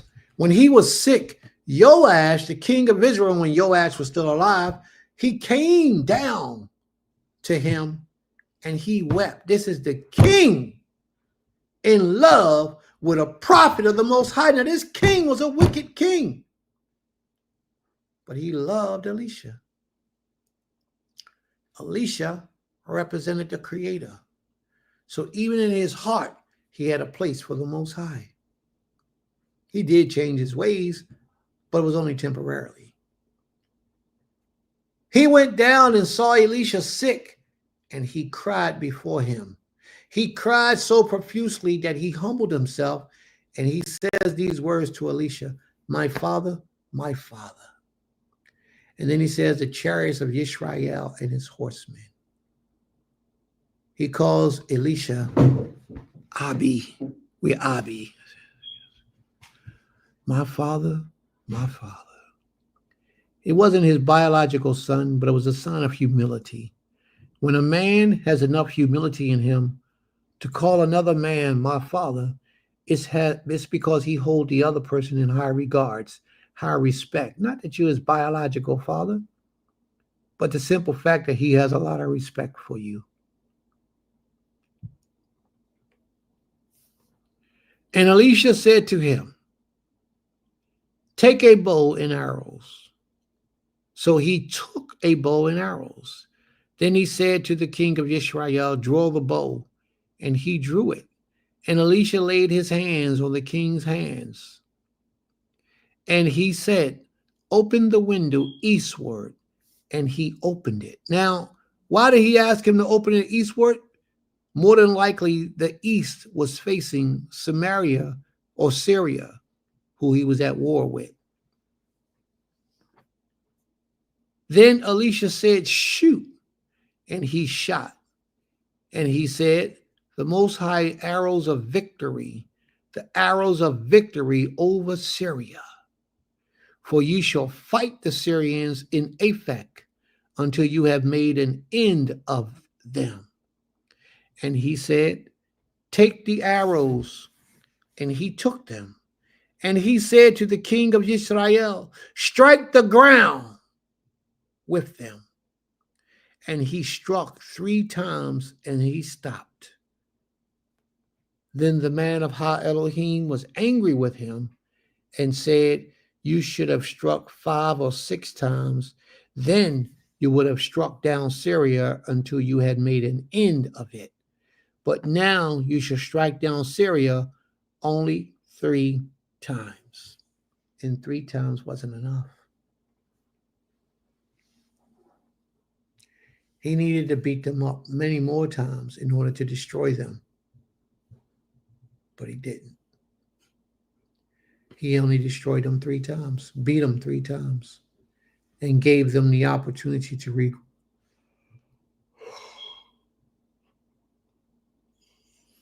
2 Kings chapter 13, verse 20. So Elisha died. And watch this powerful man. And they buried him. Now bands of Moabite used to invade the land in the spring of the year. And as a man was being buried, behold, a Moabite band was seen, and the man was thrown into the grave of Elisha. This man had died, and he was performing his burial ceremony. But all of a sudden, they saw the Moabites coming, so they hurried up and threw this man in the grave. And they threw him on the grave of Elisha. And as soon as the man touched the bones of Elisha, he revived and stood on his feet. Even in his death, a righteous man can still bring forth healing for his people through the Most High's blessing, even in his death. And that's why Catholics keep the bones of their saints. All the people who lived in that Catholic order, the Jesuits and all those things. Anybody know who a Jesuit is? Do anybody know is there anybody who do not know what a Jesuit is? A Jesuit. Go look and search and see what a Jesuit is. Look up the word Jesuit and see what it is. And then post it in the room for people who don't know.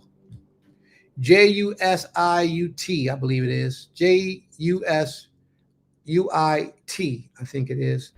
Yeah, they're Christians, but go look it up. They're even deeper than Christians. They're Catholics, but go look it up. As a man was being buried, he behold a Marad band being seen, and the man was thrown into the grave of Elisha. And as soon as the man touched the bones of Elisha, he revived and stood on his feet.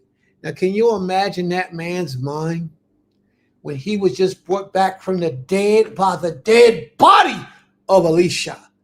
Elisha's bones brought a man back to life. That's deep. His bones.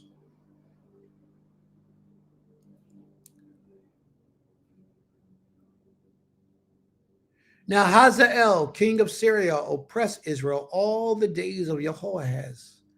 But the Most High was gracious to them and had compassion on them. Even though Israel was a pagan nation, the Most High had compassion on them. And he turned toward them because of his covenant with Abraham, Isaac, and Jacob. And he will not destroy them, nor has he cast them from his presence until now.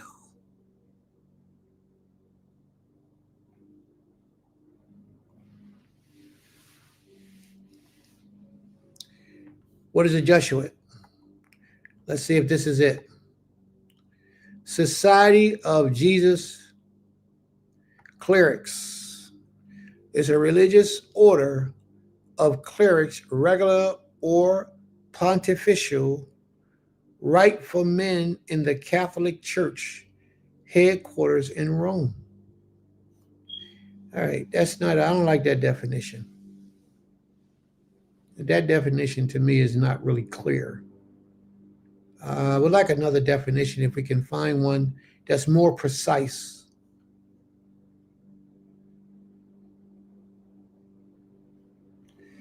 Yeah, it's not to say that it's not wrong.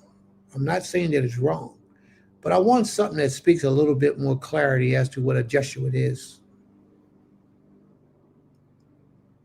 See my comment above this one. Jesuits is all I see. That's the only comment I see.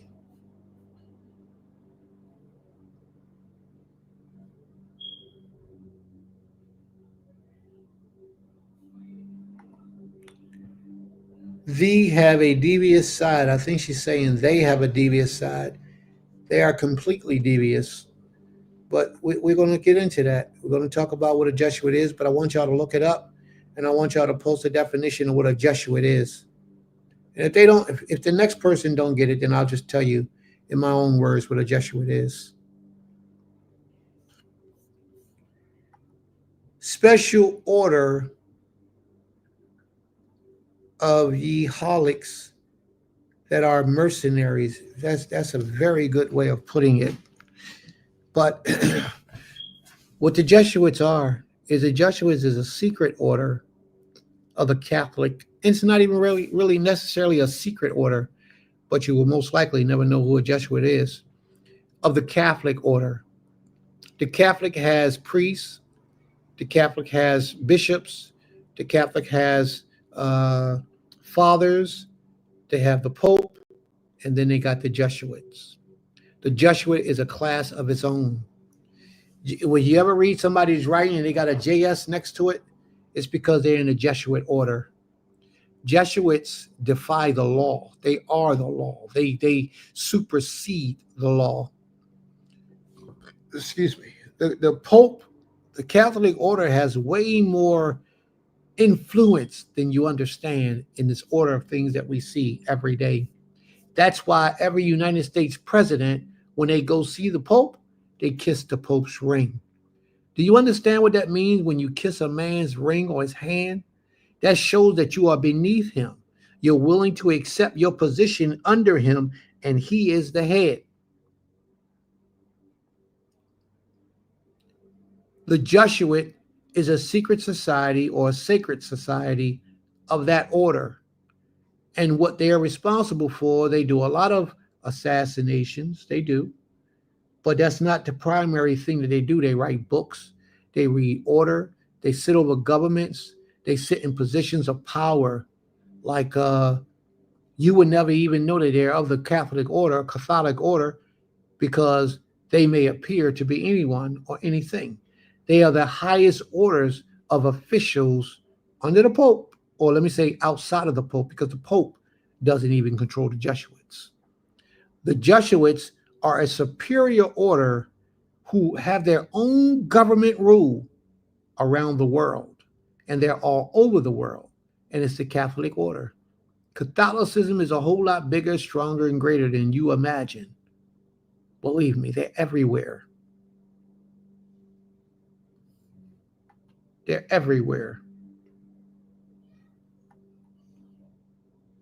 And they're usually scholarly, very intelligent individuals. They don't just let you join the Jesuit. Anybody just can't be a Jesuit. You have to be of a certain caliber of intelligence, cunningness, skillfulness, to be a Jesuit. That's right. They're disguised under the cloak of JC. She's absolutely right. Absolutely right.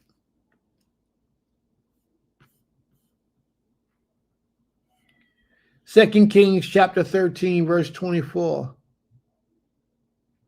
Yes, it's a fraternity, but 10,000 times worse and 10,000 times more powerful than the fraternity. When Hazael, king of Syria, died, Ben-Hadad, his son, became king in his place.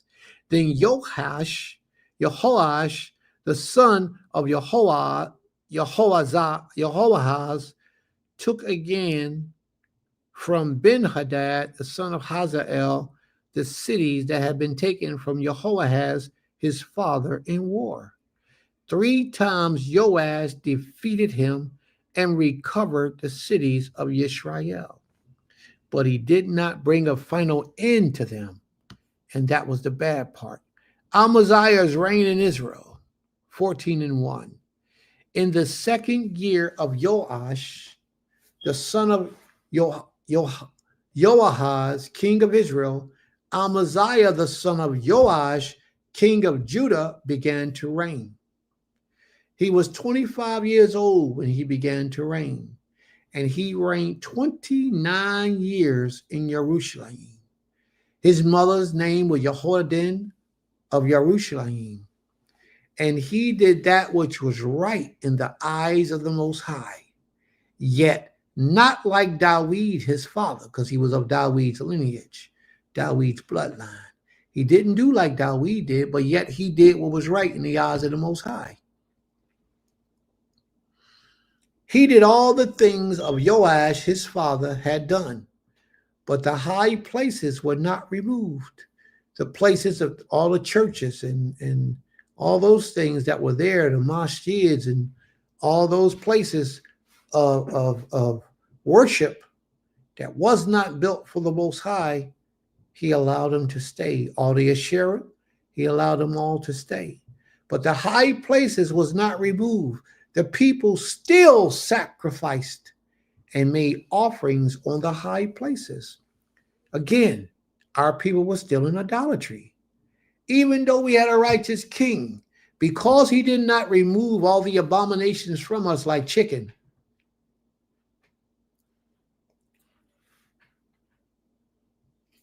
marijuana, alcohol, because he didn't move all the things away from us, the Asherahs, Tammuz, Isis, he didn't move all those deities away from us. We stayed in a state of flux where we worshiped demons and devils, and we didn't worship the Most High. I like the fact that the Most High gave us heads up multitude times to utterly destroy the high places, or else the enemy will find a way to bounce back. That was the downfall of Yisrael. And now 2025, Shemot 34, the verse before the jealousy part. Now, this is very important because I was going to touch on this in my lesson today. So she's really a little bit ahead on the game. Let me read this and then I'm going to explain to you why it's so important.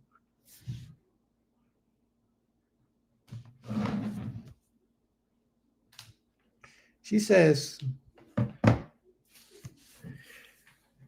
I like the fact that the Most High gave us heads up multitudes of times or multiple times to utterly destroy the high places. She says that I like the fact that the Most High allowed us the opportunity to walk away from idolatry. And that's the point that I'm trying to make here. But so many of us are not walking away from idolatry. When the Most High put it in your mind that you wasn't a Christian, you were supposed to walk away from Christianity, but you didn't. You're supposed to gravitate to the oneness of the Most High, but you didn't. For the most part, most of us, what we do is we brought the Christian deity with us. The Most High, as she just stated, the Most High gave you an opportunity to leave idolatry alone. And the only thing you did was you put some fringes on, you put a kippah on, you walked out of the church, but you brought the Christian deity with you. And for a lot of us, we just gave him a different name, Yahushua, Yeshua, whatever. We just gave him a different name, but he's the same deity, the same one that the Most High reached down from the midst of so many people and touched our consciousness to let us know that we are his people.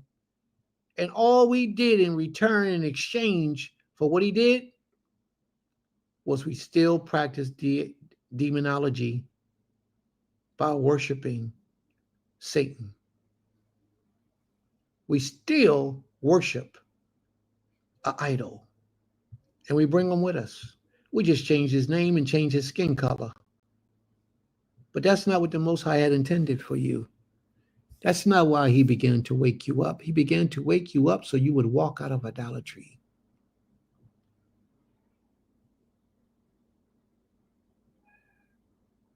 He wanted us to come out of idolatry. She says, I like the fact that the Most High gave us heads up multiple times, but we're not listening. A lot of us are not listening, and rightfully so, I understand. A lot of us are not listening because we don't have a teacher to teach us that we're practicing idolatry. But then there's a lot of us who has a teacher like myself, who I share with you the words of the Most High, and I share with you where you're committing idolatry, and you still do it.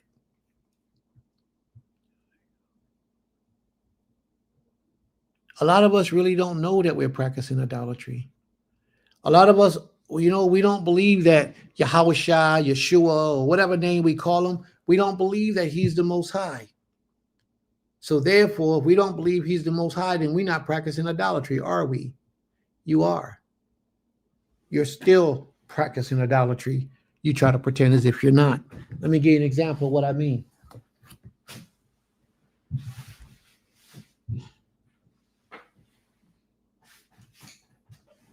I have to get my charger cord. Give me a second, please.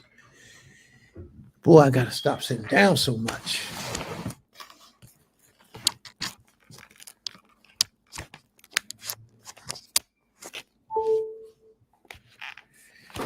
The moment you hear somebody speak harshly about JC, why do you get offended? See, look at the numbers that went down already. Some people just left the room because they're in disagreement. And they're going to live in their ignorance the majority of their lives because they don't face the reality of the sins that they commit. This is a part of Israel's problem. We want everybody to agree with us. We want everybody to walk with us. And as long as people don't disrupt the demons inside of us, then we cool. But idolatry is a possession of demons. And as long as you walk in that idolatry, you're being possessed with demons. And as long as you feed that, every time you mention these names and keep these thoughts inside your spirits, you're practicing idolatry. There's so many of us trapped between two books because in Christianity, when they taught us about this deity, it was an emotional thing. And a lot of us really feel emotional, like we are abandoning something if we fully cut it off. And we're just not sure. Some of us will be stranded between two worlds for many years because we're afraid to let it go. I submit to you today, family, the Most High is calling you back to him, and there is none like him. Not in the heavens above, nor the earth beneath, neither in the waters underneath of the earth. When you look in the book of Isaiah, he tells you there is none beside me, not to the left nor the right. He doesn't share his throne or his glory with anyone else. But yet we want to acknowledge that somebody else is the one who the Most High chose to die for our sins. The name of the lesson: shall the children be put to death because of their fathers? Each man shall die for his own sins. The father cannot be put to death for the children's sins. So a lot of people believe that Jesus was the father, that he was put to death on the cross for the sins of the world. That directly contradicts the laws of the Most High. But the simple fact that Jesus is an idol, do they have statues of Jesus? Do people pray to Jesus? Do people call upon Jesus for help? So then he is an idol, and he's not the creator.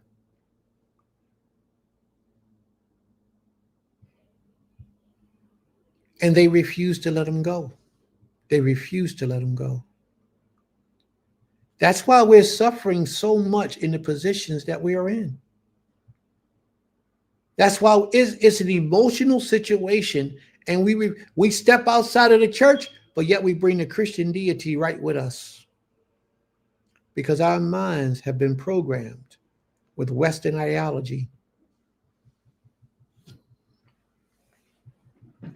They don't want to hear things like this because it goes against what they believe. It goes against what they believe.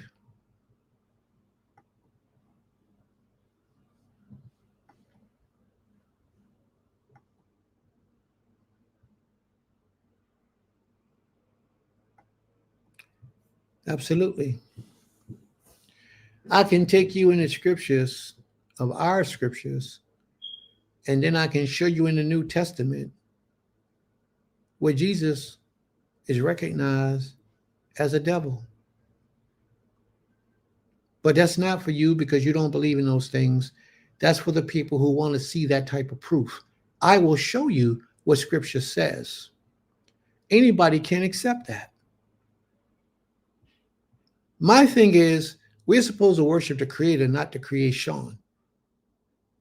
And if a man shows you that the scripture says, and even JC out of his own mouth tells you that he's a devil, why are you still worshiping him? Why are you still honoring him?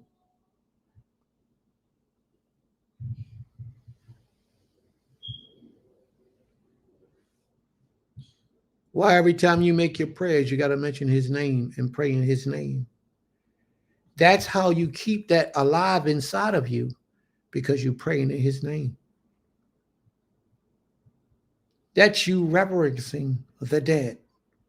It's called necromancy, the worship of the dead. And you are worshiping a dude that died. Even if he even existed, you're worshiping him. But you'll say, I only worship the Most High, but it's not true. Because the moment somebody called Yeshua or Jesus a faggot, a homosexual, and that's even present in the New Testament as well.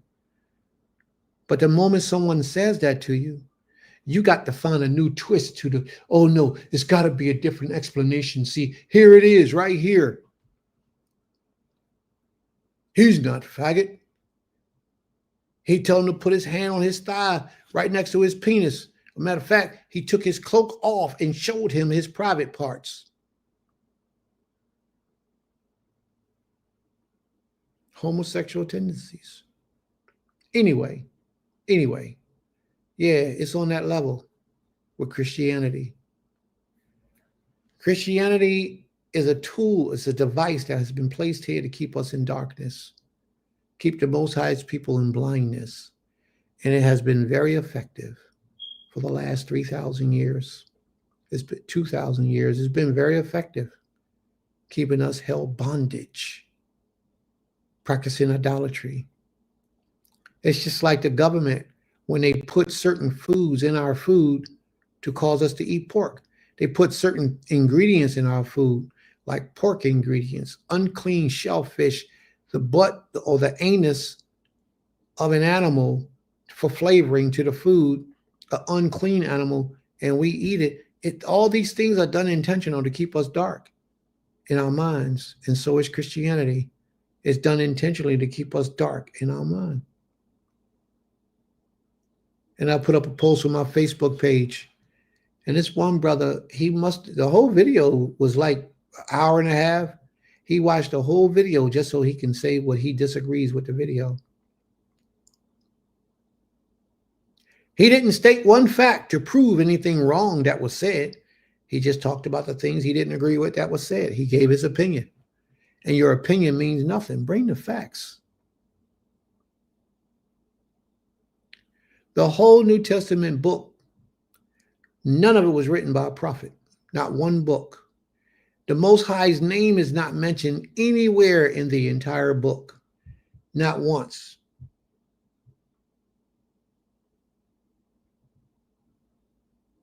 Nowhere in there does the Most High speak. Nowhere.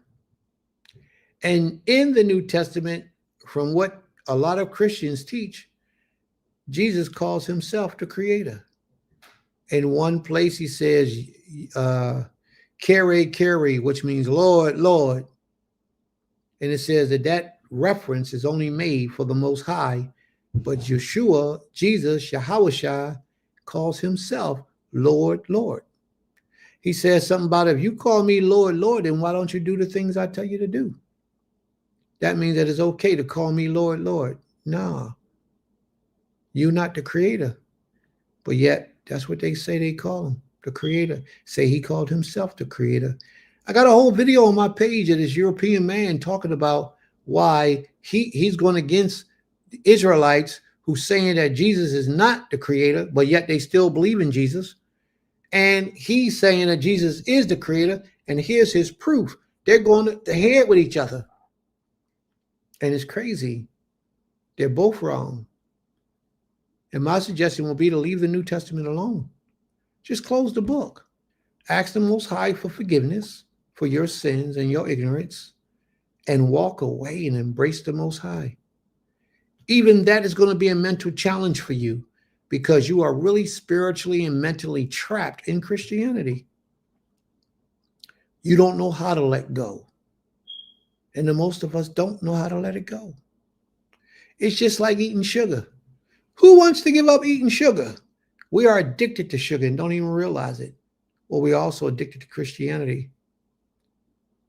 Even when we walk away from Christianity, we got to bring that Christian deity with us. Let's get back to the lesson. It says, but the high places was not removed. The people still sacrificed and made offerings on the high places. As soon as the royal power was firmly in his hand, he struck down his servant who had struck down the king, his father. So you remember those people who killed that man? As soon as he became king, he killed them. They killed his father, he killed them. But he did not put to death the children of the murderers.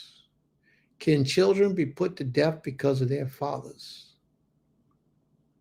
He didn't put the children to death according to what is written in the book of the law of Moshe, where the Most High commanded, fathers shall not be put to death because of their children.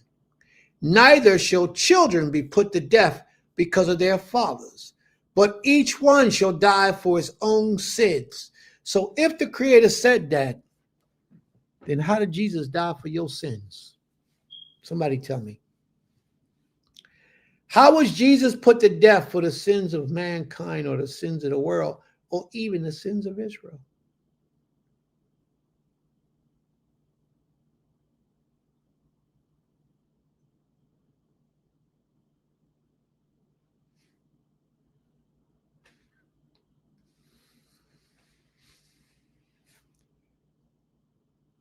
We got to think, family. He struck down 10,000 Edomites in the Valley of Salt and took Selah by storm and called it Yahil, which is his name to this day.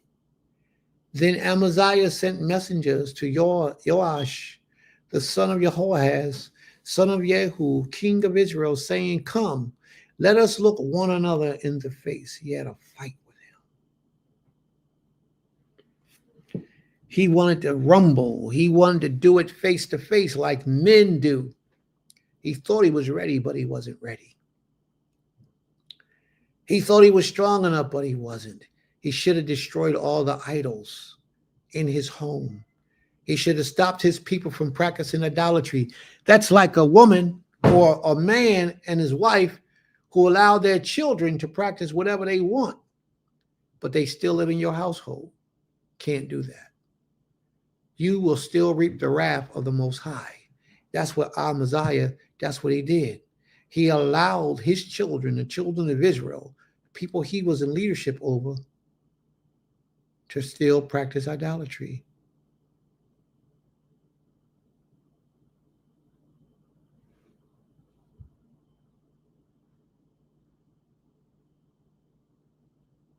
He said, "Come down, Jehoash, and let's meet." And Jehoash, the king of Israel, sent word to Amaziah, king of Judah. He says, "A thistle of Lebanon sent to a cedar," a thistle, a little tiny piece of it, sent to a cedar, a large piece of it.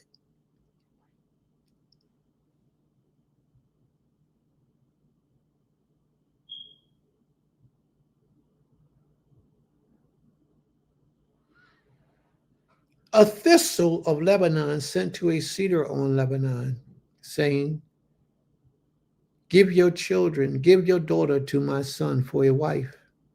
And a wild beast of Lebanon passed by and trampled down the thistle. Basically, you're not even worth anything. Nothing. You're not strong enough. Jehoash said to him, "You're not strong enough. You're not worthy of anything. Why would I have to meet with you?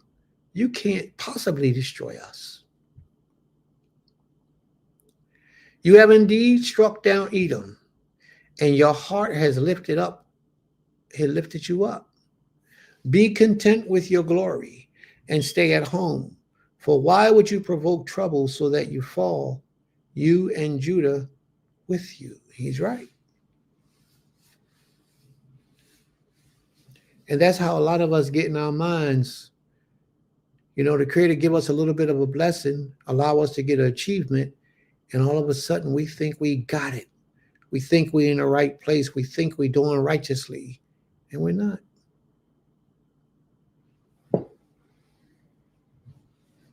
We're wicked. And we need to convert our ways to the ways of righteousness.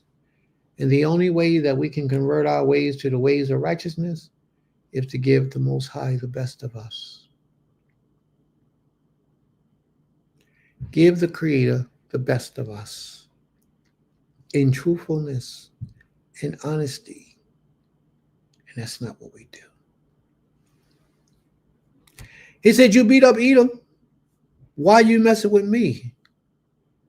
But Amaziah would not listen. So Joash, king of Israel, went up, and he and King Amaziah, king of Judah, faced one another in battle at Beth Shemesh, which belonged to Judah. And Judah was defeated by Israel. He got his butt handed to him by a nation that was practicing idolatry, but so was he.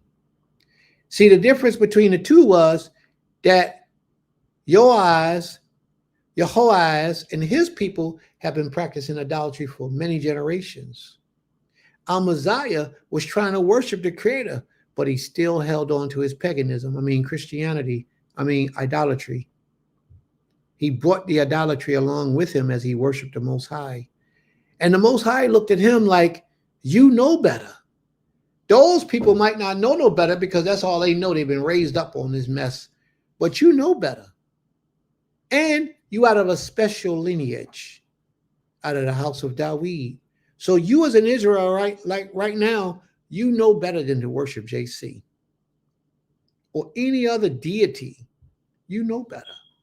You know that all praise, all glory, all honor goes to the Most High Zivaot, King and Creator of all things, and Him alone.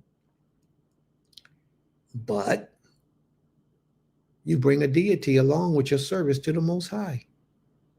You shall be in store to get your teachings as well, just like Amaziah did. Amaziah got beat down. So you will be meeting many defeats in your life. And Judah was defeated by Israel, and every man fled to his home. They ran. Amaziah chumped out. Watch what happens. And Joash, king of Israel, captured Amaziah, king of Judah, the son of Jehoash, son of Ahaziah, at Beth Shemesh, and came to Jerusalem and broke down the wall of Jerusalem for 400 cubits, from the Ethiopian gate, from the gate of Ephraim to the corner gate. And he seized all the gold and silver and all the vessels that were found in the house of the Most High and in the treasures of the king's house, also hostages, and he returned to Samaria. So he went in and took all the treasures of the house of the Most High, the king's house and everything, and returned back.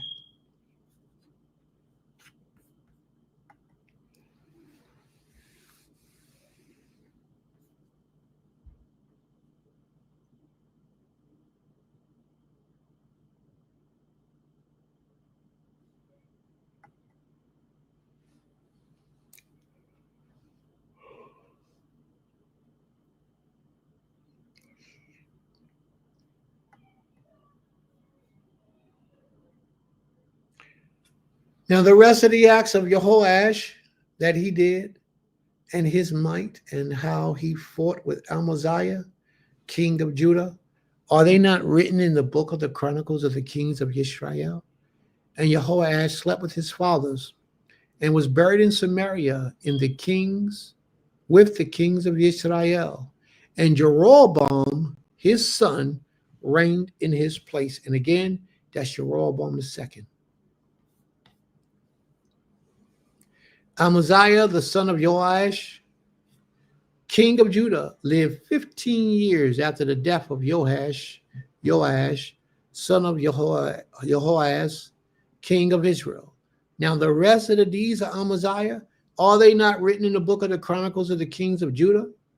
And they made a conspiracy against him in Judah, and he fled to Lachish, but they sent after him to Lachish, and they put him to death there. And they brought him on horses, and he was buried in Jerusalem, and his fathers in the city of David. And all the people of Yehudah took Azariah, who was 16 years old, and made him king instead of his father Amaziah. He built Elath and restored it to Yehudah, after the king slept with his fathers. In the 15th year of Amaziah, the son of Joash, king of Yehudah, Jehoram, the son of Joash, king of Israel, began to reign in Samaria, and he reigned 41 years.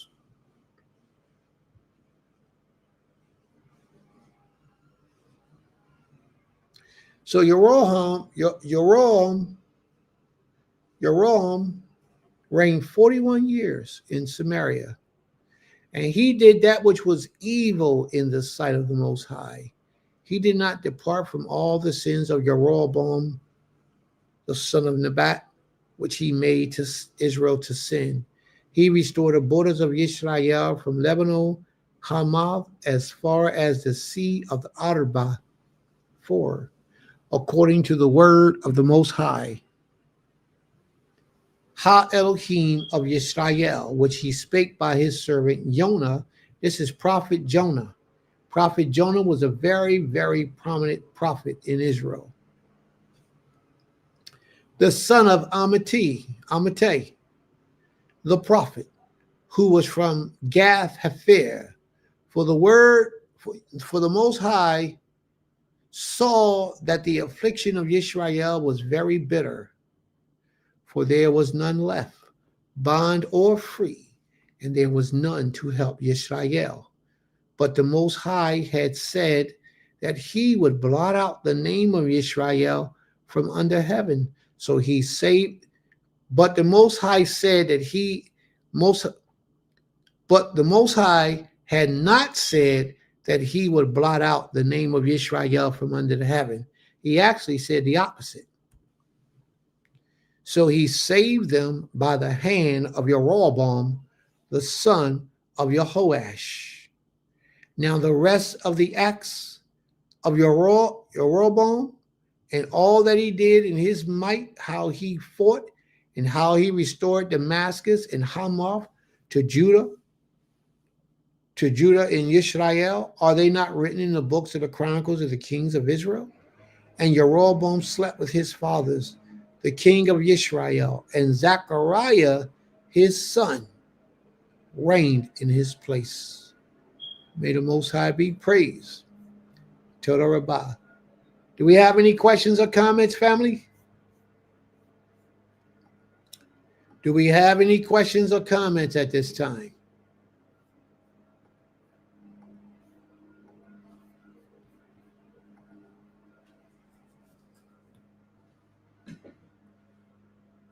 Continual wickedness. Absolutely. Do we have any questions or any comments from anyone? How about anybody would like to tell us about what they learned from this lesson today? This is what men of the lords are like. The sons of Elohim are described in Genesis 6, are men that continually search the face of Elohim. Baruch Hashem. May the Most High be praised. Toda Rabbah.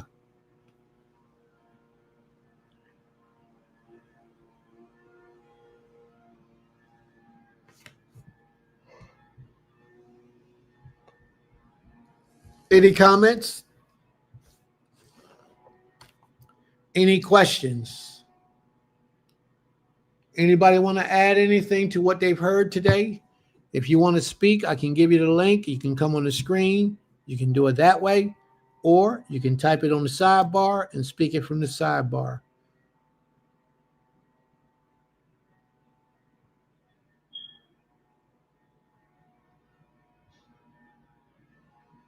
All right. May the Most High be praised. Toda Rabbah.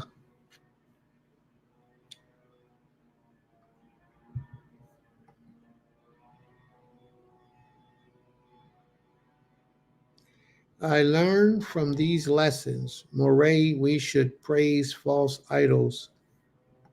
We shouldn't praise false idols. Thank you, Moray. I wonder if the people who worship JC realize they're committing necromancy, if that's how you spell it. Necromancy. I wonder. It's something you certainly didn't realize in the midst thereof. Absolutely. Any other comments or questions, family? Ima, do we have any announcements? Shabbat Shalom, Sister Antonia, Sister Shavanya. Well, the announcement I have is it's about something that's not for Shabbat, so it's fine. All right, so I guess you can't say it. All right. Yeah. May the Most High be praised. I remember the extreme difficulty I had of putting away that Ba Hashem, Hashema, Shema, Yahshua, Yahushua in that New Testament. Wow. Yes, if you have a question, sis, you can ask your question. Toda to you, Abba hubby, for your continual thought out lessons. We are grateful for you. May the Most High be praised. Toda Rabbah. Sister Antonia, you have a question. You're able to ask it.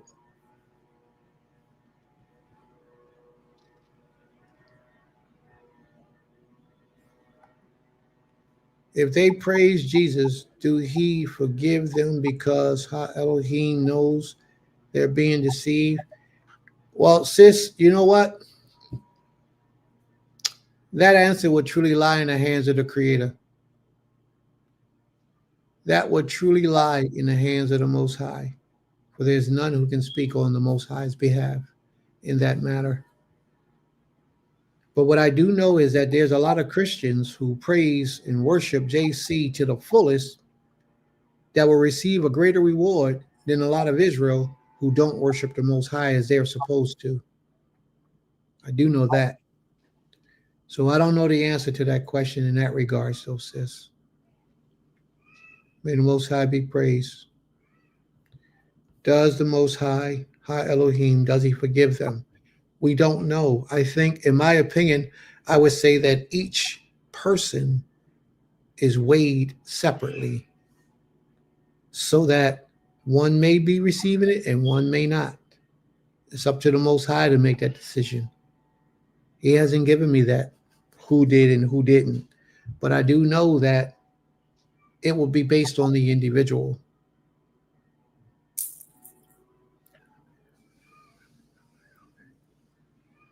May the Most High be praised. So if there's no other questions or comments, are there any other questions or comments, family? All right. Do we have any volunteers to close us out in prayer? I can. Unless you want someone else because of the baby. Is he asleep? No. Maybe someone else then. Yeah, because he could be a problem. You know he likes to talk. Would anyone like to close us out with prayer?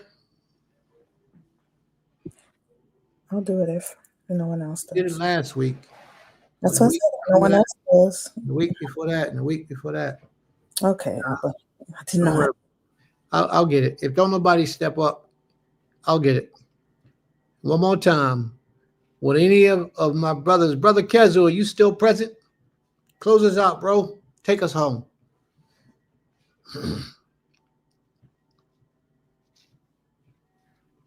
Okay. All right, no problem. Thank you very much, bro. All right, let's close it out. We're gonna close out. We're gonna make prayer.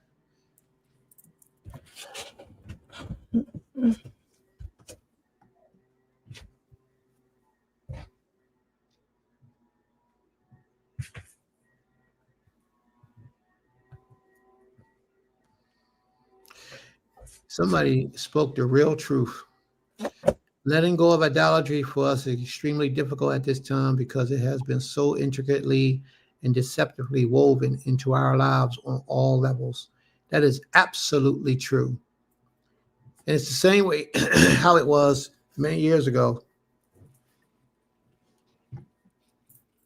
Absolutely. Tahor.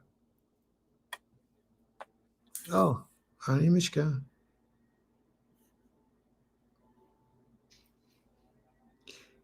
Ani Yodea.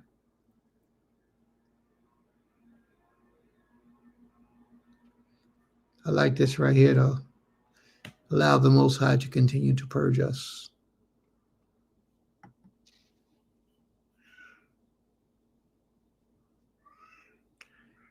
So,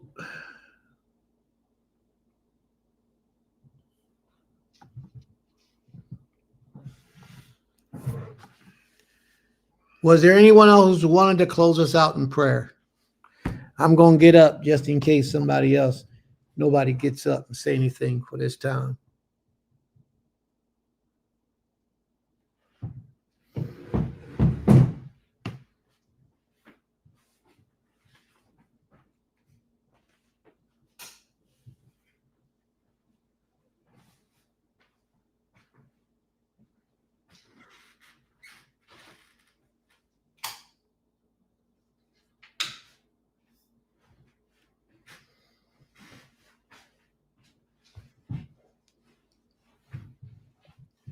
El Elohe Yisrael. El Elohe Yisrael. El Elohe Yisrael. Yotze, our power, our King, our Master. We come unto you at this time asking for permission to approach unto your throne.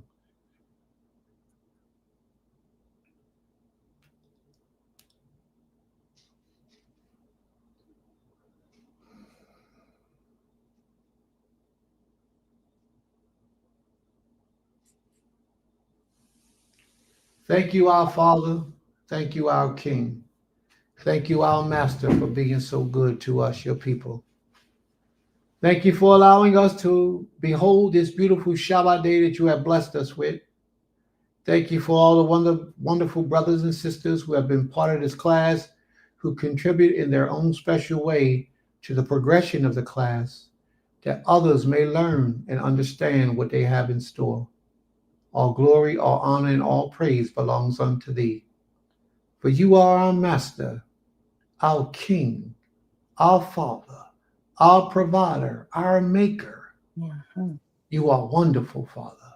And there is none, absolutely none like unto you. We're grateful that you have called us out of the midst of so many, because we could still be walking around in darkness and blindness, not adhering to your words and not obeying your voice to the best of our mental, physical, and financial ability. We could have been washed up just like many other souls in this earth today who can't see the Torah from the New Testament. Please have mercy on them, Father, for yet they are struggling to serve you and to worship you. Please have mercy on them, Father, who are still trapped in the devices that the adversary has placed before us to hold us hostage, and have fed to us for so many years of our lives, have fed to our forefathers in so many years of their lives, and it's only right that it has come down to us. But we know that you can remove the curse from our minds, that you can uplift us as a people, that you can allow us to return us back to you full force and full hand in a mighty way. Please do so, Father, for there are many good people who have been deceived, many good souls out there who are practicing idolatry, and all they need to do is hear your voice in the midst of the idolatry to cause them out of the sickness and illnesses that they have. Heal them, make them whole, renew their spirit, that they may serve you in truth and righteousness from everlasting to everlasting. You are King. Thank you, Father, for having mercy upon your people, Israel. Thank you, Father, for bringing redemption in the earth that allowed us the opportunity to worship you once again after so many years of being trodden upon, spit on, kicked at, held back, murdered, raped, tortured, used as food, fertilizer. We thank you, Father. Even some people, they drink our blood after they murder us. Please, Almighty One, do not forget your people. And do not forget the covenant that you made to our forefathers, Abraham, Yitzchak, or Israel, that you would always allow us to exist. And anybody who called upon your name, that you will bless, you will hear, you will protect them. For we truly call upon you on this day for mercy and protection. Unto thee, O great King, we pray. We surrender ourselves to your will, to do your will from everlasting to everlasting. It is unto thee, O great King, that we pray now and forevermore. Toda Abi. Abi. Toda Rabbah. Thank you, Father, for hearing our prayers.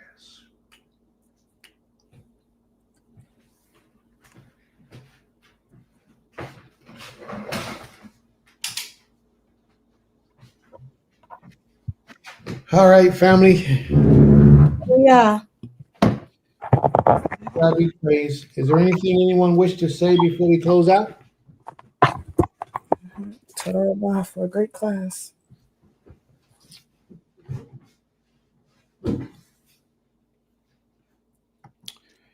Anybody wish to say anything before we close out?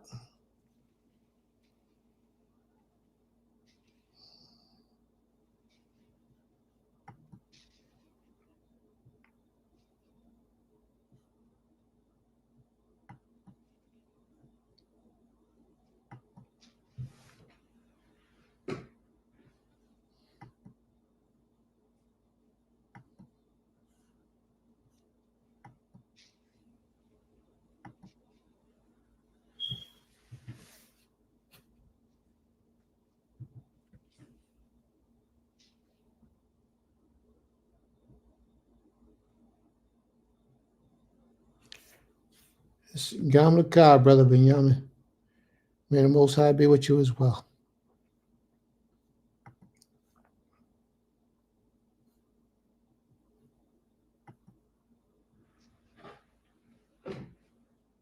All right. If there's no more questions or comments, family, hang around and watch the commercial. Ima? Mm-hmm. Beulah land at Temple Kefar Yim. This is for the people in the front and the back. You had a lot to do, you got a lot on your plate. We are Beulah land at Temple Kefar Yim, a community, a school, a family of faith working to build something greater together. Our mission is simple but powerful: to restore, to teach, and to grow. Here at Beulah land, we bring together the vision of Temple Kefar Yim with hands-on action. Stop it, you got it, yeah, you got it. Through our Goshen Hebrew Academy, we teach our children the Hebrew language, history, and principles that ground us in our faith. We celebrate Shabbat services and holy days with joy, keeping our culture and traditions alive for generations to come. Our work also reaches beyond the classroom. We focus on community growth, agriculture, training, and safety, building a place where families can learn, worship, and thrive. The name Beulah land comes from scripture, representing covenant, renewal, and a people restored to their land and purpose. That is exactly what we are doing here, restoring faith, culture, and community life. But we can't do it alone. If our mission speaks to your heart, we invite you to support us. You can give through Cash App or PayPal at Build Yisrael, or learn more at www.GoshenHebrewAcademyTempleKefaryim.org. Feel free to contact us at BeulahLand@TempleKefaryim@gmail.com. You can also subscribe to our YouTube channel and even become a member to stay connected and help spread our message of faith and restoration. Change up in a minute, as fast as change clothes out the cleaner.